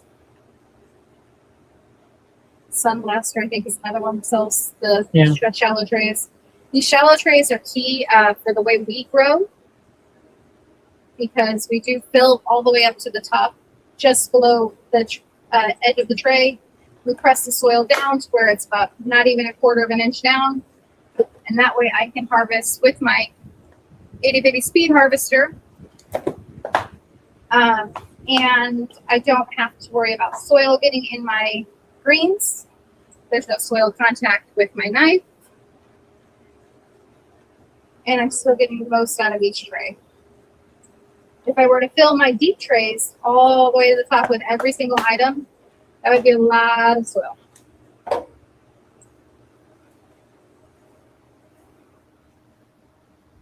So standard 2.5-inch tray would be a lot to work with, would be too much.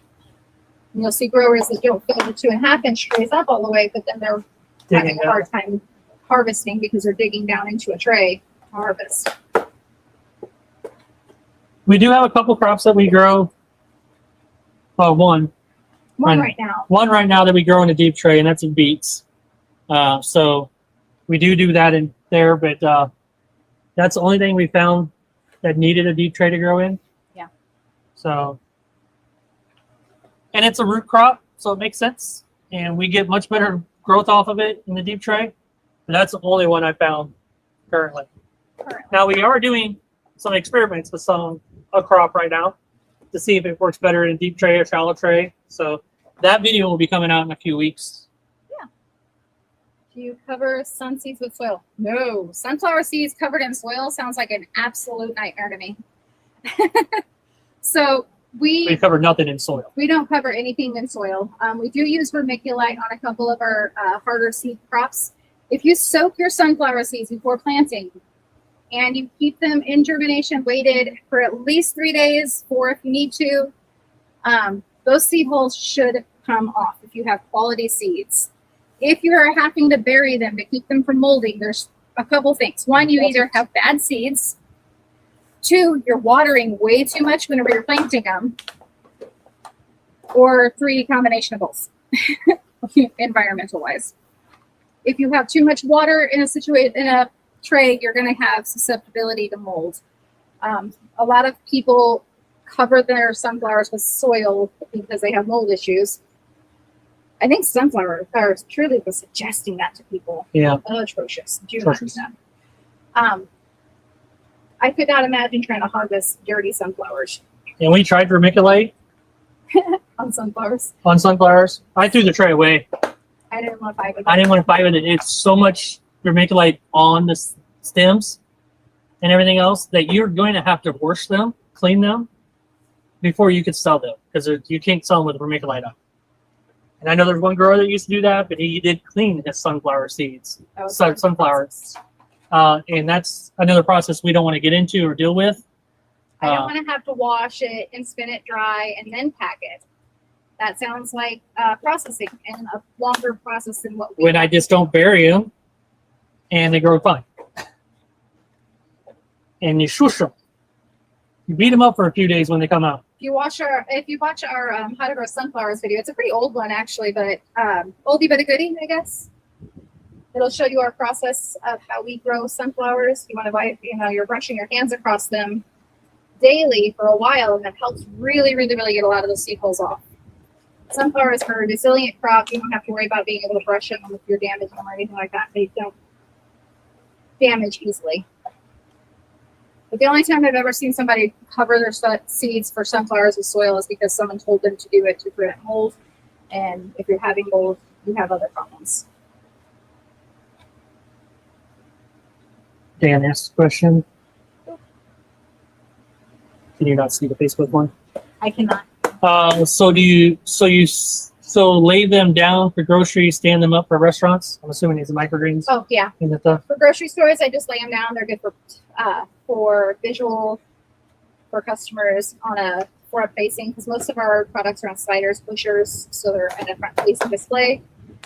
Restaurants are going to have them in their coolers, so they're going to be sitting down on the cooler shelf. That's why we don't do bags either, because a bag will get squished. they'll throw it in there and lay something on top of it Or they rip the bag open instead of using the zip tie, twisty tie thing, and then they just because they're in a hurry. leave it open. Because yeah, restaurants are in a hurry. They leave it open, and then it's left open too long.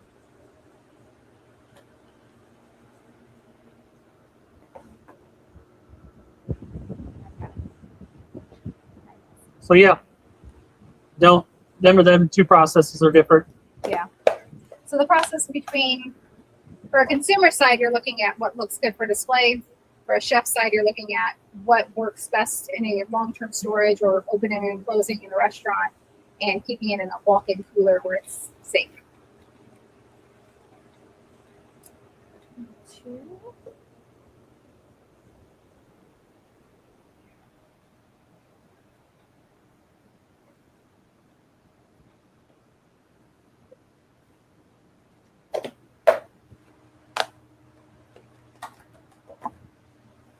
We did have a mushroom grower at the market that also was doing microgreens when we first started, and they were right next to us. And they were putting their microgreens. They were cutting them live, and they were putting the microgreens into a paper bag. Mind you, it's summer. Humidity is 100%.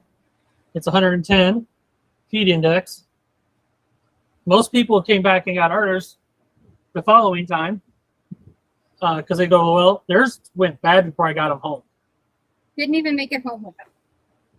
They were telling people, "Well, take it home and put it in a glass jar when you get home." Now, that sounds great. That sounds lovely, except it is not something 99.9% of customers are going to do. Most customers do not store glass jars in their refrigerator like you see on Instagram. And most of them aren't going to put that much effort in their food. They're just not. Well, they're walking around the market too. Yeah. And they walk around the market for another half hour to an hour before they even go home. Because if they're out and about, they want to enjoy the market.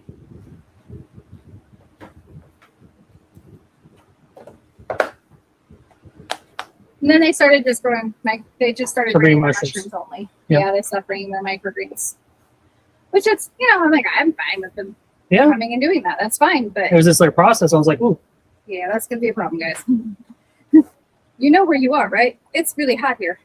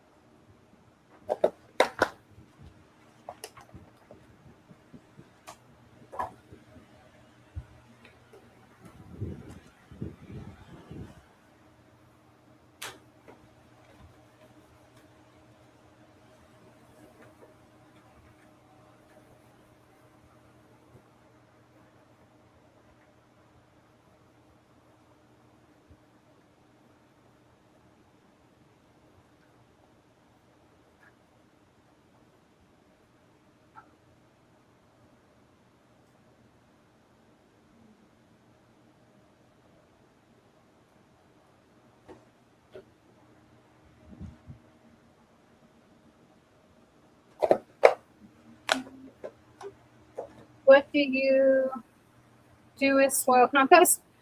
So off camera, you don't see me necessarily doing it, but I am putting all of our spent tray soil into 27-gallon totes. And those tote bins will be picked up by other farmers, growers, people who put them in their orchards, give them to their chickens, things like that. We work with other people to utilize the waste. We'll compost it ourselves for our garden when we need it. But we produce so much that we do not need all of it sure. currently. So we do work with others to do it. We give it away. I know there are growers who sell it as well. We just haven't gone down that road. I don't see any reason to use it to my advantage and then use it to my advantage again. I can share it with others. They can get some benefits from it too.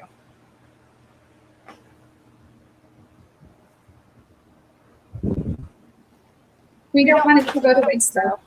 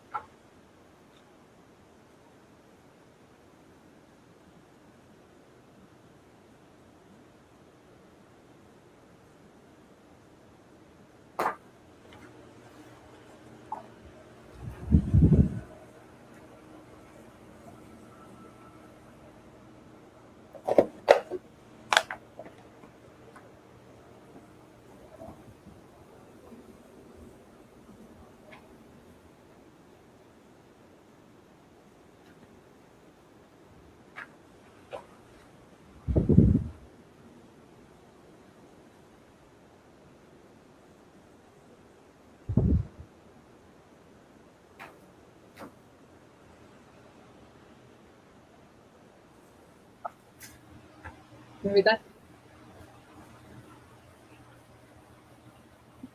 They told you how to clean all of your microgreens, Dan? What? So 1 cup produce. So, all right, yeah, definitely need to discuss the fact that you need to They said they have. changed it, but Okay, it said in the beginning they told you that. so they were probably thinking sprouts. They were Yep. probably thinking they were sprouts. So there is a misunderstanding oftentimes where they think that they are sprouts. We are a single cut produce, unwashed. We put wash before using on our packaging for a reason because we are not responsible for what a customer does with it afterwards. But we are a single cut produce. We are not a pre-washed processed item. That's going to be the critical part of it, understanding that they know that it's a microgreen and not sprouts. 'Cause, yeah, that would be wild. I'd be like, no. Yeah. Let me tell you something, guys. We couldn't do it. No. We couldn't make a business out of it. We had to do that. What lights do you use? So we are using 2 different sizes of Barina lights. We have some of our racks have 2 T5 full spectrum pinkish Barinas, and other ones that have a little bit wider spacing, like for peas, have a single T8 full spectrum pinkish Barina. Barina is the brand that we use. It is on, I think, some links in some of our YouTube videos. I think we have some of them on there. I need to do some links once we get done with this live on the description of this. Kind of show you what we use, and it is in our coaching group and our growing supplies and list. I know in Microgreens Business Coaching we do have a list compiled of all the things that we use. Yep.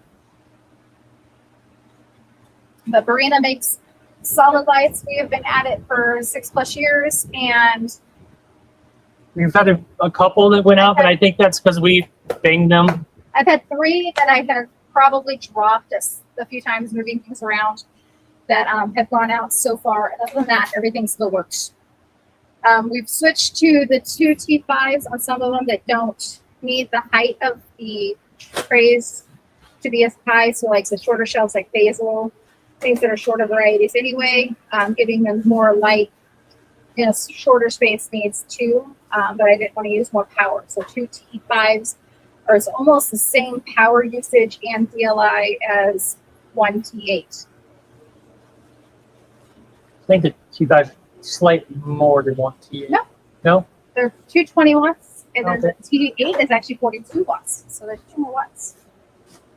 2 more watts involved. Do you want me to go ahead and refill your peas while I'm at it here? Thank you, sir.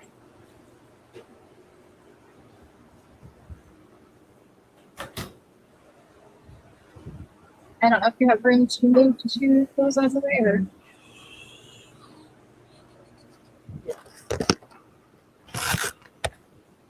What? I don't know if you have room to slide those over or not. Yep. Yeah. A little bit. Okay. Gotcha. Where can I find the tool that a microphone uses? This. Oh, so itty bitty speedharvester.store. That's our speed harvester that Put we that in there real fast. custom make. I can, yeah, I can type that in for you real quick. Or here, let's, Any changes here? not that I'm aware of.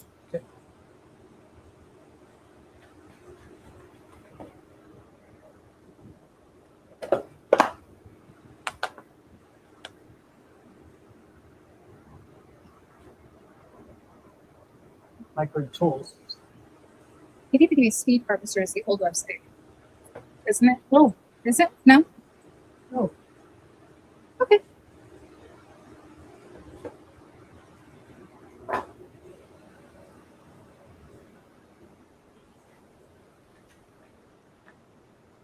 That's over. That should take you right there. Type that in, make sure. The way you put that in there doesn't put it as a link. Yeah. Right.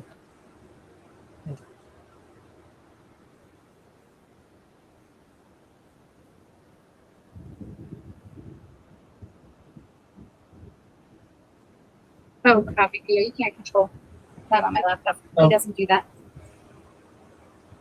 So I have to do it the old way. The old way. Let's try that. Next. My control button broke. There's a link.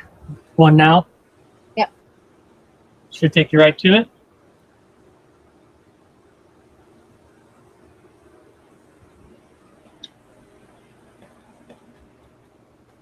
How many powerhouse? 83. 83?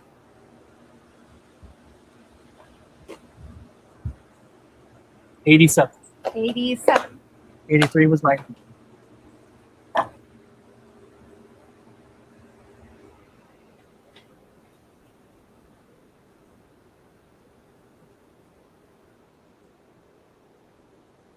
Point eight.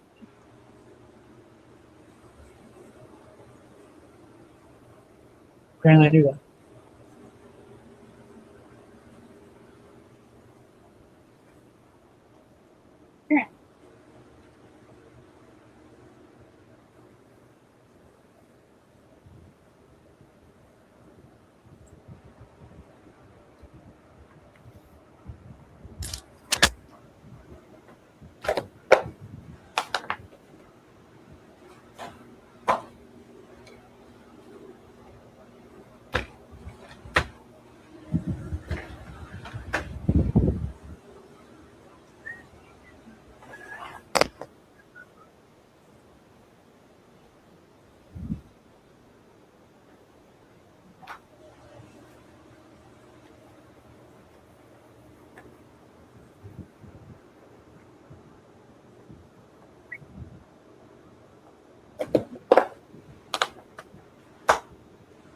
All right, what other questions you guys got?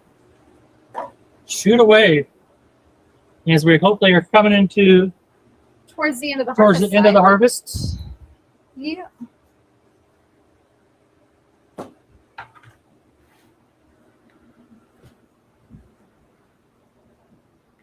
Still got about an hour to go, ish.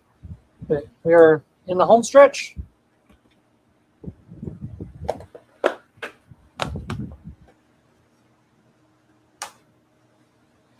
We are happy to answer any questions as we go.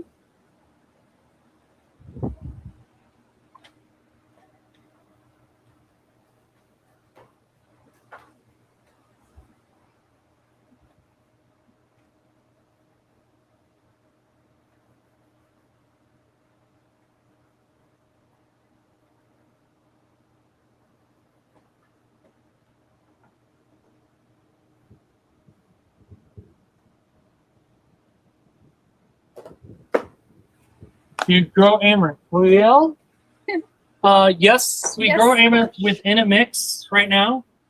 Yeah, it's part of our veggie confetti. We put it in there. Individually, we have not been growing for a while because the restaurants have stopped taking it, and for whatever reason they Menu changed it to change, something else. Yeah, menu change. Come February, they'll be ordering it again.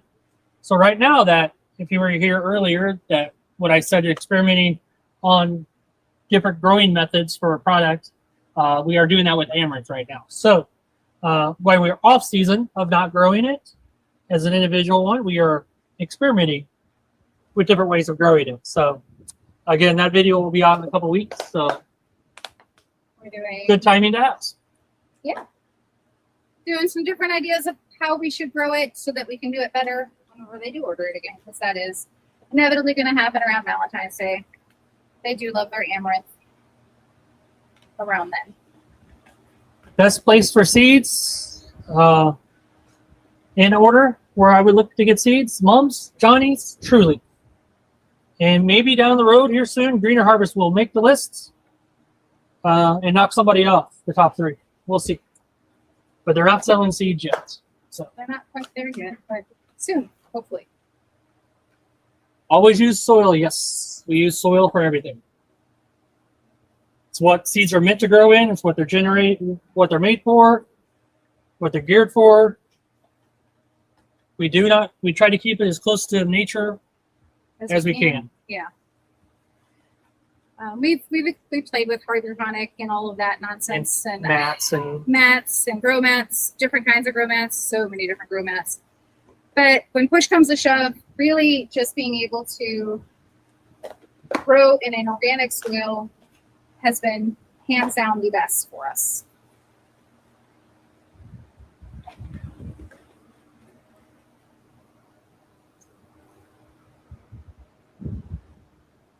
no, we do not soak all seeds. The only seeds we soak are the big ones, like peas, sunflowers, wheatgrass.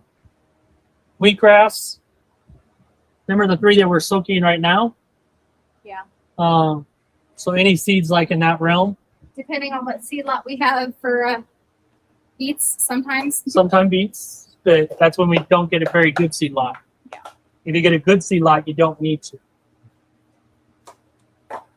Just kind of depends on them. But for the most part, just seeds that have a hard time shedding their hulls. I remember when we used to soak our cilantro. That was Yeah. Oof, that was terrible. terrible. I do not recommend that. You know, like cilantro seeds are like little suction cups as it is when they're dry. When they're wet, they are suction cups. They stick to everything. They get into everything. They cause all sorts of problems when they're wet. So as soon as we figured out how to grow without having to soak those, that was great. No soak cilantro was definitely a win for us.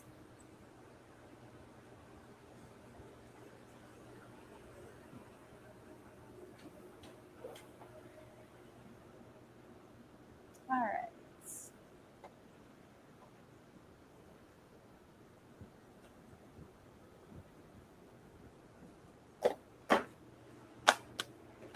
I'm gonna do sunflowers.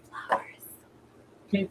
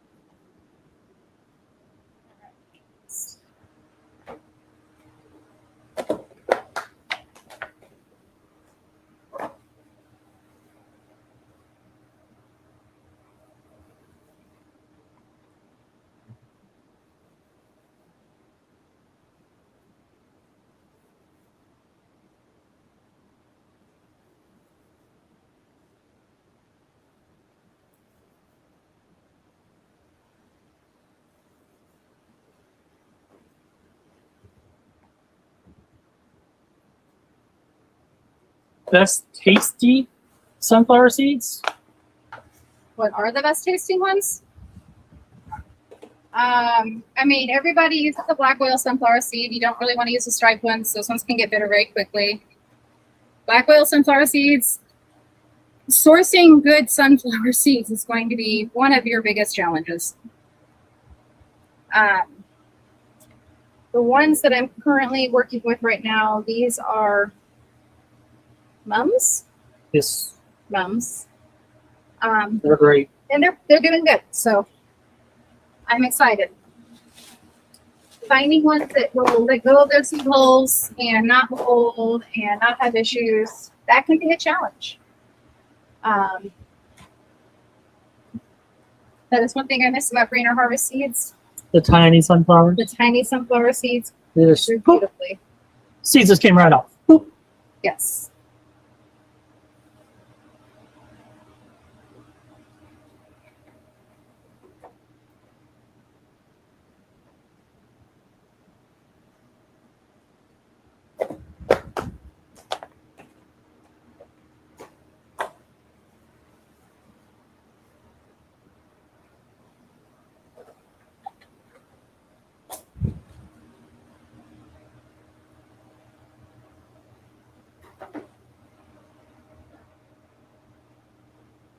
You're gonna see me over here doing some weird stuff. Restaurants are spoiled and they get shortened stems on their sunflowers. They pay extra for that. We have a couple of them that pay for shorter stemmed sunflowers. So I do trim them up for them.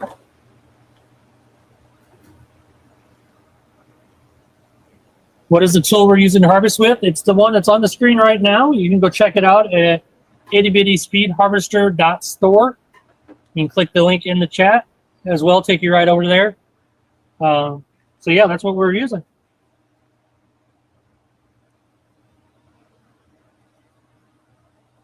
It is sped up our harvesting tremendously, helps with getting better yields, better products, and faster. By using that tool, we went from 3 people harvesting in 8+ hours to 2 people harvesting in about 6 hours. Yeah. Harvesting, packing, everything. Setup, cleanup maybe a little bit longer than 6 hours, but really cleanup takes, minutes, really. The way we try to take care of why we're going and doing stuff, so it doesn't take much. A little sweep up, a little cleaning of the countertops here, the tables. So, yeah, tremendous time savings and better yields. Yeah, thanks for watching. Have a good one. Thanks for asking questions.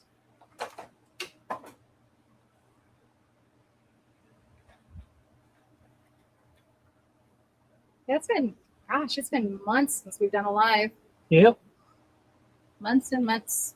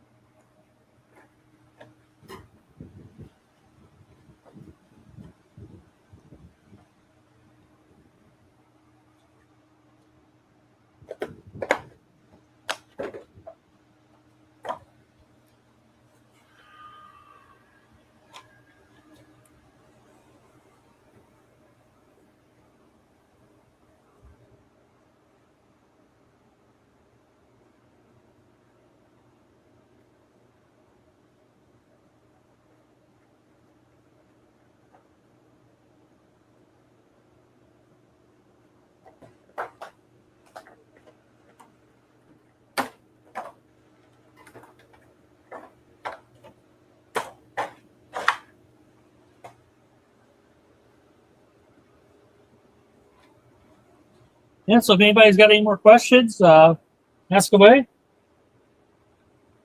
Be here for another, hopefully 45 minutes or so.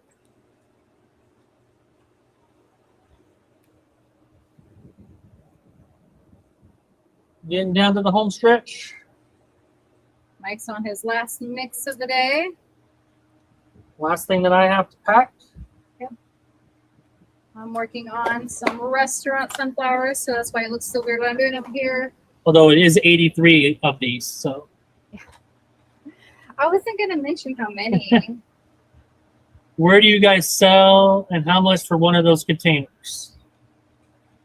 So go ahead. We are primarily in grocery stores. The containers that Mike is making right now are consumer side, mostly grocery stores for those size. At farmers market, we sell them for $6 each. We wholesale for obviously a little bit less, so the grocery stores can charge around $6 per package. That's based on our costs. I know other growers who are higher, others who are lower. It just kind of depends on what their costs are. But our average right now is about $6 per package per 2 ounce.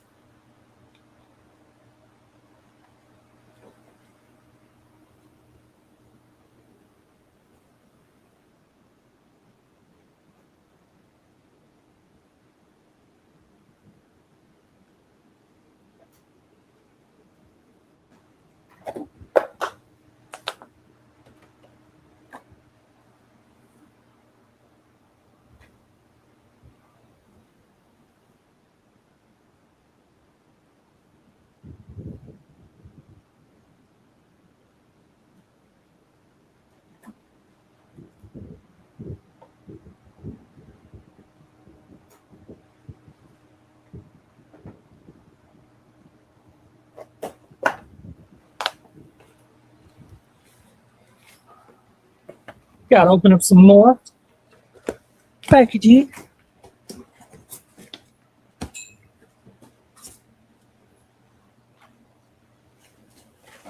How many packages per flat of microgreens?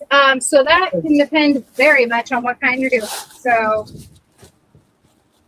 if you're looking at brassica type flats, any broccoli, scales, cabbages, things like that, it'd be anywhere from 5 to 7 packages per. If you're looking at sunflowers and peas, you're 10, 11 sometimes at least. It depends on what you're growing. Do you have a color preference on the bootstrap color trays? So our trays are color coded. So if you've seen me, if you've been watching for a while, you've seen me harvest various color combinations. And we do that because we do actually color code what we're planting. It helps us during our planting process. It helps us identify what's on the shelves when they're on the shelves. So we do have a bunch of different colors. We had a massive quantity of orange and blue just because we were in a pinch, and that's the colors they were producing at the time. It was when they were transitioning over to Making the US. making them in the U.S. And they were bringing their production back over here, and we needed a pallet of trays like ASAP. So we asked them what color they had in stock at that moment, and he said, I have plenty of orange solids and blue slotted, and we were like, I'll take it. So I have a lot more of those than I have any other sets. And just to promote Bootstrap a little bit, we needed them like in 5 days, right? And they're like, well, I don't know if we can get them there soon. That soon. They went and figured it out, and they shipped them by FedEx, which cost them more money instead of shipping by a truck on a pallet, so they could get them to us fast. But still charge us pallet price, because pallet pricing is a little bit less. They charge us the lower price for the pallet pricing and FedEx them over to us like second day. We got them in 3 days. These guys are rock stars when it comes to customer service, guys. Yeah. So definitely appreciate them a ton, because it was a massive order that we were getting in, and we needed to grow for it ASAP. And it was our fault. We were late on it. We just blanked on getting trays.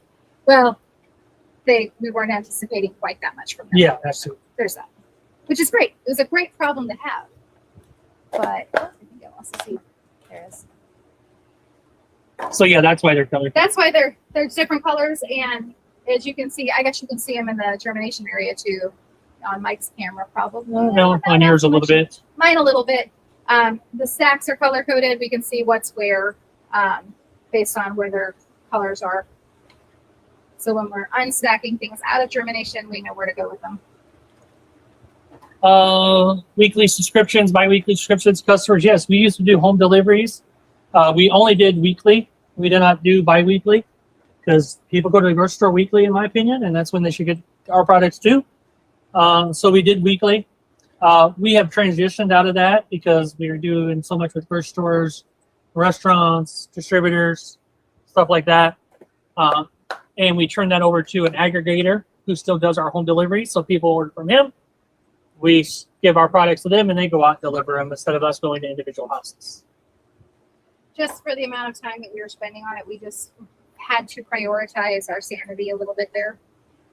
Because, we had a pretty solid home delivery business going, and I just turned them all over to him. He's been taking care of them since. You'll find that if you have a bi-weekly subscription service, you will lose more people. Yep. Because if they're not consistently using the product every single week, they are not going to keep the product in their normal routine. That is something we learned. We did start with weekly or bi-weekly that they could do, and we found out the bi-weeklies dropped off so fast, we just stopped doing them. Yeah. Because we thought originally that would be a great option. And then we learned. What's the sweetest? So many are spicy. So sunflowers are going to be a sweet option. If you do forage, it's kind of a fuzzy, sweet taste. It tastes like a cucumber. Definitely don't overgrow that one though, because it can get bitter really fast. Cantaloupe is another sweet option. Yeah. Just make sure you get the right Hale's Best Cantaloupe. Yeah. Do Oh, I not gotta get those. get the wrong cantaloupe. Yeah. Lessons were learned, guys. Lessons were learned. So, getting the right seeds for microgreens, cantaloupe was a really great option as well. Great sweet taste, kind of a dessert style. We get chefs that order it during summertime, sometimes when they're running a melon base, or if they've got melon cocktails they're doing, they'll do those, depending if they're doing anything at the bar. Somebody starting out, what is the best business advice you would give? The best business advice I would give: treat this like a business. This is not a hobby. Other businesses will be depending on you, especially if you're doing restaurants, grocery stores, any kind of business to business sales. Which I don't recommend starting with. Don't start with that necessarily, but get good at growing first. But if you are doing Girlfriend. this as a side gig, farmers markets are your friend. Home would- deliveries are great, Grow for yourself first. but get good at growing. Get good at tasting them. Never trust a skinny chef. Don't trust a microgreen grower that doesn't like microgreens. So I am shocked at how many times I've met somebody who was growing them that was like, "Oh, I don't know what that one tastes like." Really, what? You have to love what you do, guys. So get good at growing. Get used to growing. Get good at tasting and identifying things. Troubleshooting. Once you've got the growing down, that is literally the easiest part of this. Then you got to figure out how to sell them. And if That you're, is the and you hard get to part. that point and you're serious about doing this as a business, get a mentor. We have a coaching group. Obviously, you can see it's scrolling at the bottom of there. It doesn't have to be me. Doesn't have to be us. But get a mentor, somebody who's been there, done that, so you can get there faster. All right? They've already made mistakes. They've already learned things, so they can help you get there faster. If you want to make it a real business.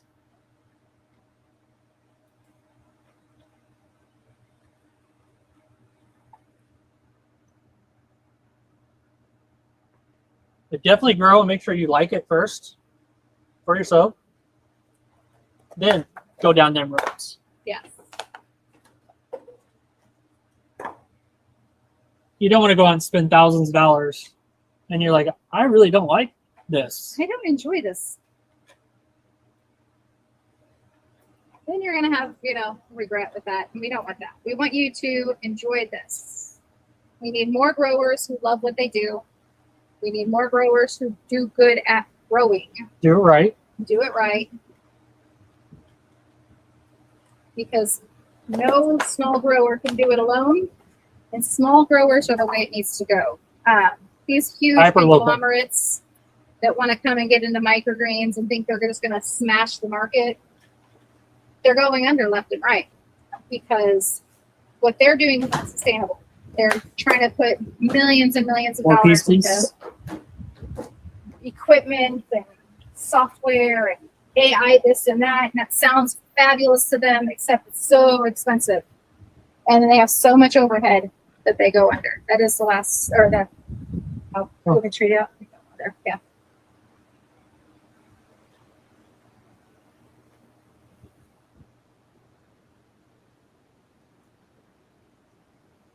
I don't know how many spicy ones there are on microgreens. I don't know. I guess you got arugula, mustards, and stuff like that. Yeah. Those varieties are kind of spicy. Yeah, them ones are spicy. Radishes can have a kick too. Right. Have a good tip. Yeah.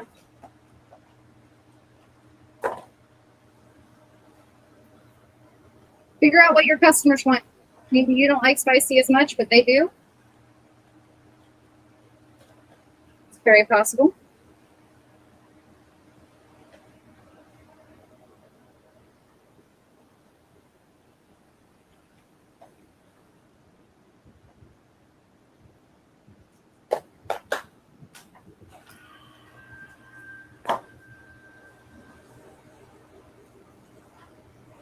You want to weigh that tray and see how much is here? Oh, there's probably 50 ounces in it. I've stuffed it pretty good. Then I have plenty. I can check real quick.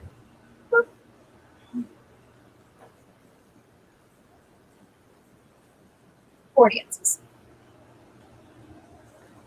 Then it's going to be close.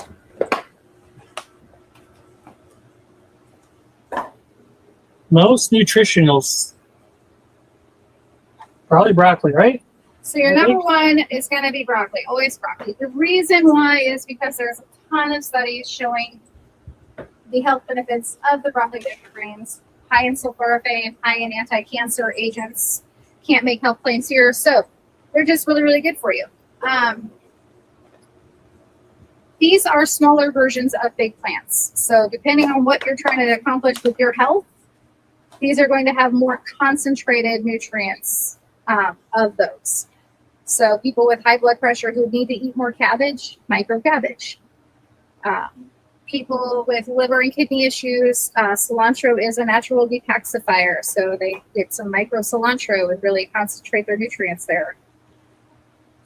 So it kind of depends on what the goal of the health is. It's not just like a general, this is the healthiest thing. These are just small versions of big plants. So it kind of depends on what your goal is on health. I hope that makes sense. I did a whole long spiel video way back in the day on health benefits of microgreens. Yeah, it's on the channel. You can search for it. Way back in the day, man. Oh, you're welcome. Husband started the business 2 months ago, and we just started selling to friends and family. What do you charge for delivery? We charge what the product cost. That's We it. did not charge for delivery itself. We did have a $20 minimum. Yeah, we got $20 minimum. So we I'd probably be at a $25 minimum today. Yeah, I was gonna say it might be a little higher now because cost of everything's a little more. But having a minimum order amount, build a route. You know, that's the key. Is you're not going out and delivering one thing at a time for subscriptions. You're trying to build out the route so that the cost is spread amongst everyone. I know a few people who do charge for deliveries. It's It just just another puts a barrier bad- to say no. Yeah, it just puts a bad taste in their mouth. They're like, oh, I don't want to order it, and then I have to pay for delivery, and then I could just get it in the grocery store, or I could just buy it while I'm at the farmer's market, and then they don't buy it for you at that point. You don't want that. So giving them no barriers, no reasons to say no. Hey, the delivery is free. You just got to order this much. Free delivery with minimum order of $25, whatever, $20, whatever you want to put. Yeah. You want to put $10, put $10. It's your business. The aggregator that does our deliveries for us has a minimum of $100. But they're selling, 8, 9, maybe even 10 now, different farms products in one Yeah. place. So it's pretty easy to get to that. We are usually that little buffer for the $90 meat order. And they'll add some to, with us.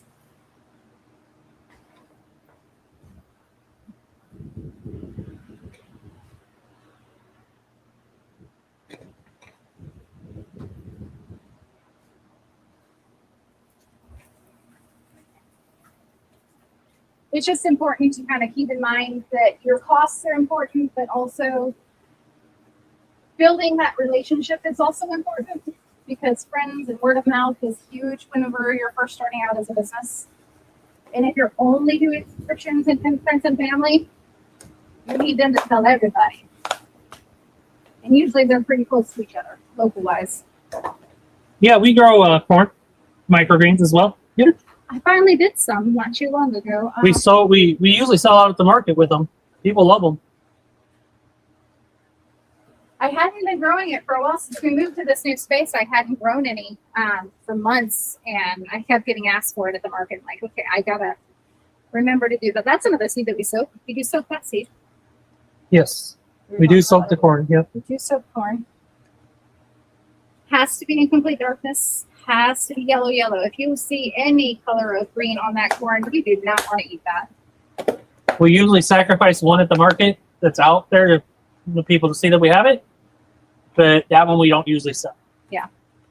Because it's not going to be taste good because it's going to get some sun. We don't want it to be anything. So You want it to be bright yellow.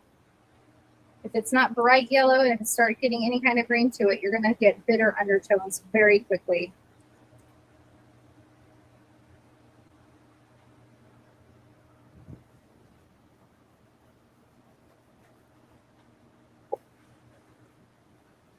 and that one's usually done like in 5 days, right? Seven. 7. Days, because I can plant it on the Friday and then I harvest it the Friday before market. Friday night.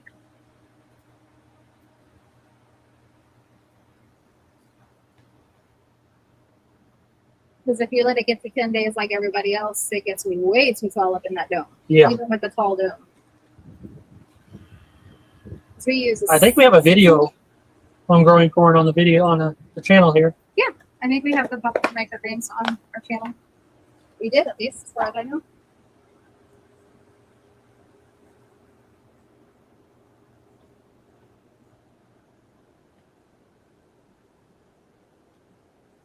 There's a seed in my sunflowers. There it is.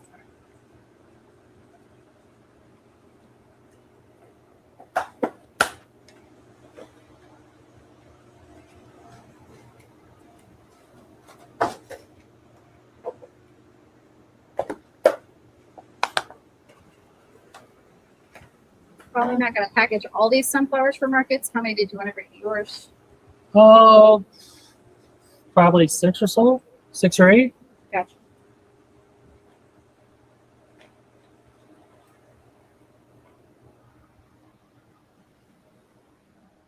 Did have people asking for it. Good. Oh, yeah, they're 24-ounce containers. You were correct. Find them to be the best. Quick to pack. Airtight still. No, nothing, not a lot of room in there. Work out great.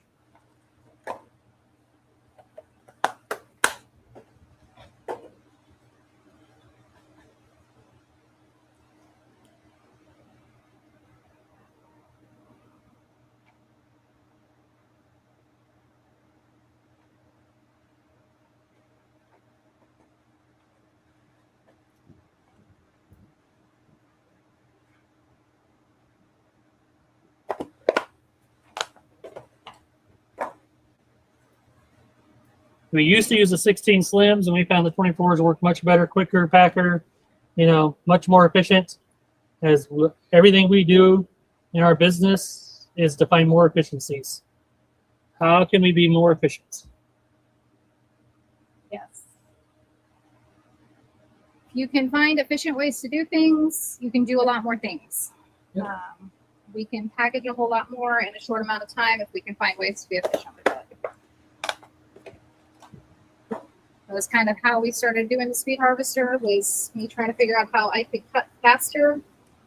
And then it turned into me cutting everything, and then he just can pack. He can focus on one thing, I can focus on the other. I am cutting and packing right now, but for most of the day, you probably, if you've seen it earlier in the day, I cut and then put it in the containers and he packs. Now we're down to the last Now we're getting few into crops. sunflowers, which are, She's doing restaurant stuff. And Yeah. now she's doing some individual sunflowers, obviously, but and then down to sunflower individuals and restaurants. These sunflowers aren't as bad as some of the lots we've had, but there are definitely seeds that you have to go through and pick out, and not my favorite thing to do. So we don't really grow a lot of sunflowers. Haven't really been doing them for the grocery stores just because time. I don't want to spend that much time hiding the seeds. Code story at the markets. We use a cooler with the slim ice packs that go down the sides. And these packages have the lips on them, right? Lips on them, so that it sits right here on them, and it never touches the product, so it never freezes them. So it works out great. That's what we do at the markets. It's the cooler with the slim ice packs, which I'm pretty sure we have on some YouTube channels. I definitely have in our coaching group with the resources in there. If you ever want to join that, we have that there. There is a 7-day free trial going on right now. So if you wanted to join and see what it's all about, we do a live Q&A on Thursdays. You come in there, a lot of great resources, more and more being put. Almost everything we have in there is going to be changed over to software. So you can just use the software to make sheets for the farmers markets, make sheets for your chefs, and more and more and more. So that is the process we're at right now.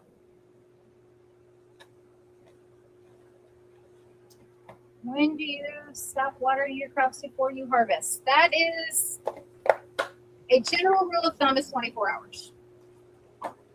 A lot of the factors that go into that is your temperature, your humidity, what grow medium you're using. Some of my crops I literally watered Friday morning and I'm just now harvesting them and they haven't been watered since. Other ones I have to water on Saturday to harvest on Sunday. But typically at least 24 hours. You want to make sure they're nice and dry, not to the point of falling over and wilting, but they need to be dry enough that they're not getting wet in the packaging. So it's kind of like a general rule of thumb is 24 hours, and then you have to adjust that based on your growing conditions. So it's not a one size fits all. I wish it was that simple. That would be amazing. Matters a lot on your grow medium. Yes. That's the biggest factor. Yeah, you're welcome. In the wintertime, that's closer to right at 24 hours because the humidity drops no matter what I do, no matter how many plants I plant. I can Okay. fix some of it. Yeah. And if you guys aren't subscribed to the channel, if you could do that, make sure you hit that subscribe button. Like this video. It really does help a lot, so I appreciate it. Either way, so if you want.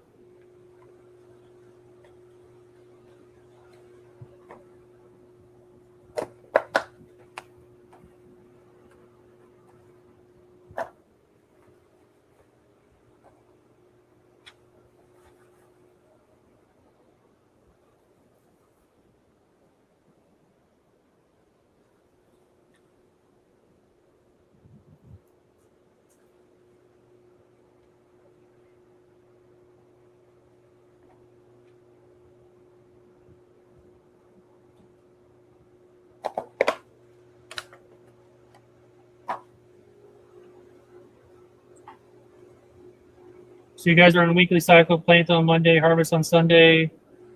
Well, no, we plant on Friday. Thanks for the sub.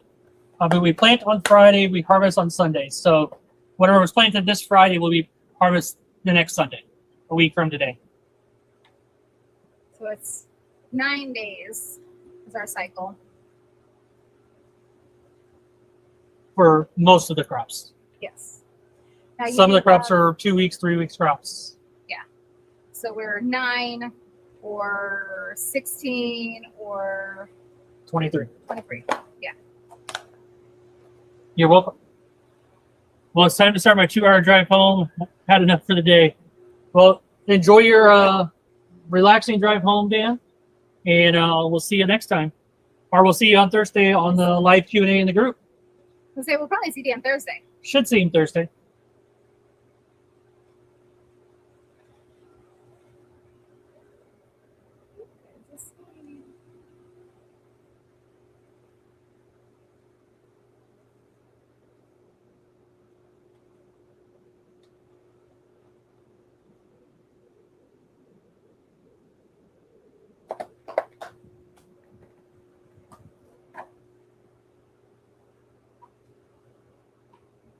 Good, Dan. We'll see you then. Or hear you then. Yeah. We do a Zoom call in the group every Thursday, 7 p.m. Central Standard Time. And we do it on Zoom, so you can turn your cameras off. We can see each other. It's always good to see people. And then we help you out in a lot more detail than we can do on YouTube. So Half the time I end up in here. Yeah. We do a live farm cam version of it.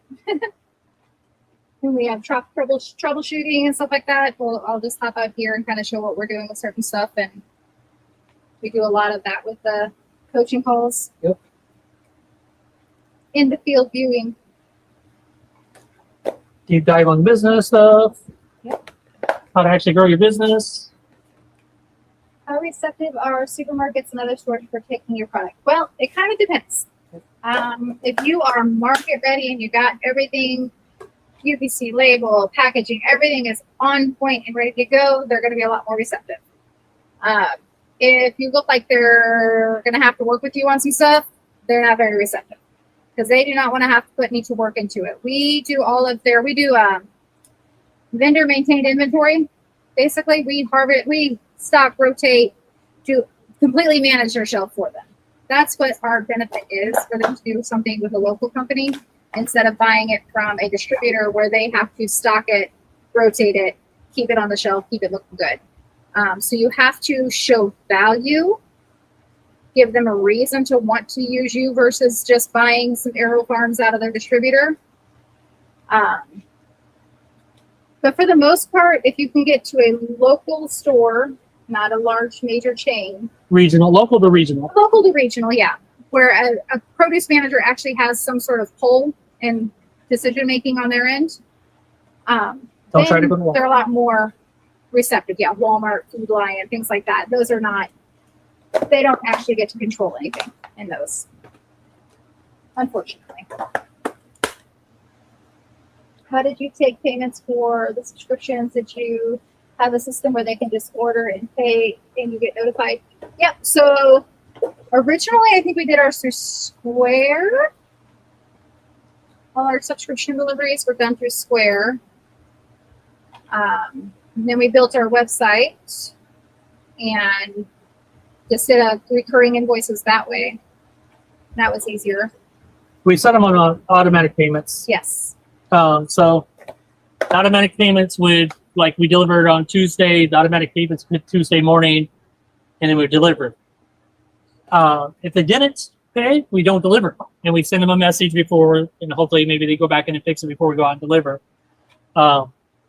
Now we can set all that up, automation and everything else to do that, send out notifications to people, all that stuff, which in the coaching group we're offering at the highest tier to build that out for people now. And then we host your website, so you don't have to pay for hosting or anything. And you got a website. As long as you stay in the group at that level, we host your site, we build your site, we maintain your site, we do all that. But yeah, you just set them up on recurring payments because people forget to pay. People conveniently forget to pay sometimes. Conveniently.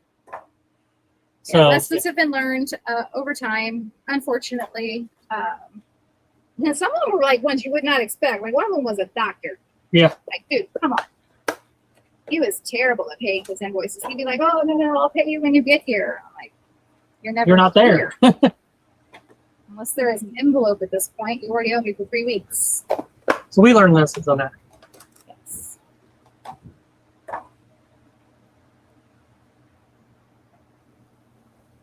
I love growing microgreens. I love being able to deliver them. I do not want to be a bill collector. That is not my chosen profession. I do not want to chase payments. I don't want to have to chase customers down for their money, shake them out the pockets or something. That's not what we want to do. So we want to make sure this is automatic as possible. I'm assuming that's sunflowers. Do sun seeds do well in short trays? Oh yeah, that's what we grow them in. Yep. Right there, you can see her. That's do great. Yep, sunflowers do great in the shorter trays. I know, was it Josh who said he grows them in the deep trays to keep them from falling over? Yeah, I don't know why they fall over, but It's like, why are they falling, guys? I've never had a problem with them falling over. If anything, they would mold, I would think, inside a deeper tray just because No there's airflow. way too much air, not enough airflow for them. Because we seed pretty densely with these. But they hold each other up just fine. As you can see, there's seeds to deal with, but it's not. This lot number is not as terrible as some we've run into.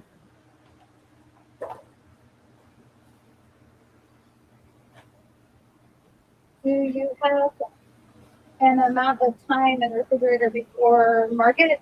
I mean, if we like in your cooler, or like because we harvest, before our market.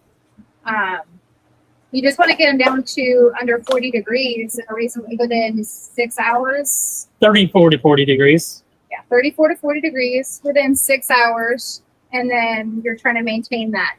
So the purpose of keeping them in a cooler at the market is to keep them under that temperature.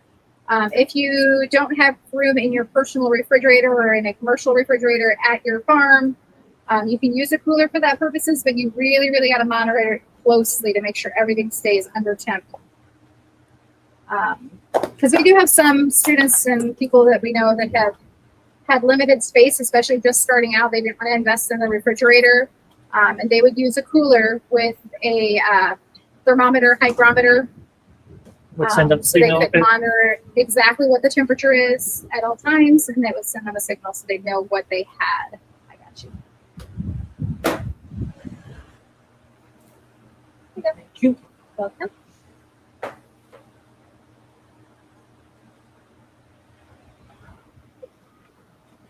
Is your medium peat moss and perlite any fertilizer? So we use, this is a Coastal Maine. Coast of Maine Sprout Island blend. We do, we started out using a peat based with perlite, pretty basic pro mix type mix. You definitely want to get higher quality potting mix soil, if at all possible. When we started growing, they were like, oh yeah, all you need is the peat and perlite. That's it, very basic. And yes, it works. Yes, it's a nice benign substrate, but this has nutrition in it. This has like oyster shell and lobster meal and things like that in it. It's an organic potting mix designed for sprouting seedlings. So microgreens are essentially seedlings. So that's why we chose this variety. It's not too hot of a mix to where it's got too much nitrogen that can damage them. But using a completely benign growing medium like that will give you microgreens, just not really great yields.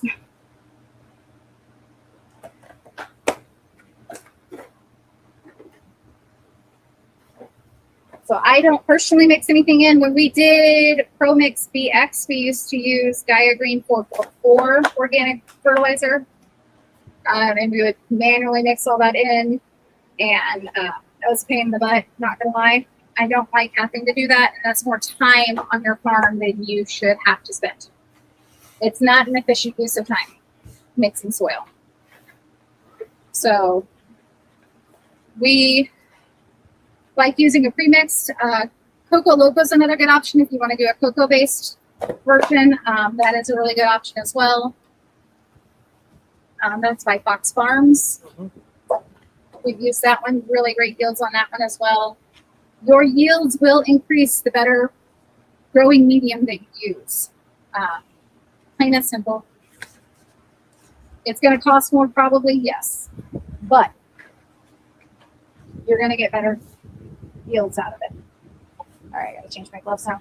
Sunflowers are hard to get out of the tray. Most of the time I can just dump it straight into the tray, into the bin from the tray. Sunflowers you gotta fight with a little bit. Yeah, they like to hold on. They fight. They do. Better taste with the Coastal Maine. Yes. Yep. Better color. Better color, better taste. The purples are purplier. Like everything just really has a better overall quality to it with these. So definitely worth it in my opinion. Get these up over here. Do some cleanup from the sunflowers. The seeds go everywhere.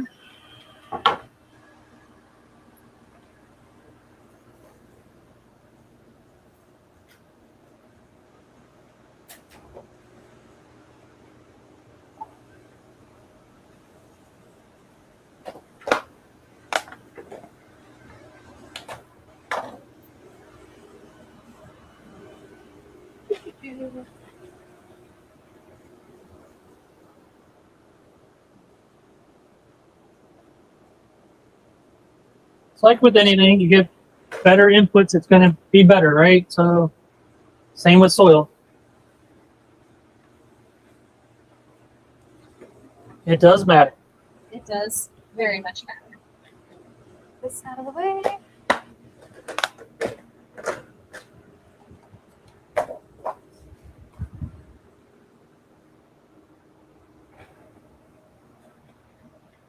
Do some stinky leaks. Onion time. Oniony deliciousness.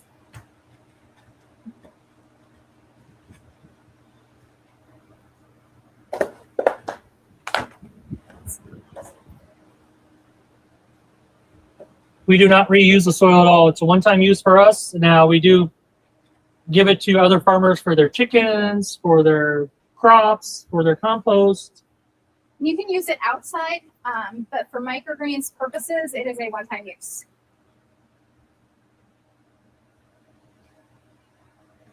So, single use on microgreens purposes, but you can always use it in your outdoor garden. You can compost it for that. You can give it to chickens. Our chickens loved eating scraps before the raccoon loved our chickens.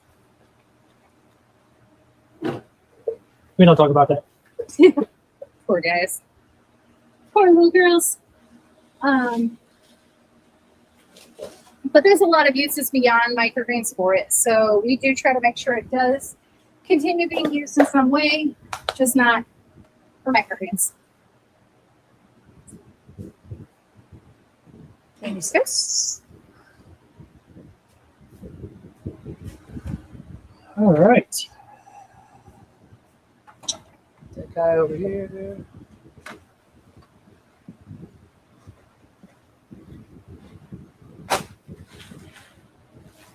Clean this area up and start labeling these guys.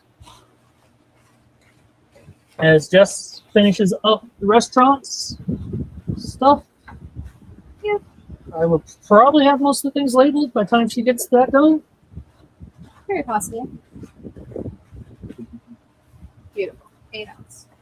8 ounces. 1 tray of those. Used to be more, but honestly, the germination on these is not that Yeah. great. I was kind of bummed That- about this. Seed lot is not the best. Not the best. Usually I could get 12 ounces out of a leak tray, but as long as it's at least 8, I can fill this container.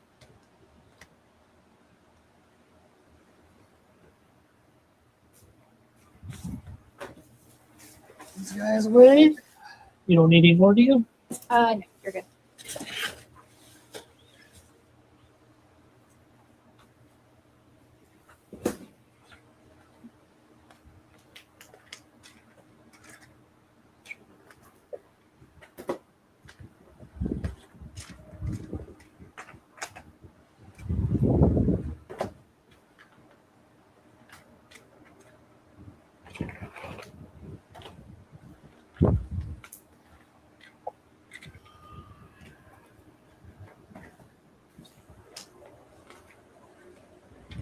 We'll make it smell better now. We'll do some cilantro. So cilantro.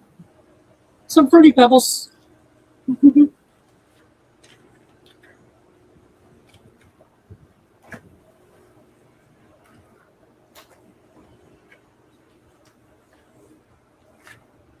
we're definitely going to be over a little 6 hours over. But again, talking and doing all that, everything else, and answering questions does slow us down just a bit. We do move slower when we're chatting.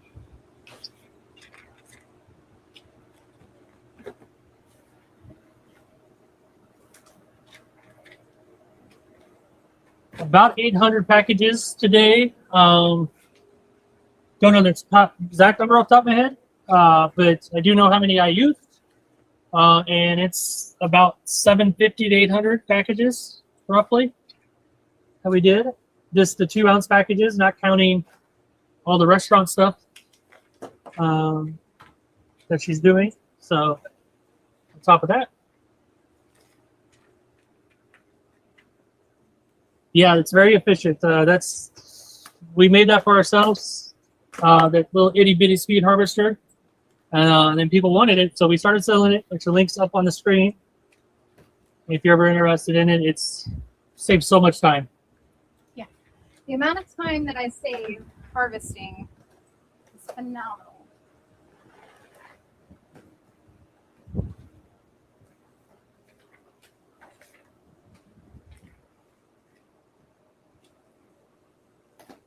And it's a clean cut, Do you have kids? And what state are you in? Yeah, we have 4 kids. kind of. They're kind of adult-ish kids now. So we finished raising them in through their teens. We have 2 in college, 2 past college. ish. They're all still here Yeah, so I'll live here. at some points. One's away at college. One's Yeah. currently away. But Yeah, we have 4 crazy kiddos. One of them helps with the business. At some point, someone has always helped with the business. Kind of depends on what they were doing with their lives at the time. But it's a great option for them. Good opportunity for them to help see where food comes from. Yeah. It is a great family business. Our oldest used to do one of the markets for us. Well, a couple of the markets for a while there he was doing. When we were doing more markets, he helped a lot with those. The youngest helped doing markets. Middle son, not so fond of markets.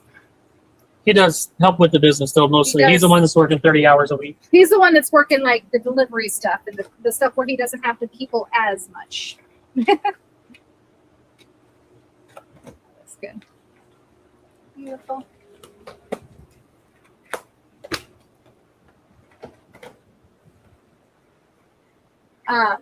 So it's a really good family business. It is. We do spend a lot of time in here. We're working a lot, but the kiddos help out a lot, and they're able to help. It's not something they can't do. We spend a lot of time harvesting. That's about the only thing we spend a lot of time doing besides deliveries. Yes. We really can get very efficient as we have, and make things go much faster. So this harvesting used to take 4 people and 8+ hours each. Now we're about 6 hours and 2 people. And 2 people. Yes.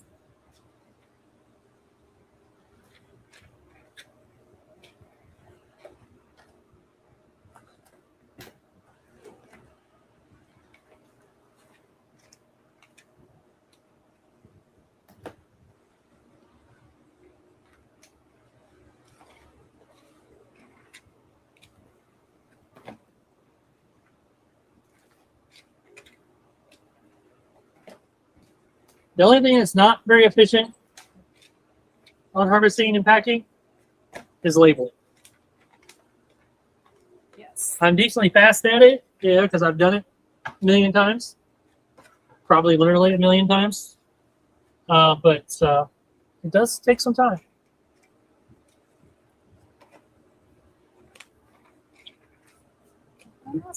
We'll make 8 ounces. 8 ounces on the cilantro.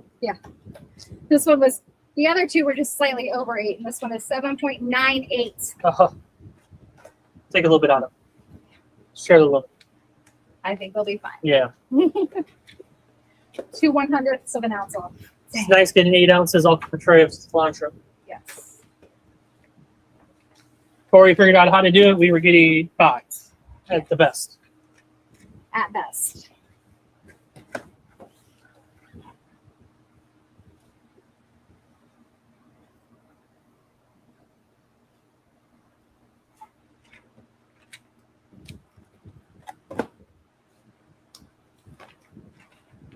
What lights do we use? We use Brianna T5 and T8s. So we use the T8s for the ones that are the taller distance, 12 inches, 12-inch. 12 inches, 11, 12 inches between shelves. And then we use the T5s for the shelves that are like 9 inches apart.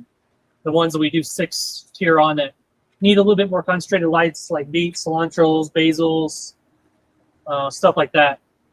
But in general, you could do them on microgreens too. You could do the 6 tier shelves, 6 growing shelves, and have it 9 inches apart using 2 T5s to gain more space. So you could grow 24 in a space that you normally could grow 20. So that extra 4 per shelf would make a big difference before you have to get a bigger space. You want to get really froggy, you can do what we did in our dining room. Oh yeah. We hung lights from our ceiling so we could grow on top of the racks too. Yep. Because we needed to grow on top of the racks as well.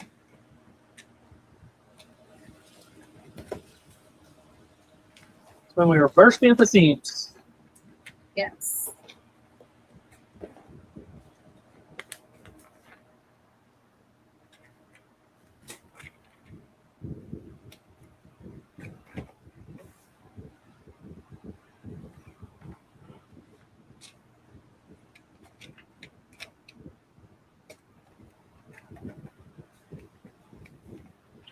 You want to change the power? Oh, yeah.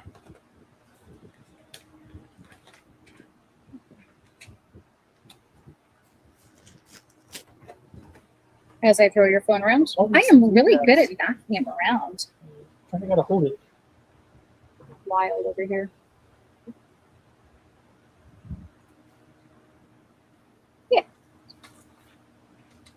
Nice. I'm not a fan of LEDs. They seem to be missing something compared to T5 and T8s. Yep, the Barinas work really good. We use a pinkish. Yeah, so that's pinkish. a full spectrum pinkish. Sorry, I forgot to say that part. So T5 versus T8 is just the size of the bulb. So a T5 is a smaller bulb size, so it's going to have less LEDs in it, less fluorescence in it. It just kind of depends on how much is inside of it. So that's why they do that by size.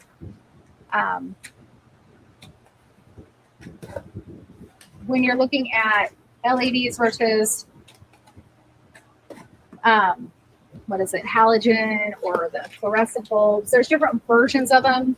We choose LEDs because we want to make sure we are not adding additional heat into a room that gets really, really hot anyway. You're looking at so much extra heat when you're using like the traditional sun blasters. And then really watching the intensity of the light too, making sure you're getting enough light for your microgreens is another thing. There's a balance between enough lighting and then enough to give them a little bit of time to stretch, to not necessarily stretch them too much, but you do need to have some stem length as well, so you do have some volume. We are selling by the ounce, so we do have to make sure we have volume as well. I'm not saying you want stems everywhere, but you do want You don't want them lanky. length. No, you don't want length. Yeah.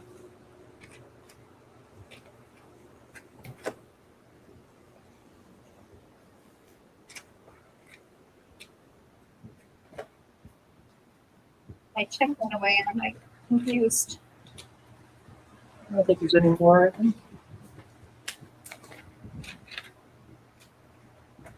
Like it's all gone. It's weird. We've gotten cilantro done. We did our beets. Let's do some basil. Maybe in a minute.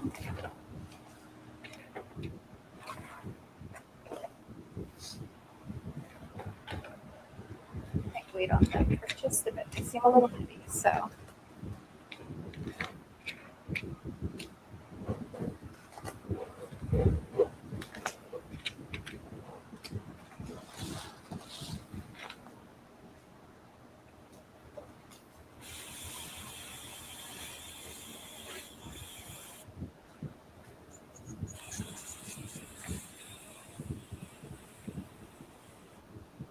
Grab some ultimate labels. Try not to hit. Throw things on the ground. Throw some arugula labels on the ground.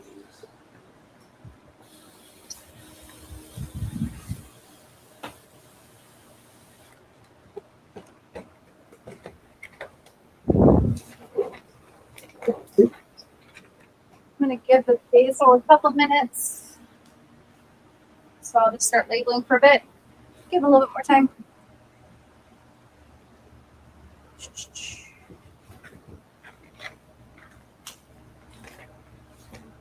If you guys have any questions, comments, concerns in the meantime, just ask.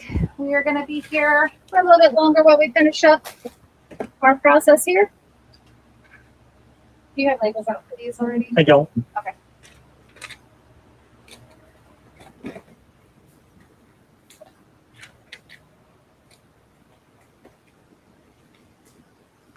Got spring and micro mix.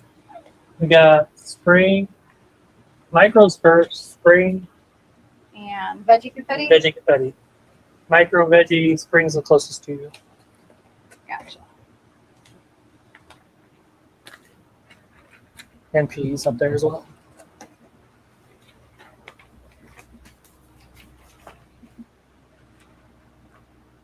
How do you make your labels, Jess? How do you make your labels? How do I make my labels? So I use, for the design side of it, I use Canva. That's our design side of labels. And then we use Avery labels. So the advantage of using Avery labels is you could use Avery.com for their label tool. And you can actually design labels in Avery's website for free. Easy to work with. You pick your design, you tell them what brand, what size you're using. This is a 5524 model label. And you can rearrange, design, all sorts of fun stuff in there. Makes it really super easy. I do some of the design and the aspects in our Canva just to refine like logos and things like that. But you can do a majority of your logo in Avery. I know Label Design, we're working on an app for that to kind of help people know where to place things and how to place things on a label to do it correctly for a commercial aspect of it. Grocery stores kind of have expectations and standards they expect for labels on the shelf. So we want to make sure all of the people we know are doing it the correct way so it's easy for a grocery store to scan and check out and for a customer to know exactly what they're purchasing. So we are working on that app as well. I know it's about 3/4 of the way in production. We kind of shifted more towards the Growth Hub for now. I had to do a little bit more troubleshooting with that, making sure that's perfect before it rolls out too much. Perfect as a software gets, I guess. Yeah. It's never done. Never done. Always changing, always growing, always moving more stuff around. But I think it's important to have excellent labels to draw people in. So before they even see your face, they have to be able to see your product. Farmers markets are a great way to get in-person sales, but if you're in a grocery store, they don't know who you are. Well, a lot of ours do, but Yeah. getting people to try a new product, having a clean label is huge.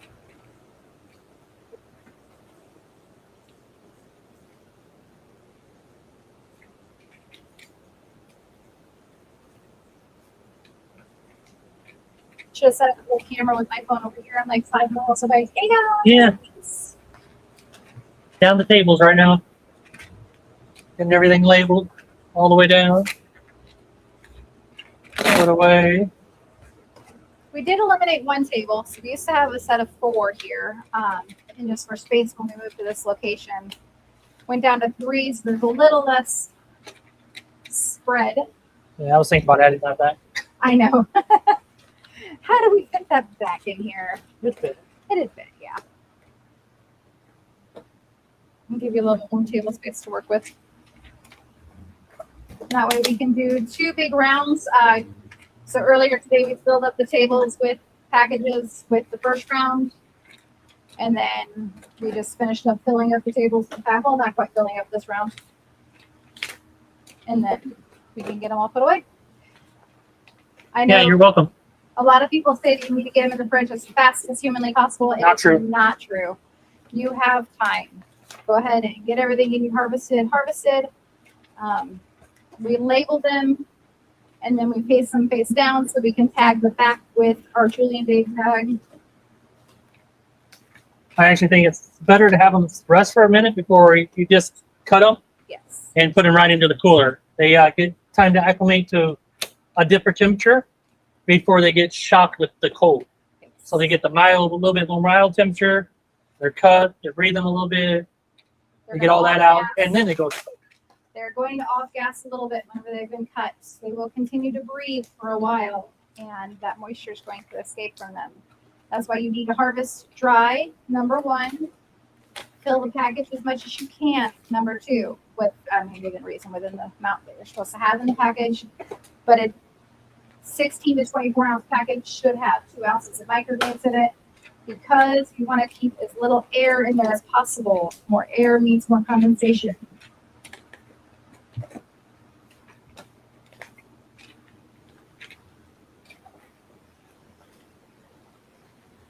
And you have 6 hours to get it down to temp, which is more than enough time. Yes. Obviously, we've done all this harvesting in about 6 hours, 2 rounds. So 2 rounds. plenty. Plenty.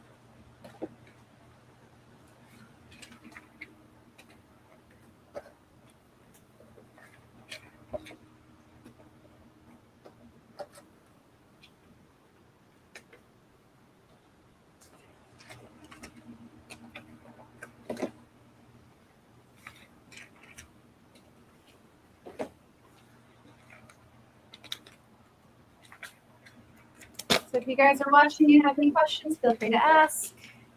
We'll answer as we go along. I can't see the chat from here, but Mike can. So if you guys do ask anything, we can read it all.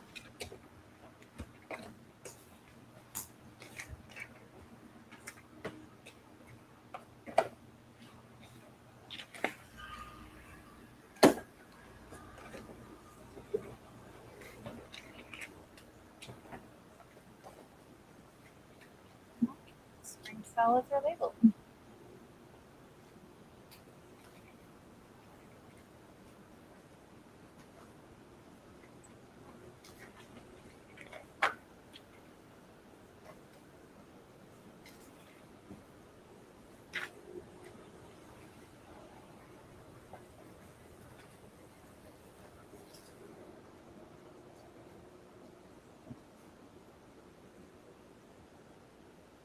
I didn't grab the sweet pea labels. The which one? Sweet pea.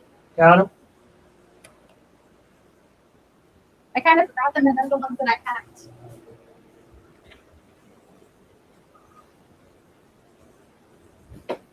Start dating them with the back with the date gun. Julian dating. When we harvested.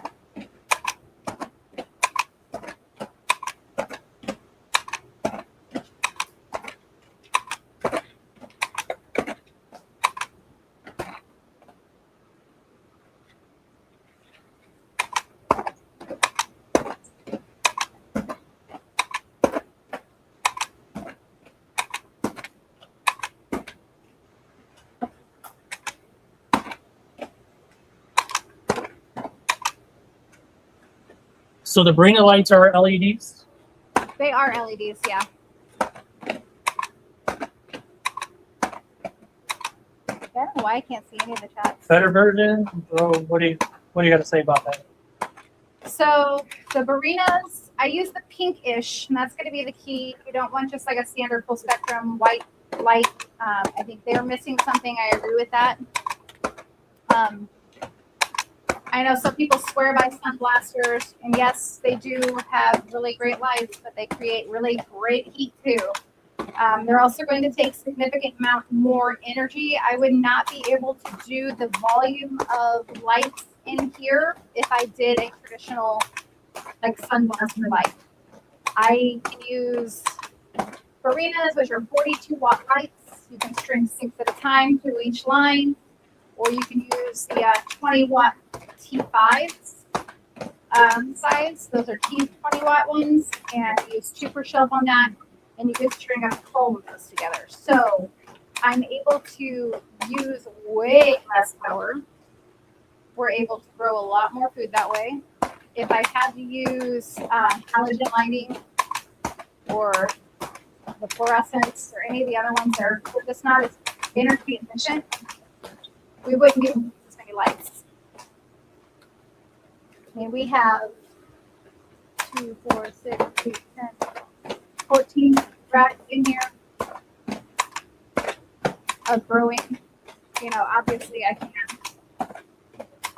light all of those with traditional residential power otherwise.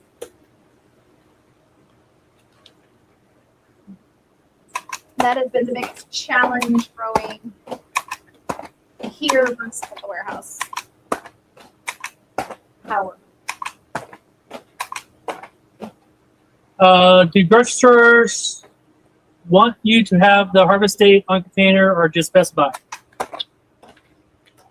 So that can vary by your grocery store. Our grocery stores, because we are a vendor managed inventory style, so we are stocking, rotating, making sure everything looks good, all of that. And we're trying to make sure we only bring what they need.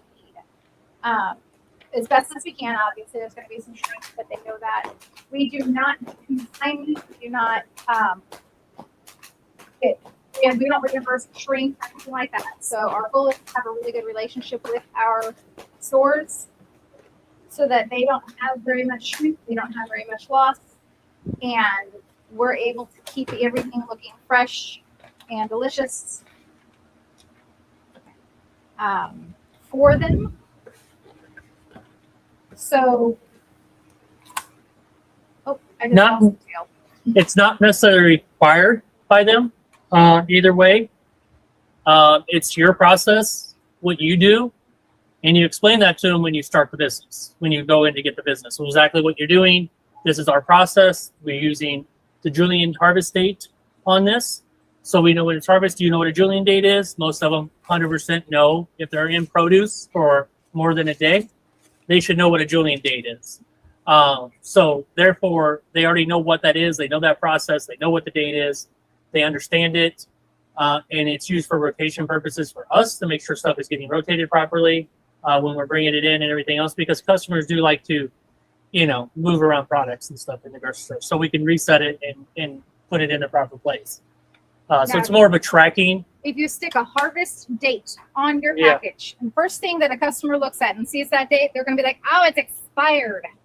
Every time, even if it says harvested on this day, we're like, yep, that was 2 days ago. It must be bad. Obviously, it's not bad at that point, but customers do not know that. If you put a best by date on sunflowers of 10 days, guess what? Those sunflowers are perfectly good, or at least they should be. Still perfectly good. Okay. In 14, 15, 16, 17 days, whatever it is. Putting an expiration on a product like that. Down a salad wall is what they call it. They call it a salad wall usually in grocery stores. And you see heads of lettuce that are sitting there. When is a head of lettuce bad? When it's bad. How long is that? Till it goes bad.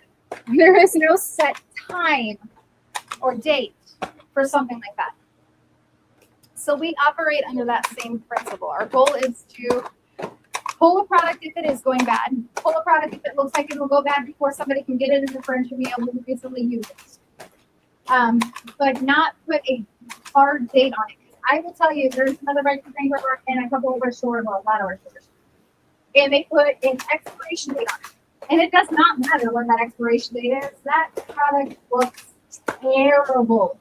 And because it's not expired, technically, they will leave it on that shelf because it's from their distribution company, this center. So, it's just from the distributor.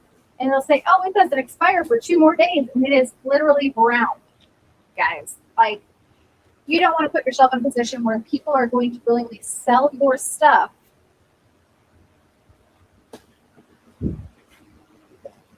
And it's bad because they don't know better. They don't know what they're looking for. So we do vendor manage inventory for a reason.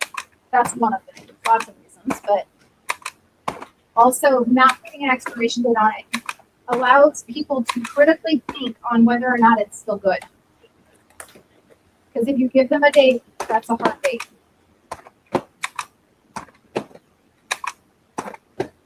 Yeah, I never. That one's always like disgusting looking. And Yeah. it's like I know it says it doesn't expire for 2 more days, but Look at it. no one is going to eat that. And if they do, they're going to hate you. Yeah.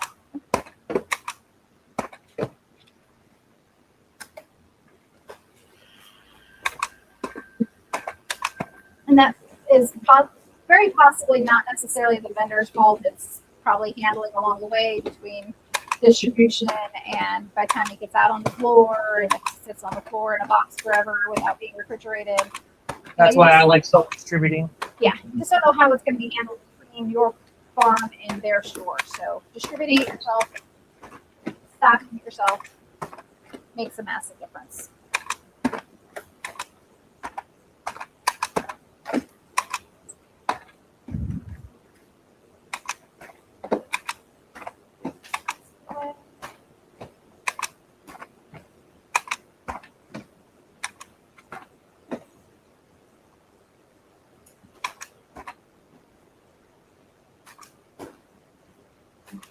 Any other questions, guys? We are still here.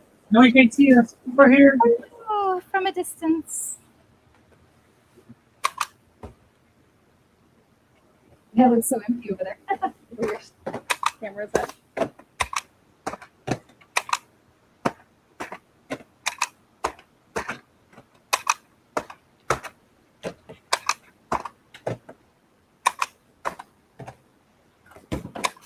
That didn't work.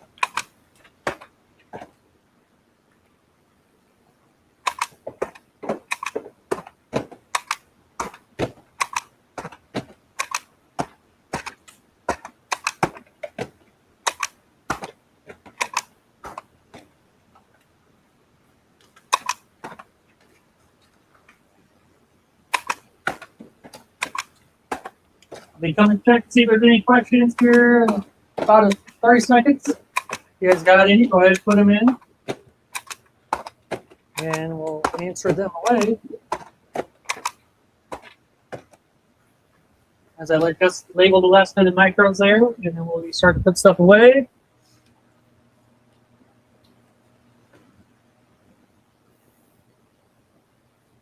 Not necessarily on the T5, T8s. Like the T5s, we use a lot on like beets, basils, especially kind of crops we call them. So basil, cilantros, beets.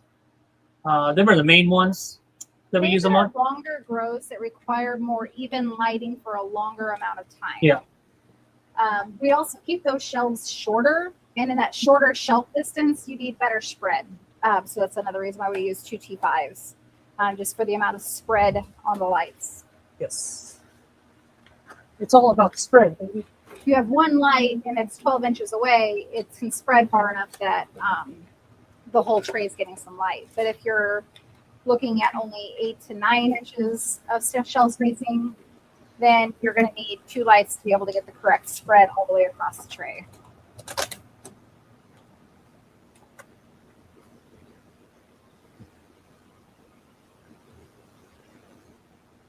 Our friend Joe did a really awesome lighting video. I will Yes, that. Joe's. Inbar S microgreens. Yep. Inbar S microgreens.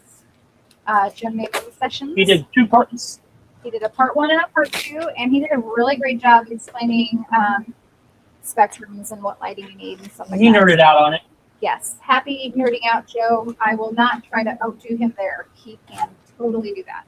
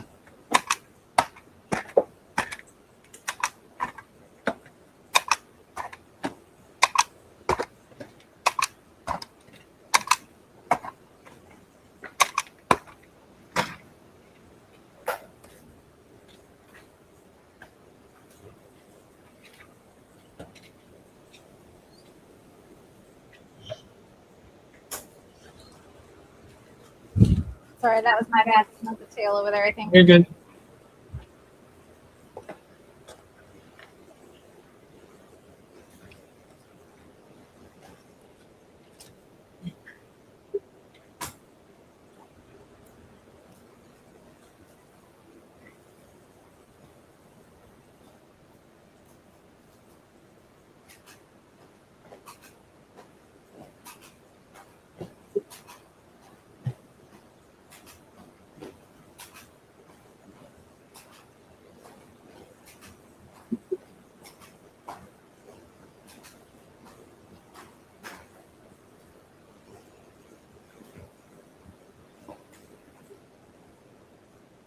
All right. Any other questions? None yet? So we've got just a few more minutes while we get these guys finished up and put away, and not much longer on the line. And then I guess we'll actually get to eat dinner. Yep. Weird. No. It'll take about 7 hours total, it looks like. Probably would have took about half an hour less if we were just working away and not talking. Yeah. Oops.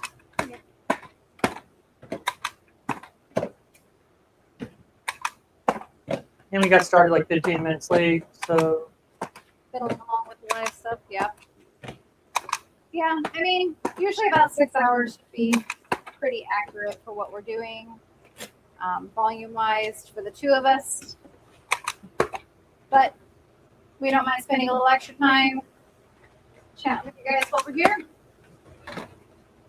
nope, I enjoy it. Like it.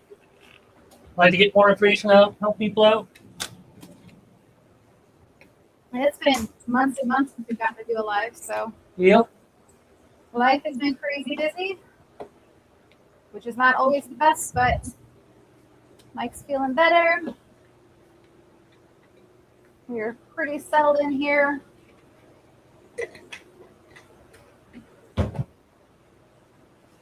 Just keeping us on our toes. That's for sure. Probably do dinner and then a nice walk for the evening. Yep, have dinner, then go walk. Get our steps in. Don't get many steps in back and forth this little Just rocking. 10-foot area, 6-foot area, pretty much I stay in most of the time. So just one table usually is where I'm at 90% of the time. So it's not a lot of steps, but it's a lot of being on your feet. So it does burn some calories, but got to go try to get my goal of 8,000 steps in total today. So we'll see if we can do that. Luckily, we live in a nice, well-lit area, even when it gets darker. So you can walk around the neighborhood pretty safe. So. Yeah. For home use, the best way to store in the fridge. If it's just you, for you, Yeah. If you could get a container, I do like the glass containers better for our stuff. Yeah. I do put a paper towel underneath and one folded on top. That'll keep the moisture at bay for home storage. We got the glass ones that like they got like wings on all four sides, and you just clamp them down. Them are the best because they're going to be way airtight. Super airtight. So closing those up really good, and then having a towel underneath and on top will keep any condensation at bay. Really helps them last. They'll last weeks like that usually. I tell my home customers or anybody who's taking their microgreens home, if they do get condensation in the package, it's easy to just throw a little paper towel inside there. If they're running into like opening and closing the fridge a lot, you can get more condensation that way. But we don't put a towel or anything in our packaging, especially on a commercial level. But if they do get it home and they need something, throw a little paper towel in there. Something bleached, preferably.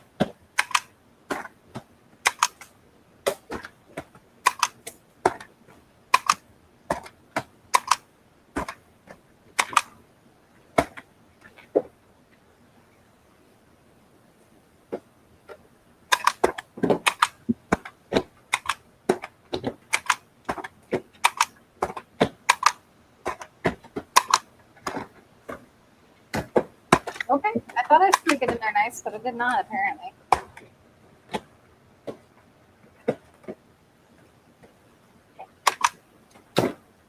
Apparently, it's just that package. We're gonna blame him.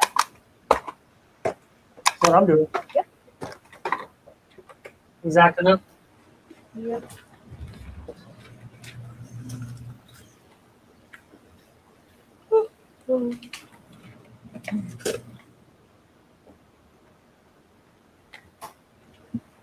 I was laughing the kohlrabi's so dark inside these micro mixes that I can't see the chat. Like it's weird. It's weird. The kohlrabi's so dark sometimes it looks like there's dirt in the packaging and I have to look at it again. It's just really dark. This is purple. kohlrabi. This kohlrabi being purple. Super purpley. Thank you, sir.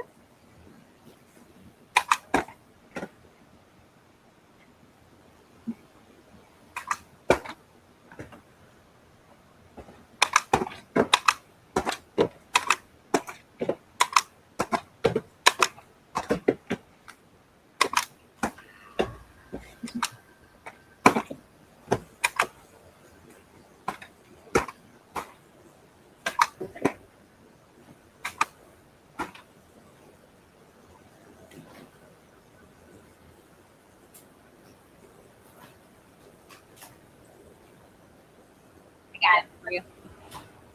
He was the only one that was.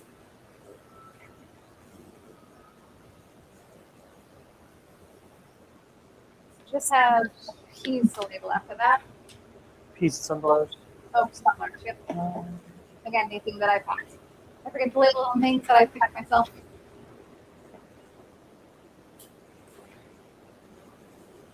Yeah.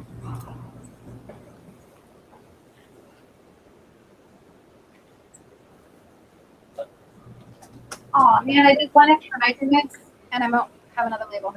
You had the perfect one. I had the perfect amount. That's all right. We'll just make sure we label him before he gets to work.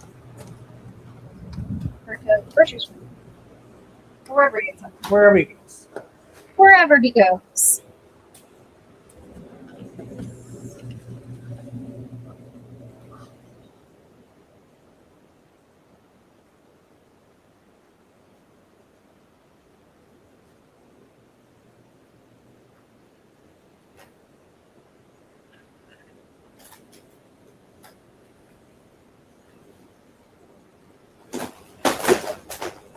They exploded.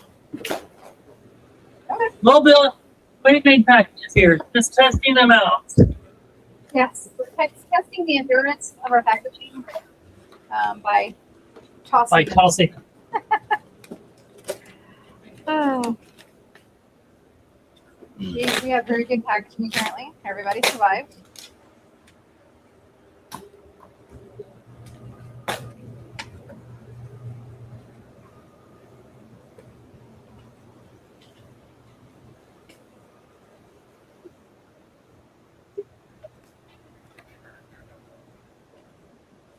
I think so. Put it away. Why is the label still there?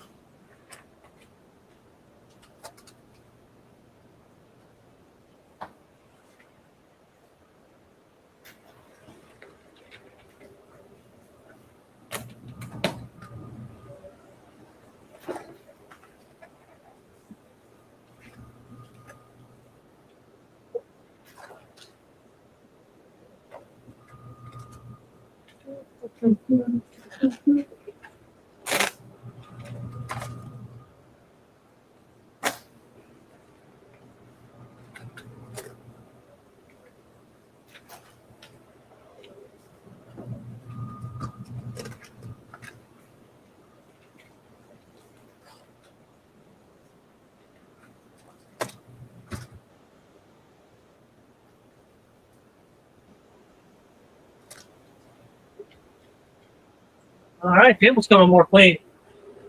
Things are emptying off You can see the into the coolers. see the light at the end of the tunnel. That's an 11 stack.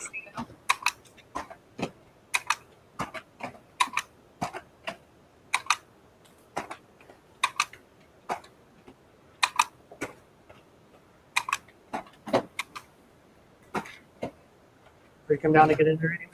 Oh, valid. Top shelf.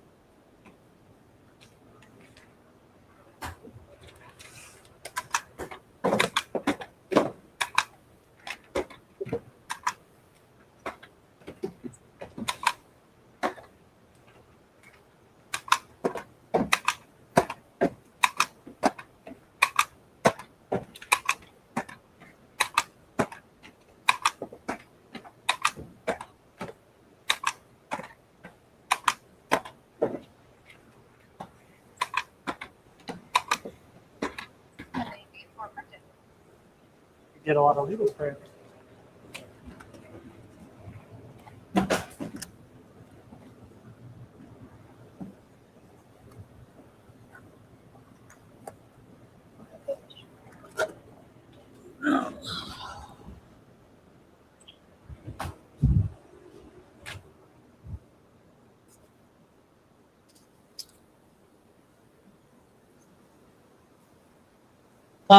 Yeah, all casting is just when you cut a plant and then, it's breathing basically.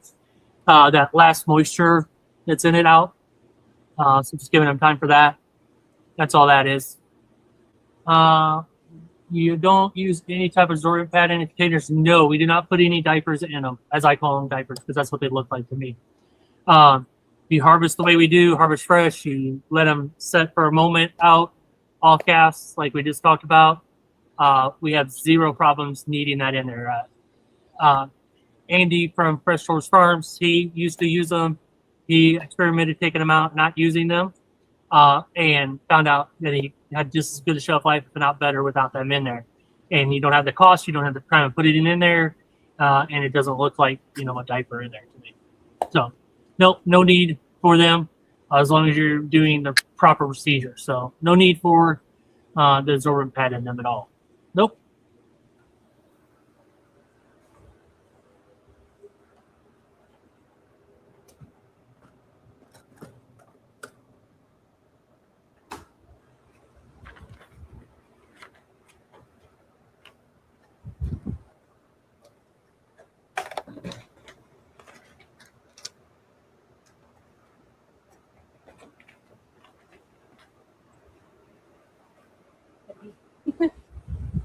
Huh? I can't print more right now because my laptop is Yeah, right we'll there, just set them so- over there. All right. Set them to the side. Yeah. Some gotta go to the side anyway. So like the perfect amount to fit in there, right? Without these. Nice.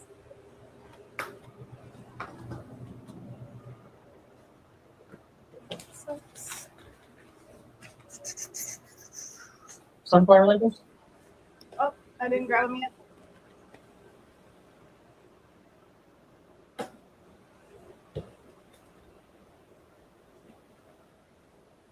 They were before the 8 in the essence. That's not the They proper were not place. the actual list because they're not actually on the list. They're on the list, just not on the list. Yes.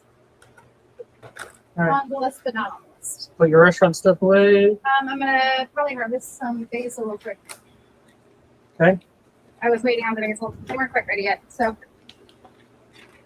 quick harvest of basil. And You need to wait on them? Huh? Need to wait longer on them? Let me look at them. We can wait till tomorrow. True. Yeah, I'll probably give them another day. Give them a little more weight, so I won't put the restaurants away in their bags like I usually do. Yeah. We'll just So like the restaurant basil's not quite ready, you know, and we don't deliver that until Tuesday, so we got another day. So before deliveries tomorrow, we'll probably harvest that. Flexibility, right? You got to have some flexibility when you deal with plants, because plants do what plants want to do. We try to tell them. yeah, they don't listen very well. Sometimes they listen. Most of them do. Most of them, yes.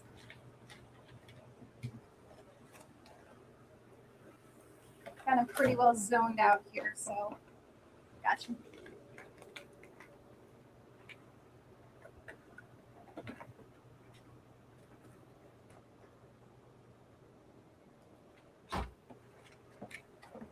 Seeds.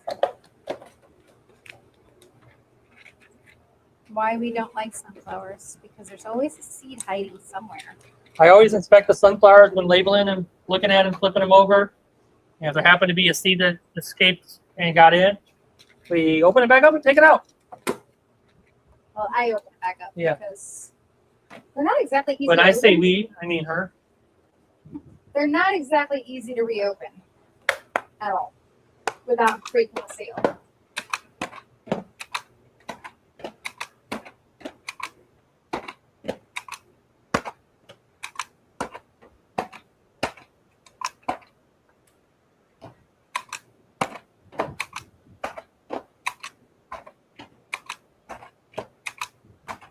Man, I'm terrible. Apparently I'm blind. Oh, I see him. He dangling up in there. Yeah, He was hiding. he's like underneath the leaf.